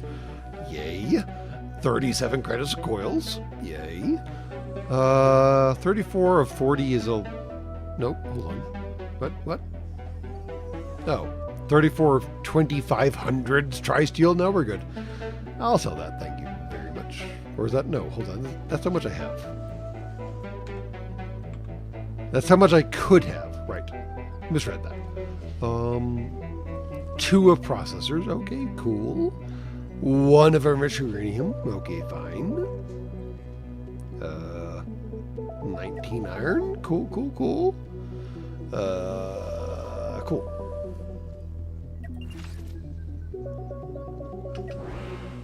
Have a good one, HBAga. I think we're about at the end of it, honestly. I may have made way too much ammunition. Way too much ammunition. I'm not sure what to do with that much ammunition. There is a lot of ammunition laying around. I might want to turn off that thing. Yeah, let's turn off that thing. What the shit? And those things are just waiting for components.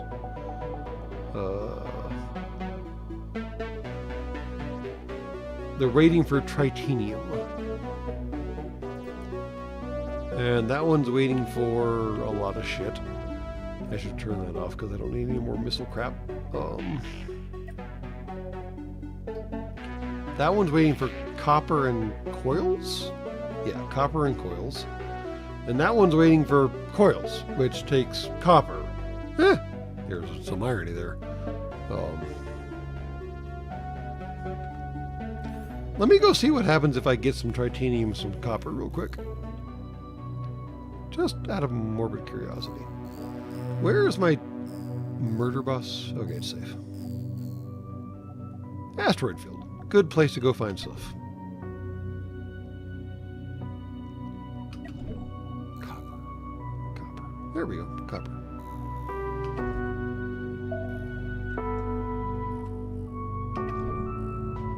Did we just magically mine all that? No, we didn't.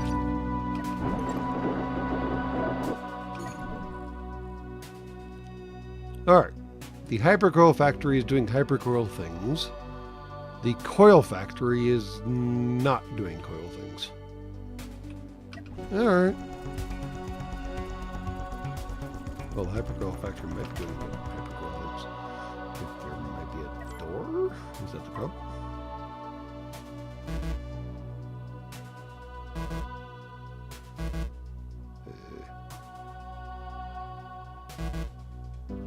What? Hold the fucking phone. So. Ah! That's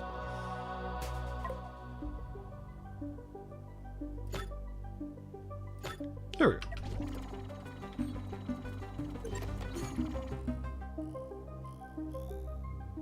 So, copper does magical things.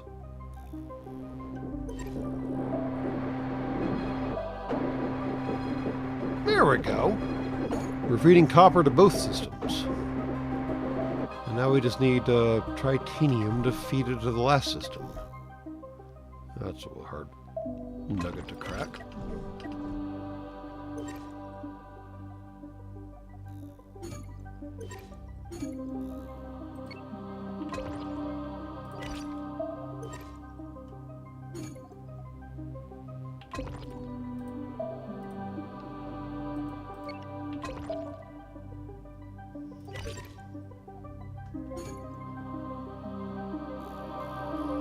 Okay. So now we understand how the supply chain system... What the fuck is that? Is that a nuclear bomb? Because that looks like a nuclear bomb. What you doing, dude? No. You are not, in fact, a nuclear... What are you? How do I determine what... You don't look like anything in the photos. What you doing, dude? Oh, you're squishy holding a pile of copper. All right, there we go. I get it now. Sorry. A lot stupid occasionally.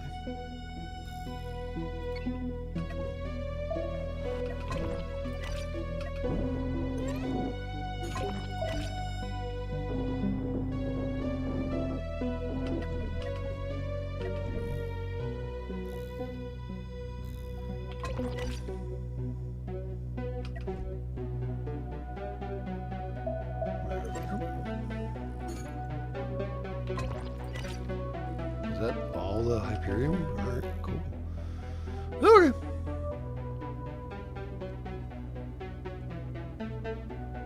Do you want to be a nuke? We can make that happen!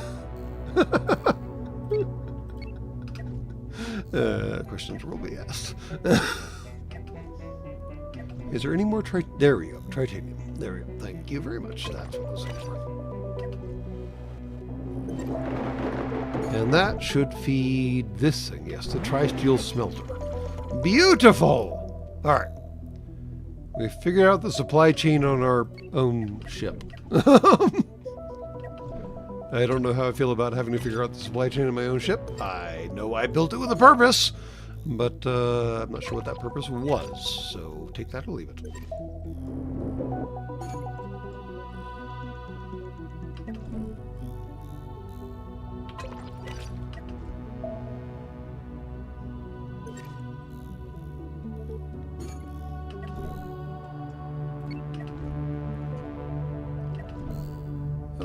There's one more Iberian.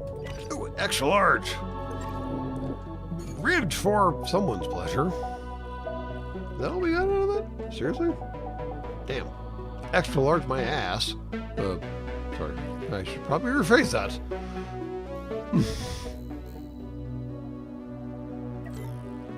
Alright. What's going on here? Hello.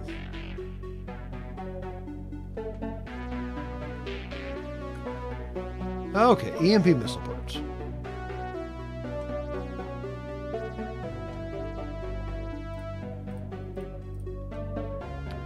Let's actually just, like, base back to 0. Real quick, like.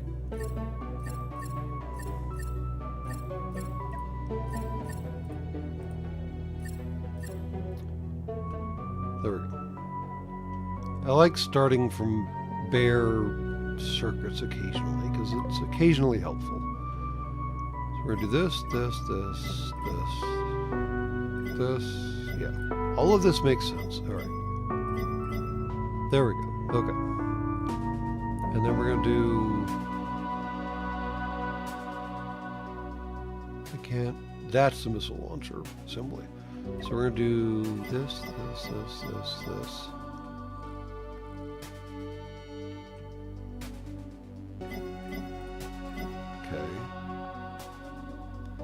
And then we have tri-steel, hypercoil, and copper. Tri-steel can go... And hypercoils can go... I don't really care.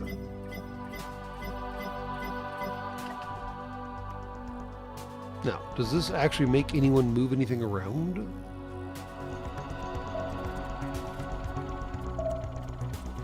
Kind of, sort of, a little.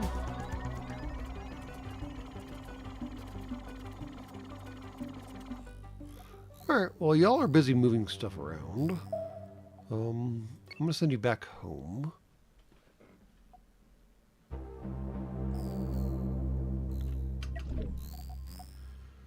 Alright, where is Turbo Murder Boat?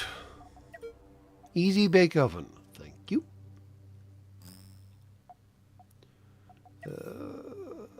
Right. Crap. Crap and crap. Well, fuck me. Let's go acquaint ourselves with a pirate base, shall we? And after that, I do believe we'll be calling it a live stream. My dude, are you stuck? There we go. Thank you.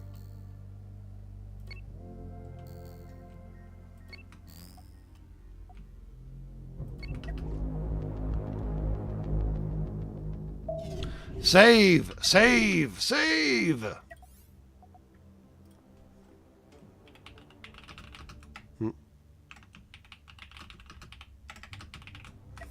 We have been saved.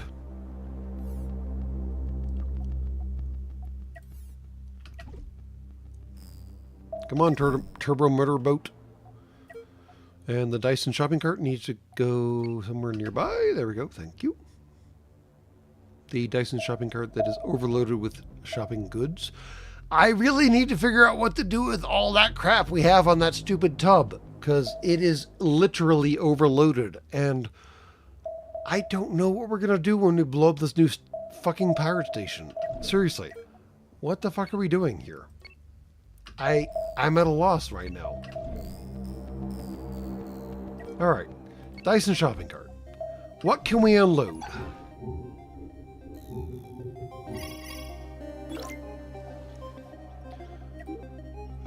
I don't want to unload fuel. I don't want to load ammo. EMP missile parts. I could unload.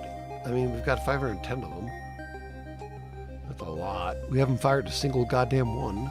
So sure, why not? Sure. Sure.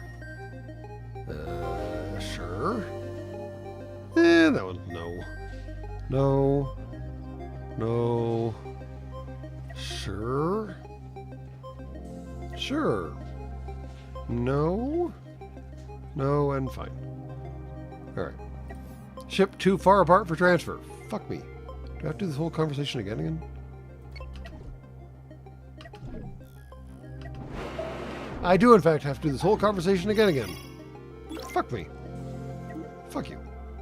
Fuck everyone. They will take all the ammo I have. Tempting! Alright.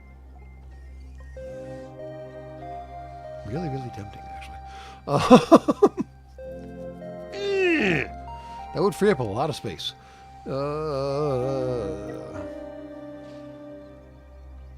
Okay. What was that? Yeah, I don't need those. Don't need those. Don't need that. Don't need that. Need that. Need that. Need that. Need that a little. Not enough. Need that. Not enough. Yeah, let's give them a pile of ammunition. Yeah, we still have 1,000 rounds left. All right, fine. Initiate trade. All right. By the great fornicating blessed maker, I have to open up an airlock to let someone out? Really? I mean, I guess that makes sense. Wait, what? They're on. Okay, that was a weird conversation to have. Okay.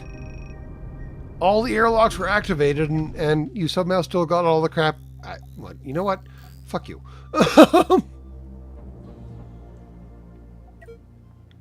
Hello, new friend.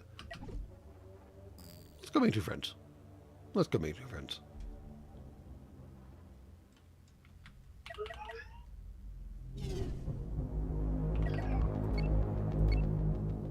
Let's see if we can come at them from a non-nebula angle. Because fuck nebulas. I fucking hate nebulas.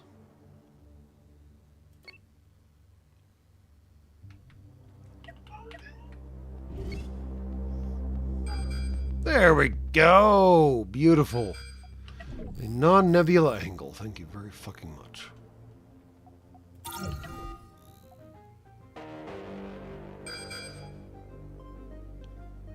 Hello, new friends. How do you want to save the game? Because I feel like I should save the game before the end.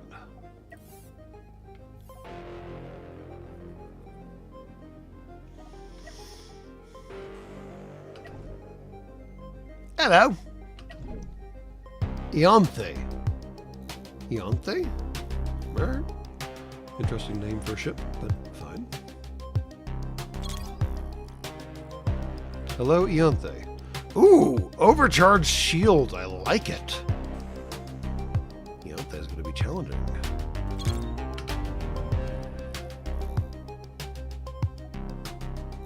As long as they turn towards me. They did not turn towards me. There they go.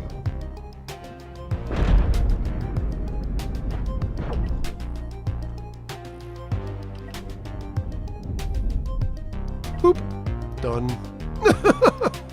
Well, that was short-lived. Now I have a core. Or, sorry, a core. Ooh. The core looks like all business. Business in the front, party in the back. Like, seriously, this is a single direction, single axis combat vehicle right here. If you are not directly in front of them, they are fucked. Which, I mean, I guess technically describes my murder boat. But still, it is in fact the mullet. Fucking business in the front, with like laser blaster, overheated shields, and fuck everything in the back.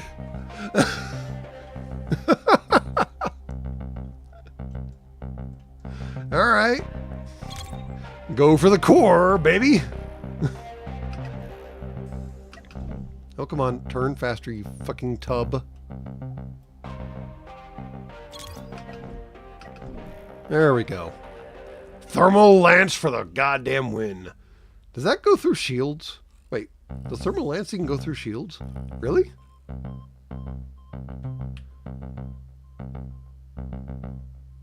It does seem like they should. Oh, they overload shields. Oh, they bake shields. Oh no. Now would be a good... fuck EMP missiles. We are apparently overloading their overloaded shields. And I love that.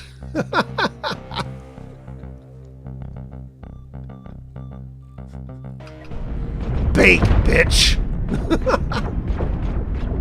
Also, you know, die. Wow. And we still have not even taken a dent on our paint.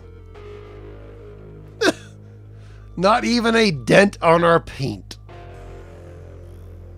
I need to start marking, like, corpses. Because we've encountered a few now. Hold on. Bloop.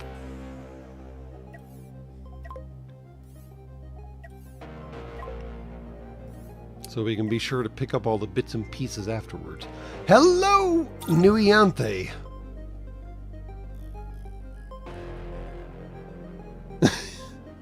Another one. You're not gonna last any longer than the last one.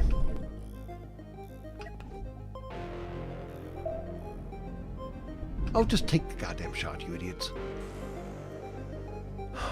I swear, my fucking railgun gunners are just frustrating as fuck! Boop. Boop. Boop. Done, done, and fucking done. Thank you. Alright. I do believe we have taken care of all the defenders.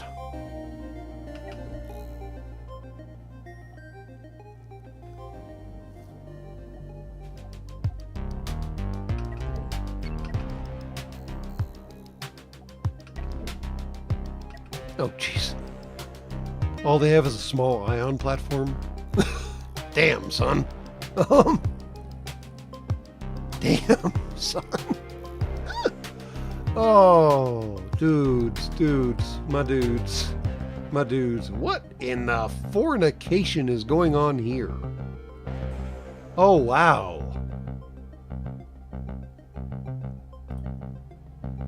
They have a multi-layered shield defense. Look at the number of shield generators. 2, 4, 6, 8, 16 least shield generators. And they're all overcharged. And they're all dumping heat into the void. But you know what I don't see? Our guns. But no weapons, exactly. Strong Trees right here got there the same time I did. I don't see a single fucking weapon on this goddamn soap bubble.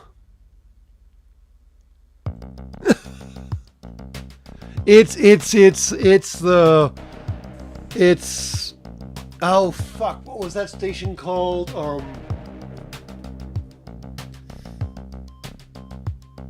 Shit. From the reboot Star Trek series. Star Trek Beyond. It's Yorktown Station. It's literally Yorktown Station.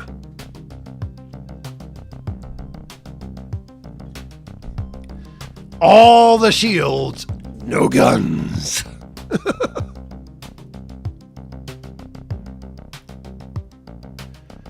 If it can rotate fast enough, Strong Dreams right here, you are exactly correct. It can keep an active shield towards me longer than I can keep shooting. But I have questions about whether or not that'll work. In the meantime, let's take out their friendly little helpful gunnery platform, shall we?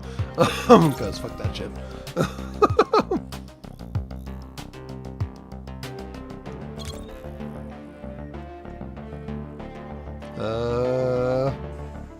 Oh shit, it's an ion beam platform. Oh damn.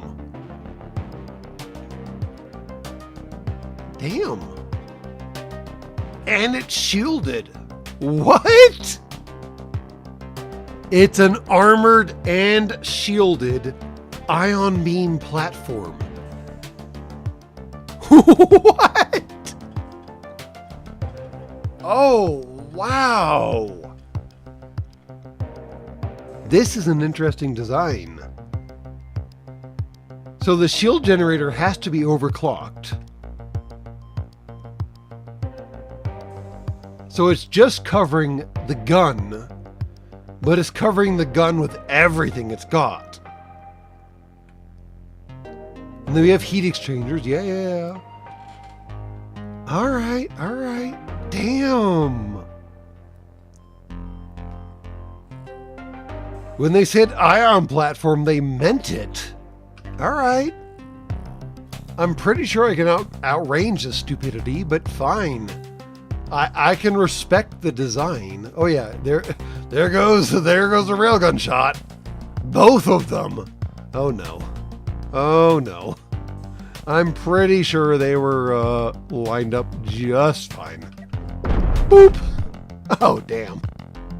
No shield, no ion gun, we good. Yeah. Oh no! The shield actually survived! Oh no!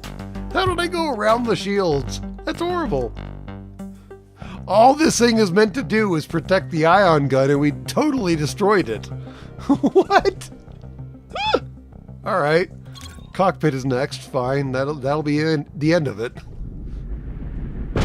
Boop. And we're done. What is all that? Oh, that must be the heat exchanger doing heat exchanger things. That's weird. Alright.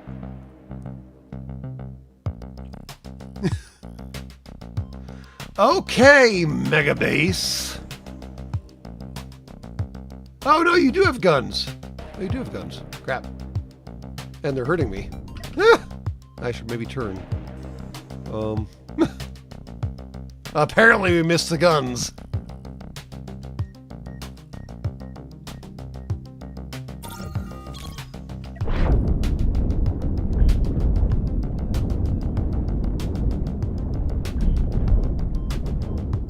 Damn, they're still hurting me. Alright, how do I back off of this thing? Damn. Alright. Alright, I can respect a massive wall of pain being aimed at me. We missed all of this, apparently. On both sides. Yeah, we totally missed this on both sides. That is heavily actually armed. Can I back out gracefully? Seems like I am, slowly.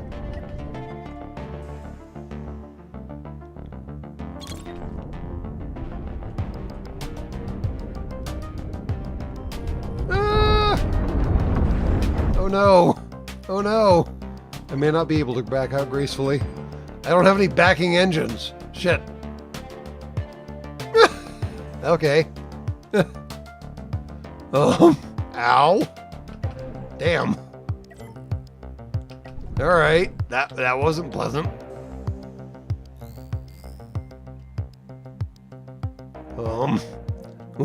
Where's our friendly, helpful, stupid shopping cart? I really should probably install some backing engines, shouldn't I? Ow.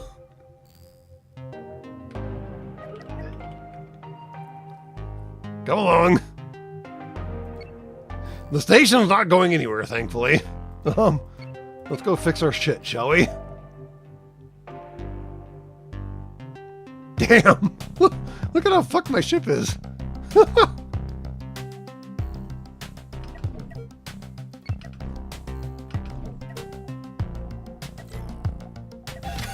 There we go.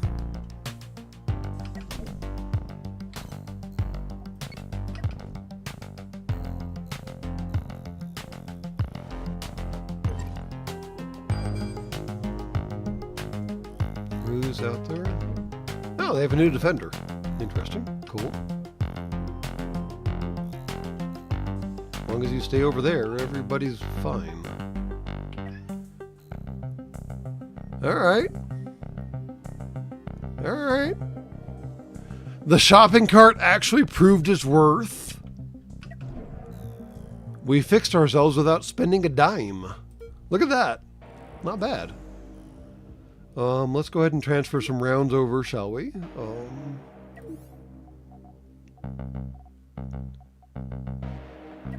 There we go.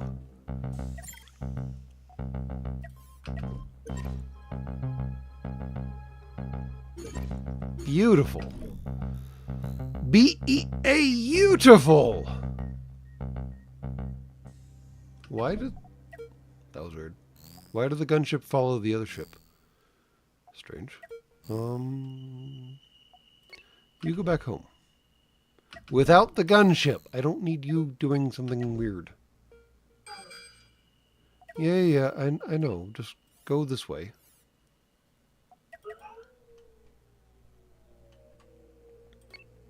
And then just go that way. It's all fine. You can sneak past. It's fine.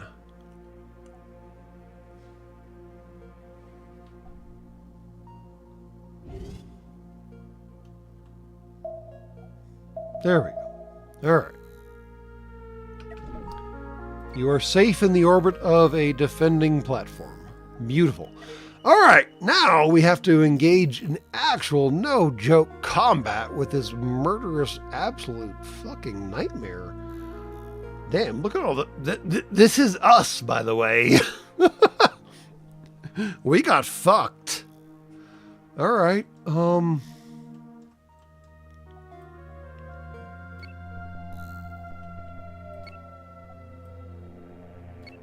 What? No. What? Why is this looking... What?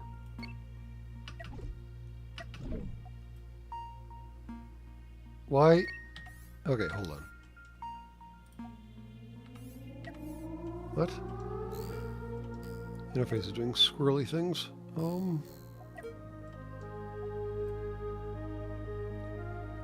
Why is the bubble backwards? You know what? We're just going to save real quick. Before the end is still a good option. And quit out to menu and then reload the game because that was weird.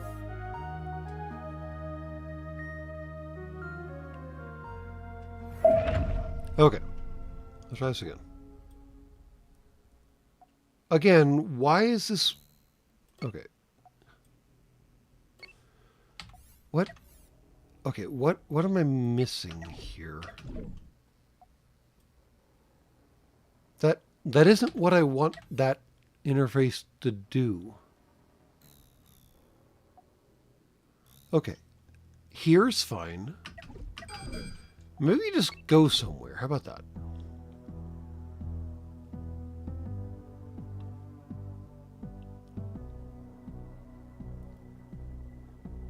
And then come back. Okay.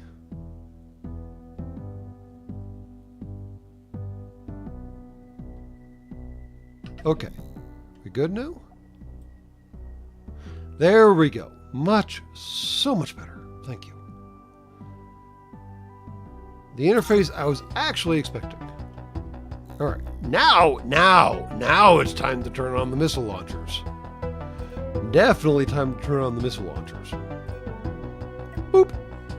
'Cause station, y'all.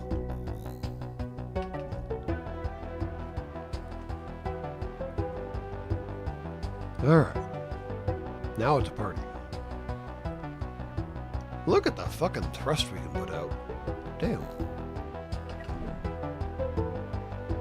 I lost 3 crew? Oh. Well, you know what? We'll figure that out afterwards. Did we really lose 3 crew? Damn it. I really did. Damn it. We'll make it through! Maybe. Maybe don't. Just in case.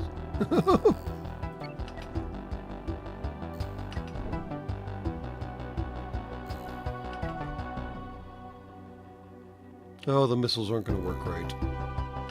Because this thing is shielded by fucking asteroids. Damn it! Really gonna get that close? We are gonna get that close. Alright! Game on, bitches.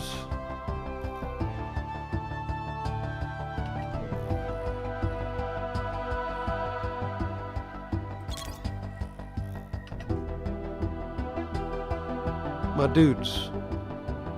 You're within range. Fucking fire.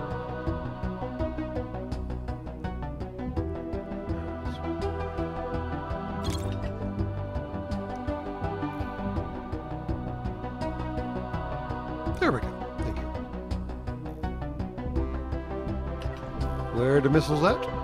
The missiles are undermanned because we didn't pick up the squishies. The squishies are on their way. How about that? We will dig through the goddamn station. It will be fine. Boop. Boop.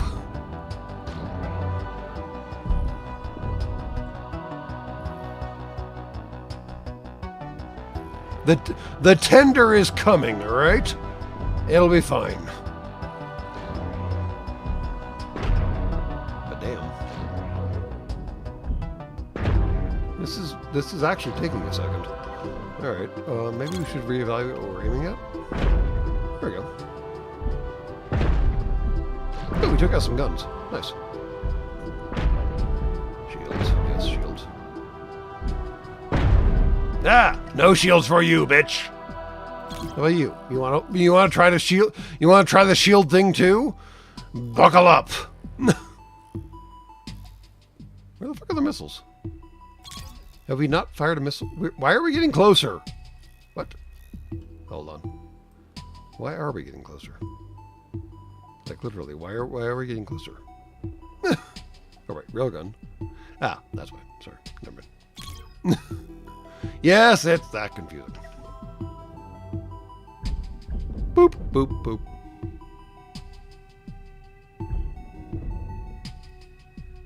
Missiles are still not firing. Shopping cart is still en route. It's gonna be a minute. Yeah, it's fine.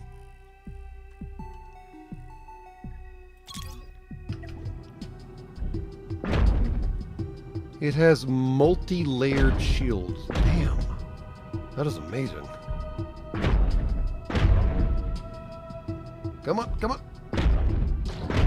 Oh, come on. There we go. All right, we took care of one layer of shield. Now we got to take care of the next layer of shields. They are so much deeper. What the hell? Oh my goodness gracious. Well, we took care of most of the guns on this side. Maybe we can get... Nah, I'm not going to get that much closer. I don't feel like getting that much closer. Oh, damn. We just knocked out a shield generator. All right, that's one shield generator down.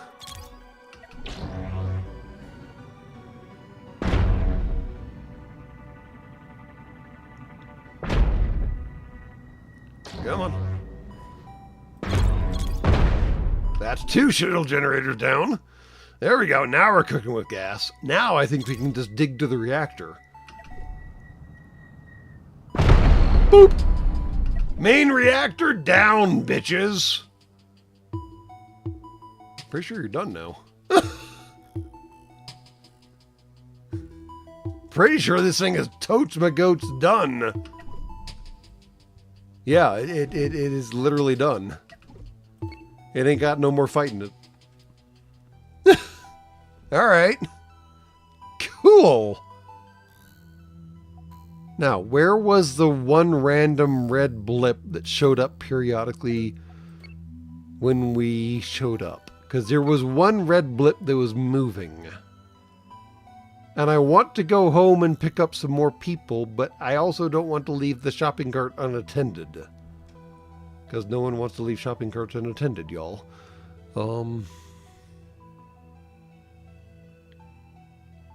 Would you kindly just stop? Thank you.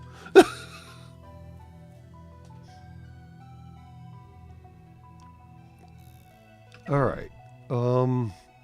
This is against my best ideas, but shopping cart is going to do shopping cart things. Easy Bake Oven is going to go home and pick up some people right quick.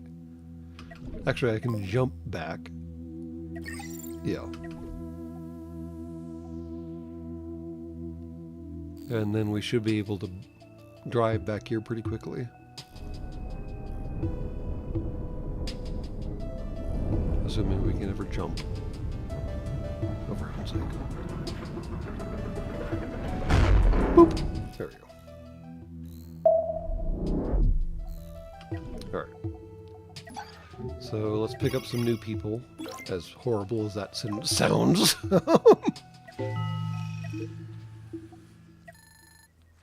Go. And now we can drive back out to the wilderness and meet up with the shopping cart and hopefully cover the shopping cart's defenses. Because, yeah. How's the shopping cart doing? What are you doing, dude? Like, seriously, what are you actually doing? Why are you hard... What? Why are you... No. Stop that.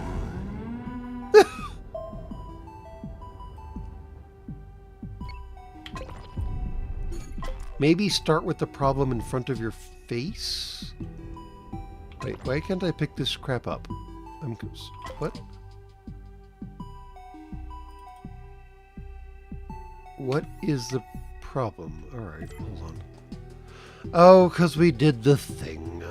Right. Because it literally thinks we can't pick anything else up. You know what? We're going to turn all this shit off. Every fucking ounce of this shit. And we're just going to pick up everything we can. Fuck you. How about that? How about we start there? Is that a good starting spot? Fuck you.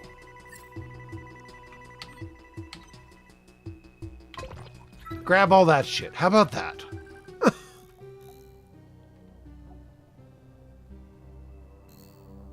Pity I can't salvage spare shield generators. No joke. That'd be nice. That would be terribly, terribly nice. And you know what? We're going to decubify this stupid thing. We are absolutely 100% going to decubify this stupid thing.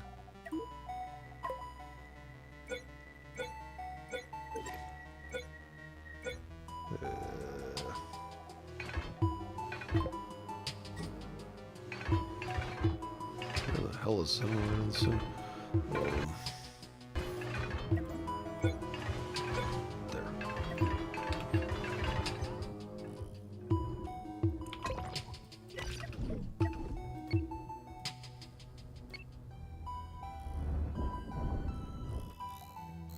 Where's a murder boat right now? Wait, what? Who are these guys? Oh no! Uh-oh. I may have forgotten to wait for the people to get on board before I left. They just died.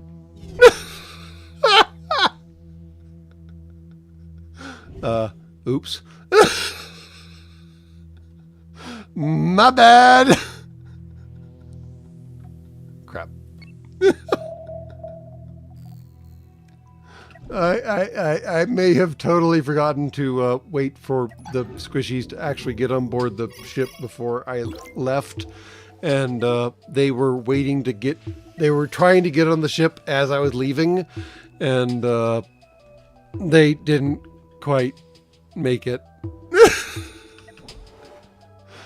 Okay, there we go. Now we're full up. Damn it. Sorry, dudes.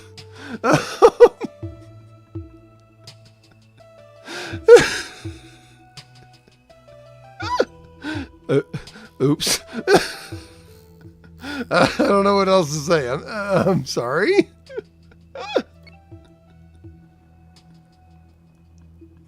They did not, in fact, breathe the vacuum very well for very long. Sorry, guys. My bad. As much as I hate that phrase.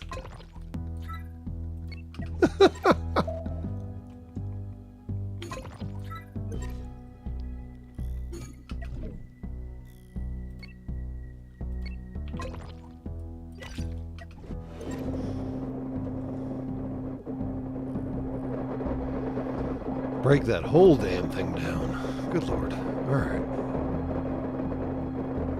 Organic salvage. Yeah, that's Last Caretaker. We're not playing that game right now.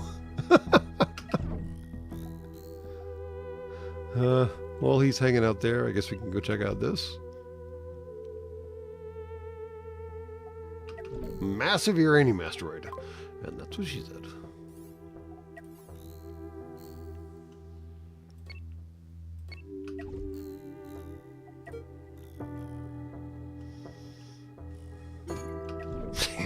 This thing is damn near full, but not quite. But wait, there's more. I could have sworn I put that marker on a goddamn tub. I swear I put that marker in a tub. What the hell? I don't actually want to mine the super asteroid, thank you very much.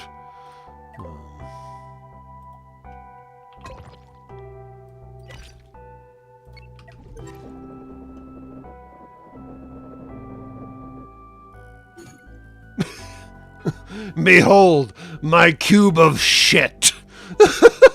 Oh my god. We have a massive engine-propelled warehouse.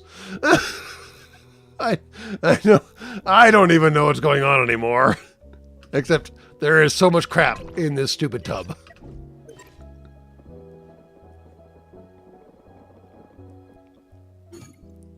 But wait, there's more. All right. Before we go back home and sell all this crap, was there anything we wanted to do to either stupid tub? Because we got all the raw materials to make that happen.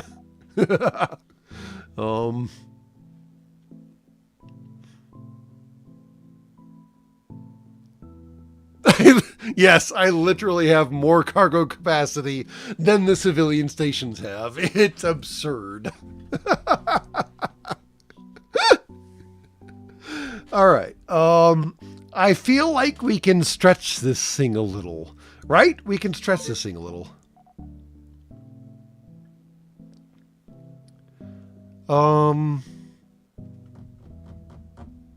We can definitely stretch this thing a little. I just got to figure out where to draw the line, because symmetry is not helping me right now. All right.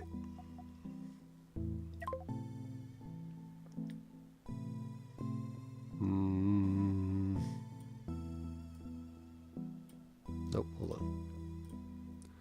If I hit it right there, that'll kind of sort of do. Yeah. All right, that'll do. Nope, wait, nope. I want the selection. How do I make this work? How do I make this work? I've never done the selection thing before. All right.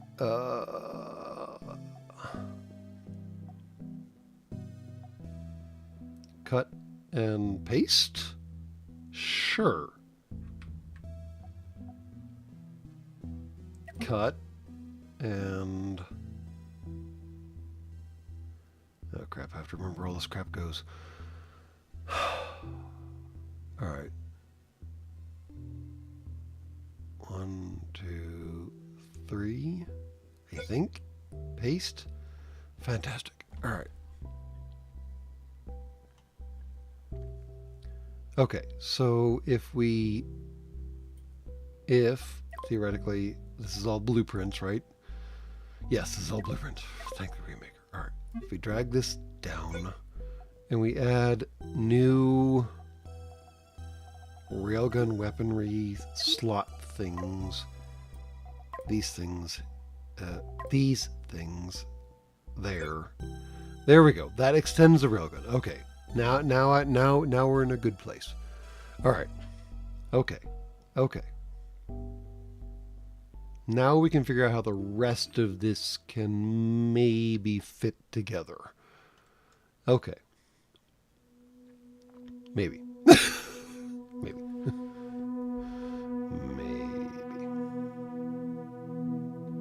Why is this one different from that one? Oh, because that one's feeding the... Okay.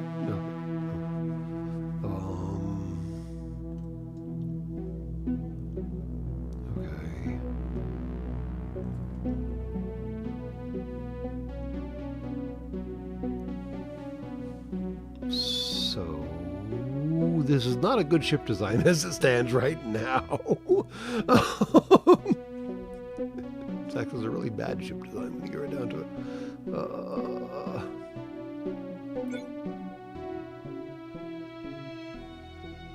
That did not do what I thought it would do. Because that is different from that. Alright, cool. So let's turn off symmetry. Oh, fearful symmetry, right?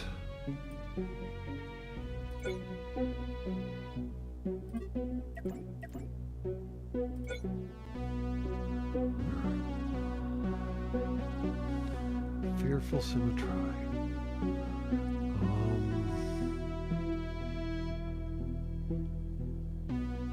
How? Wait, what? You need to go away. Yes. Okay. That's the problem right there. Okay. All right.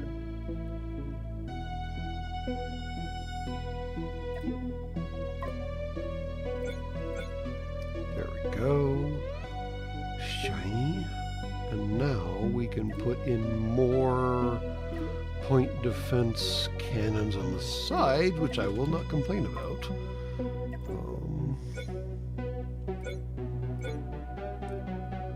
Right. Yep. That should have mirrored that a little better than I did, but that's fine. But maybe we can move the... Right, we should do that. All right.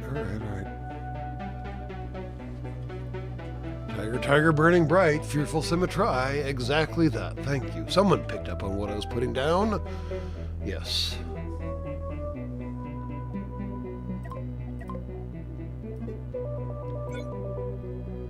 Alright. Let's go ahead and bump that up. Bump that up. Nope, out. There. Bump that up. Bump that up. I don't know if... That's a little too many. That's a lot too many, actually. Yeah. Even 5 seems like too many. 5 seems fine. Okay. 5 is workable. I can figure out how to make that more better. Now the problem is overclocking all of them and heat piping all of them. All right.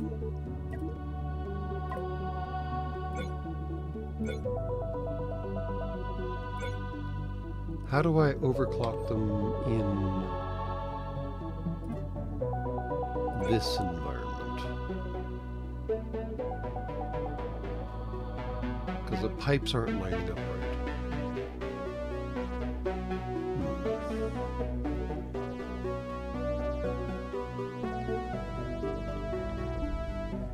How do I line them up right in this environment? That's a great question that I don't have a great answer to.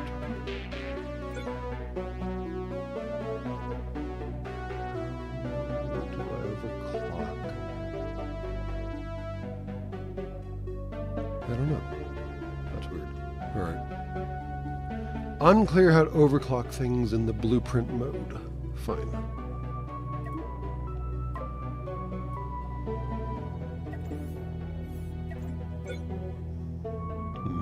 work out in the end? Fuck knows. Alright. Separate problem, work it later.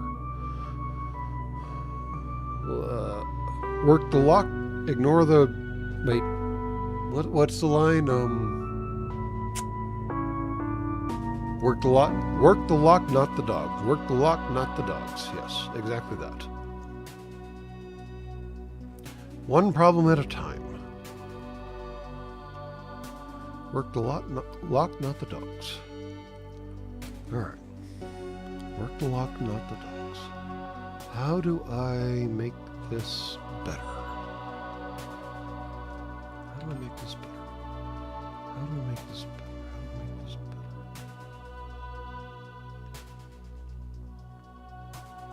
Work the lock, not the dogs.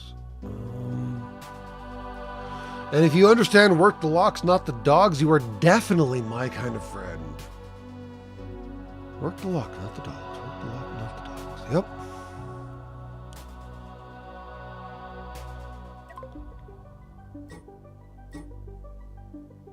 That is overheated. That's the big detail right there. That's the big detail. Okay. Sensor system is clocked. Not overheated, overclocked. Words are hard. Alright, how do I make all of this plug together gently? In a way that doesn't end the universe.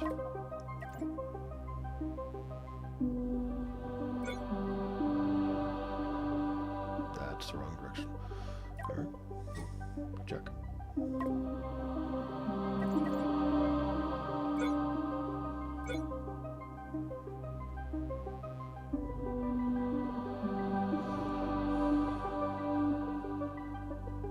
Have a good one, Jeb Brown.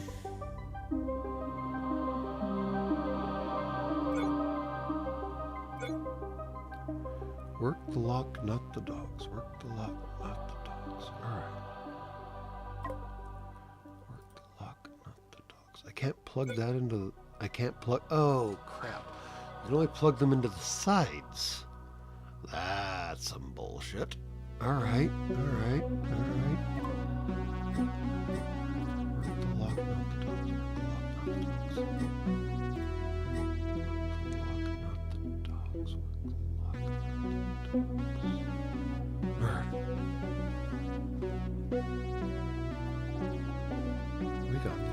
There is a solution here. It's just going to take me a hot goddamn second to get there. Dilation pump and thermal battery. I can almost see the solution. Just can't quite get there quite yet. Dilation pump and thermal battery? Dilation pump. But the dilation pump has to be powered. Oh, that's the catch. That's the catch that I haven't quite picked up on yet. All right, that's the catch. That's what I was missing. All right, dilation pump has to be powered. It has to be manned. Okay. That's what I wasn't seeing.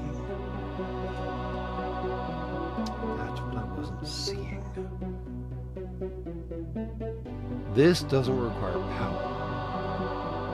It does require heat pipe, naturally.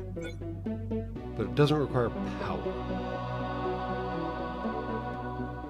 That's the big detail. Okay. Once I get this working on one side, I can get it working on the other side. That's not my concern. I'm just trying to get this working on a side, and then we can figure out how to make it work on the other side. That's my current hiccup. And my current big hiccup is that the thermal resonance lance dilation pump requires power. I have to figure out how to plug that in. All right. We got this. I can sort this out. It shouldn't be too hard. Oh, crap. I say that, and then I see this problem. Fuck me running. Alright. Fuck me running. Really?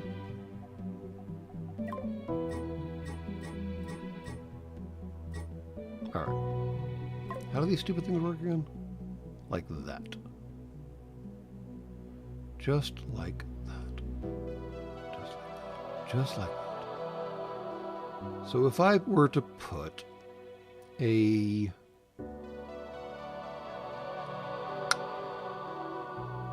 thermal lance battery, where now? I have an idea in my head. It's a very small head because I have to fit through all the holes in all the shipyard. So it's a very bad idea, but let's go with it all the same.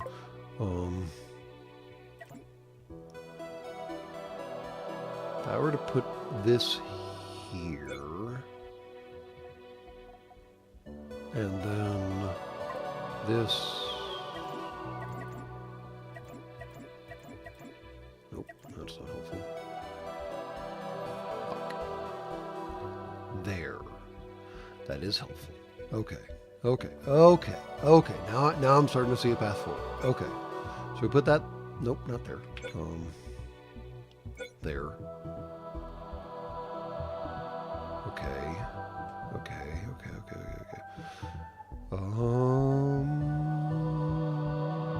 Is that actually a path forward?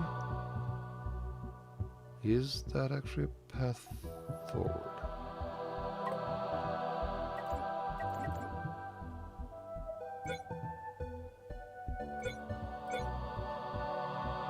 We're reducing the number of radiators available. That doesn't seem like a win to me. So, instead, we will grab this, yank it sideways, drop it right there, which is not optimal, but we'll worry about that later. And then instead, put a radiator here, and then a heat pipe there. Okay, now we're at the same number of radiators, I think, pretty sure. And doing the same thing, functionally, basically, sort of, kind of.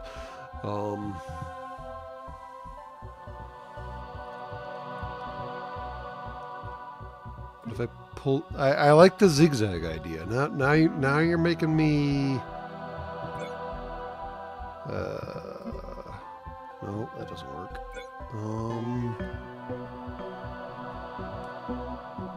I like the zigzag idea, just don't know how to optimize it and maintain the shape of the ship and fit inside of the exhaust angles is really the big problem. So if we slap on a new point defense system right there, cool. Still don't know how to plug it into the fucking heat system, but separate problem. Delete that one, that'll be fine. Delete that, that'll be fine. Instead, slap in some fucking armor, which the ship does not have, but it might be good to have. Fuck me running. I still feel like there's a better way to do that.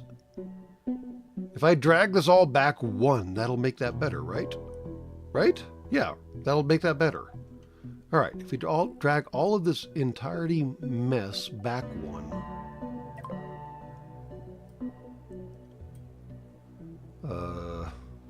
Aside from the railguns, but we'll burn that bridge when we get there.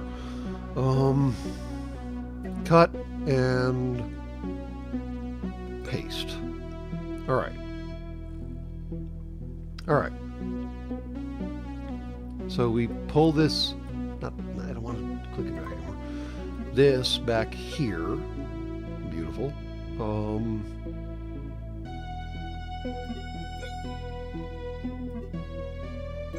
That doesn't work. That's the problem. Okay. Drag it back. Drag it back. And then we do some heat pipe stupidity.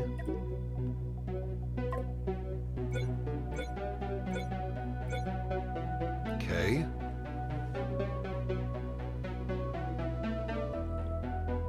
We have some rotational at the very stern. Well, aside from the fucking nonsense going on back here, but by the same token, we can't put thrusters here because they're in the engine blast area. So we'll work. We'll do what we can. All right. How about that? We'll do what we can. We do what we can with what we have because we must. I think that's basically the extent of it. We do what we can with what we have because we must. Yes. All right. But now it seems like we're wasting space up here. Can I... Oh, what the hell did I just do? Okay. Fuck off and die? Oh, crap. Alright. If we put this here... Oh, this is the zigzag you were saying. I got you now. I got you. Took me a hot second. Sorry. Slow and dumb. Slow and dumb as me. It's fine. I got there eventually, dude.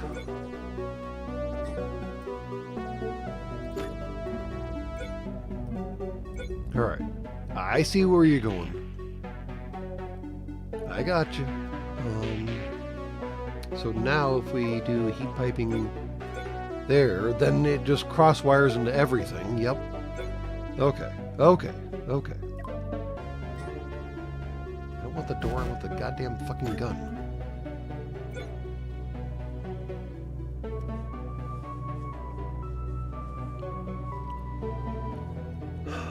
But what do I do with this space?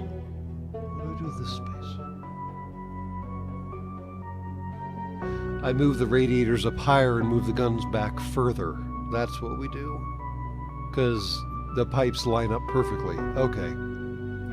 Because if I do this, and this, and... Yeah, I know, autosave, thank you.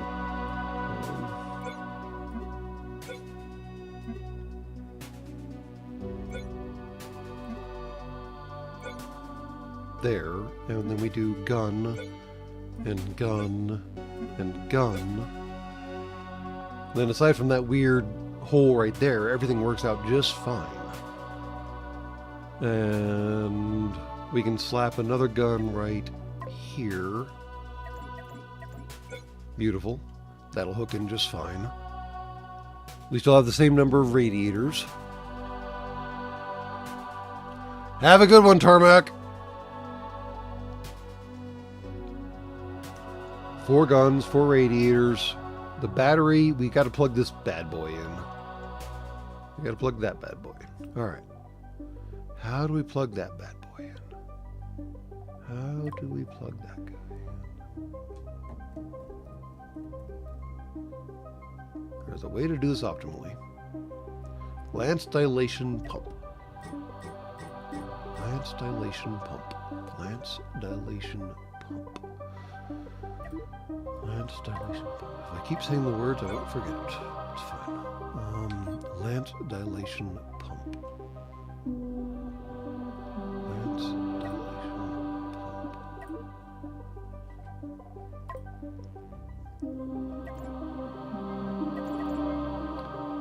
Lance dilation pump. Can go right there.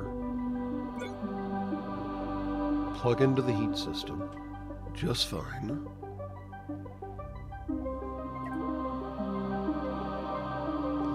Heat system. There we go. That's the heat system. And then we do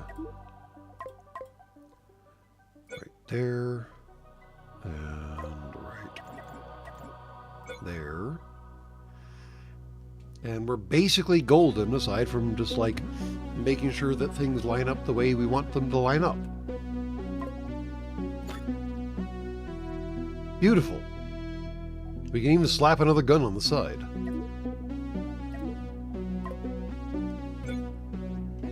Okay. Okay. Okay.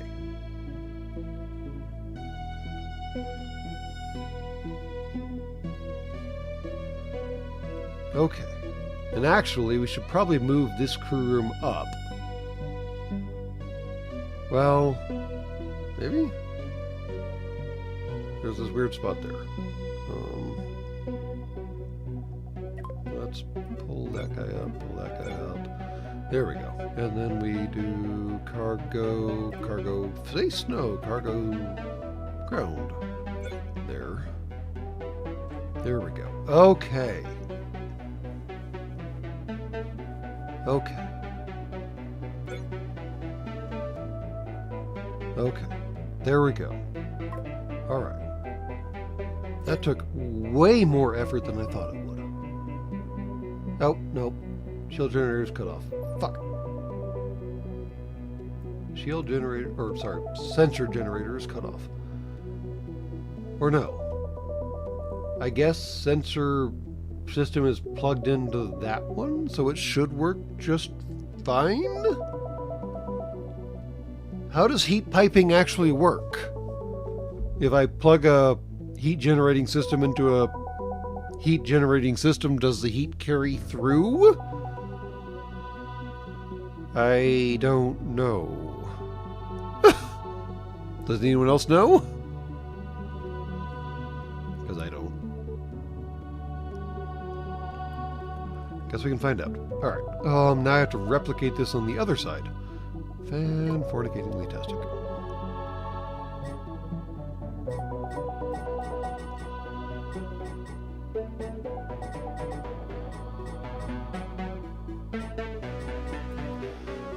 Okay. So.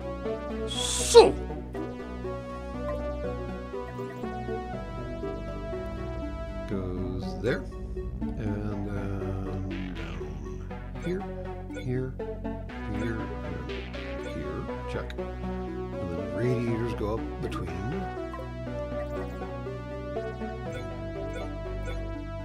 Nope.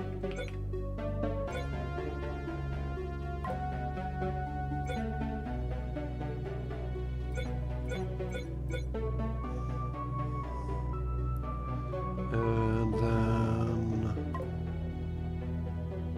that's a thermal battery. Beautiful. And then nope. Thermal resonator lance dilation pump. Beautiful. And that should do it, right?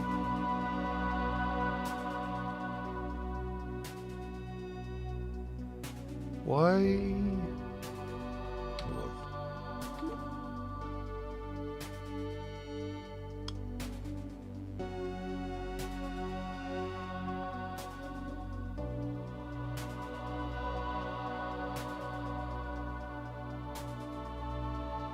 That is weird. Alright. So if I delete that and run the pipe down a different way. Nope, not there. That somehow works. Huh! Alright. And then I can still slap the armor slab right there. Alright.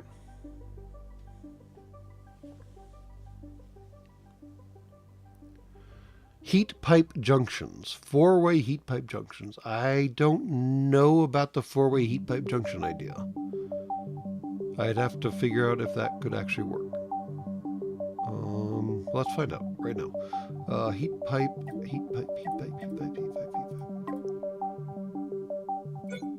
Nope, you can do four-way.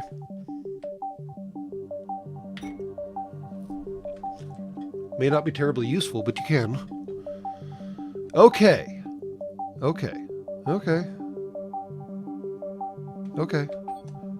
What is that? That's a fire extinguisher closet. So we should put another one in on the other side. Nope.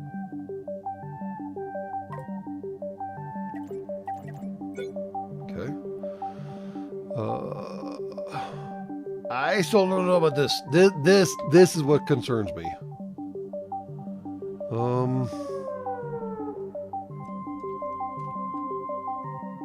That is what concerns me. All right.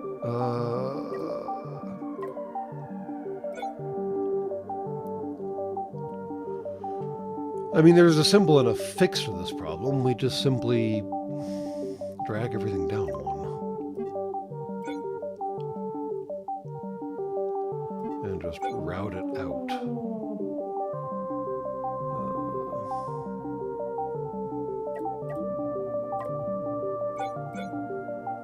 And behold. There. Alright. There's probably a more efficient way of accomplishing the same problem. Not really. It's not a big deal.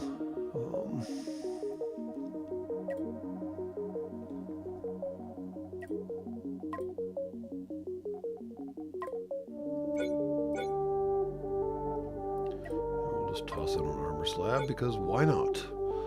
Okay. Everything lines up. Everything matches up more or less.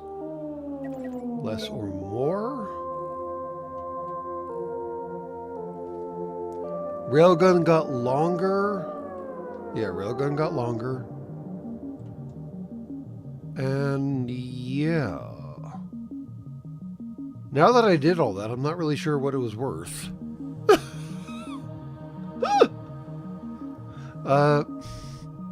Yeah. Now that I did all that, I don't know if it was actually worth anything. The railgun got longer, I think, was the big story in that experiment. Yeah. Okay. Win?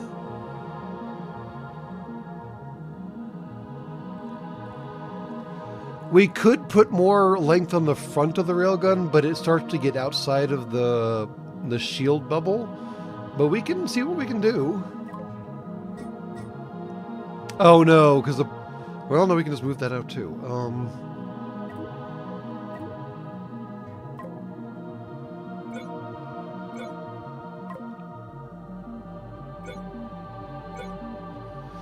There we go. Just at the edge of the shield bubble for the win.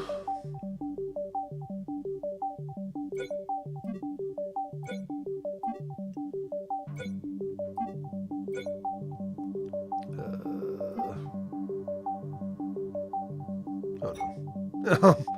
Where's the door in these stupid things? Hold on.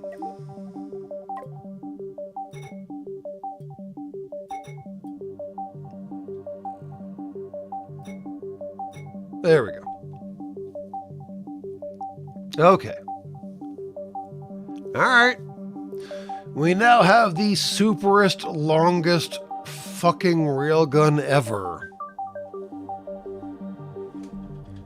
Was the whole exercise to add more crew quarters? I didn't think the whole exercise was to add more crew quarters.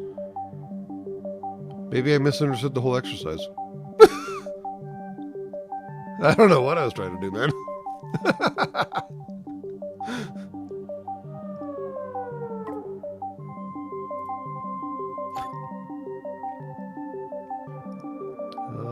Let's see here. Oh, that one's a problem. Oh, crap. Alright, we gotta do some jingle-jangling. Oh, potato, fuck me sideways and natto.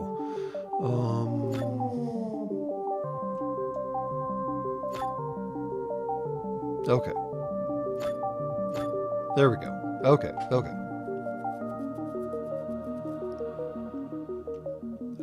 Alright.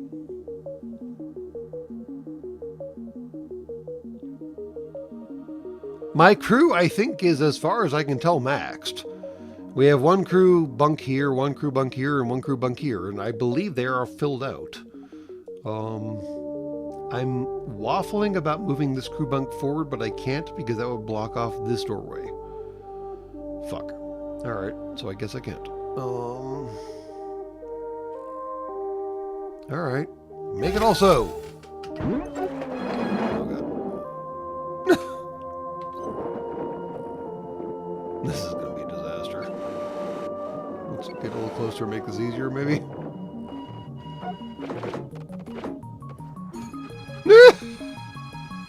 Everything done fell apart. Literally everything.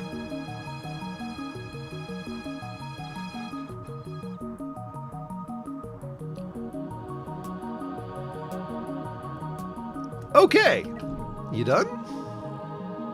How is the Easy Bake Oven doing?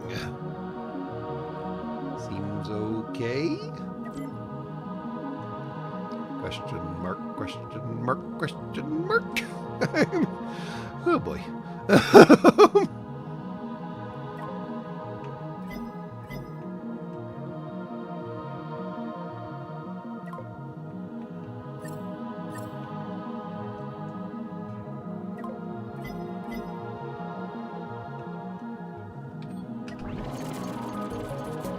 Let's move some stuff around, shall we?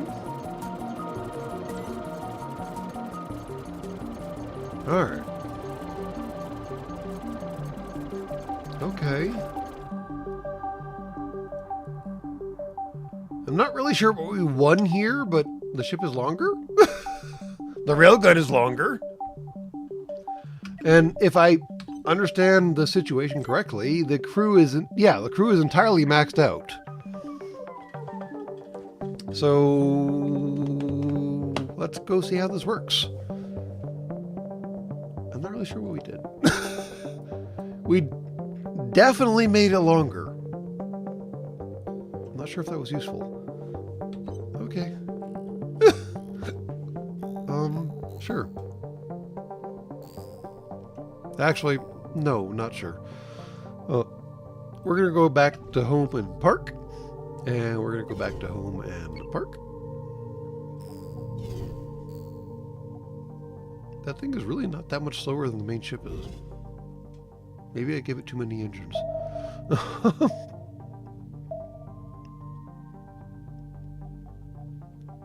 And then we are going to take a moment and save.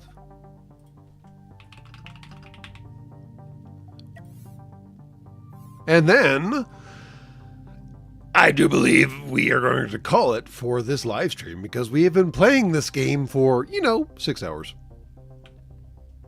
Yeah, 6 hours. Literally 6 fornicating hours. So, it's time to call it. So, I hope this has been apparently as entertaining for you as it apparently has been entertaining for me. And if not, why were you here? And as always and every time, good night and good luck.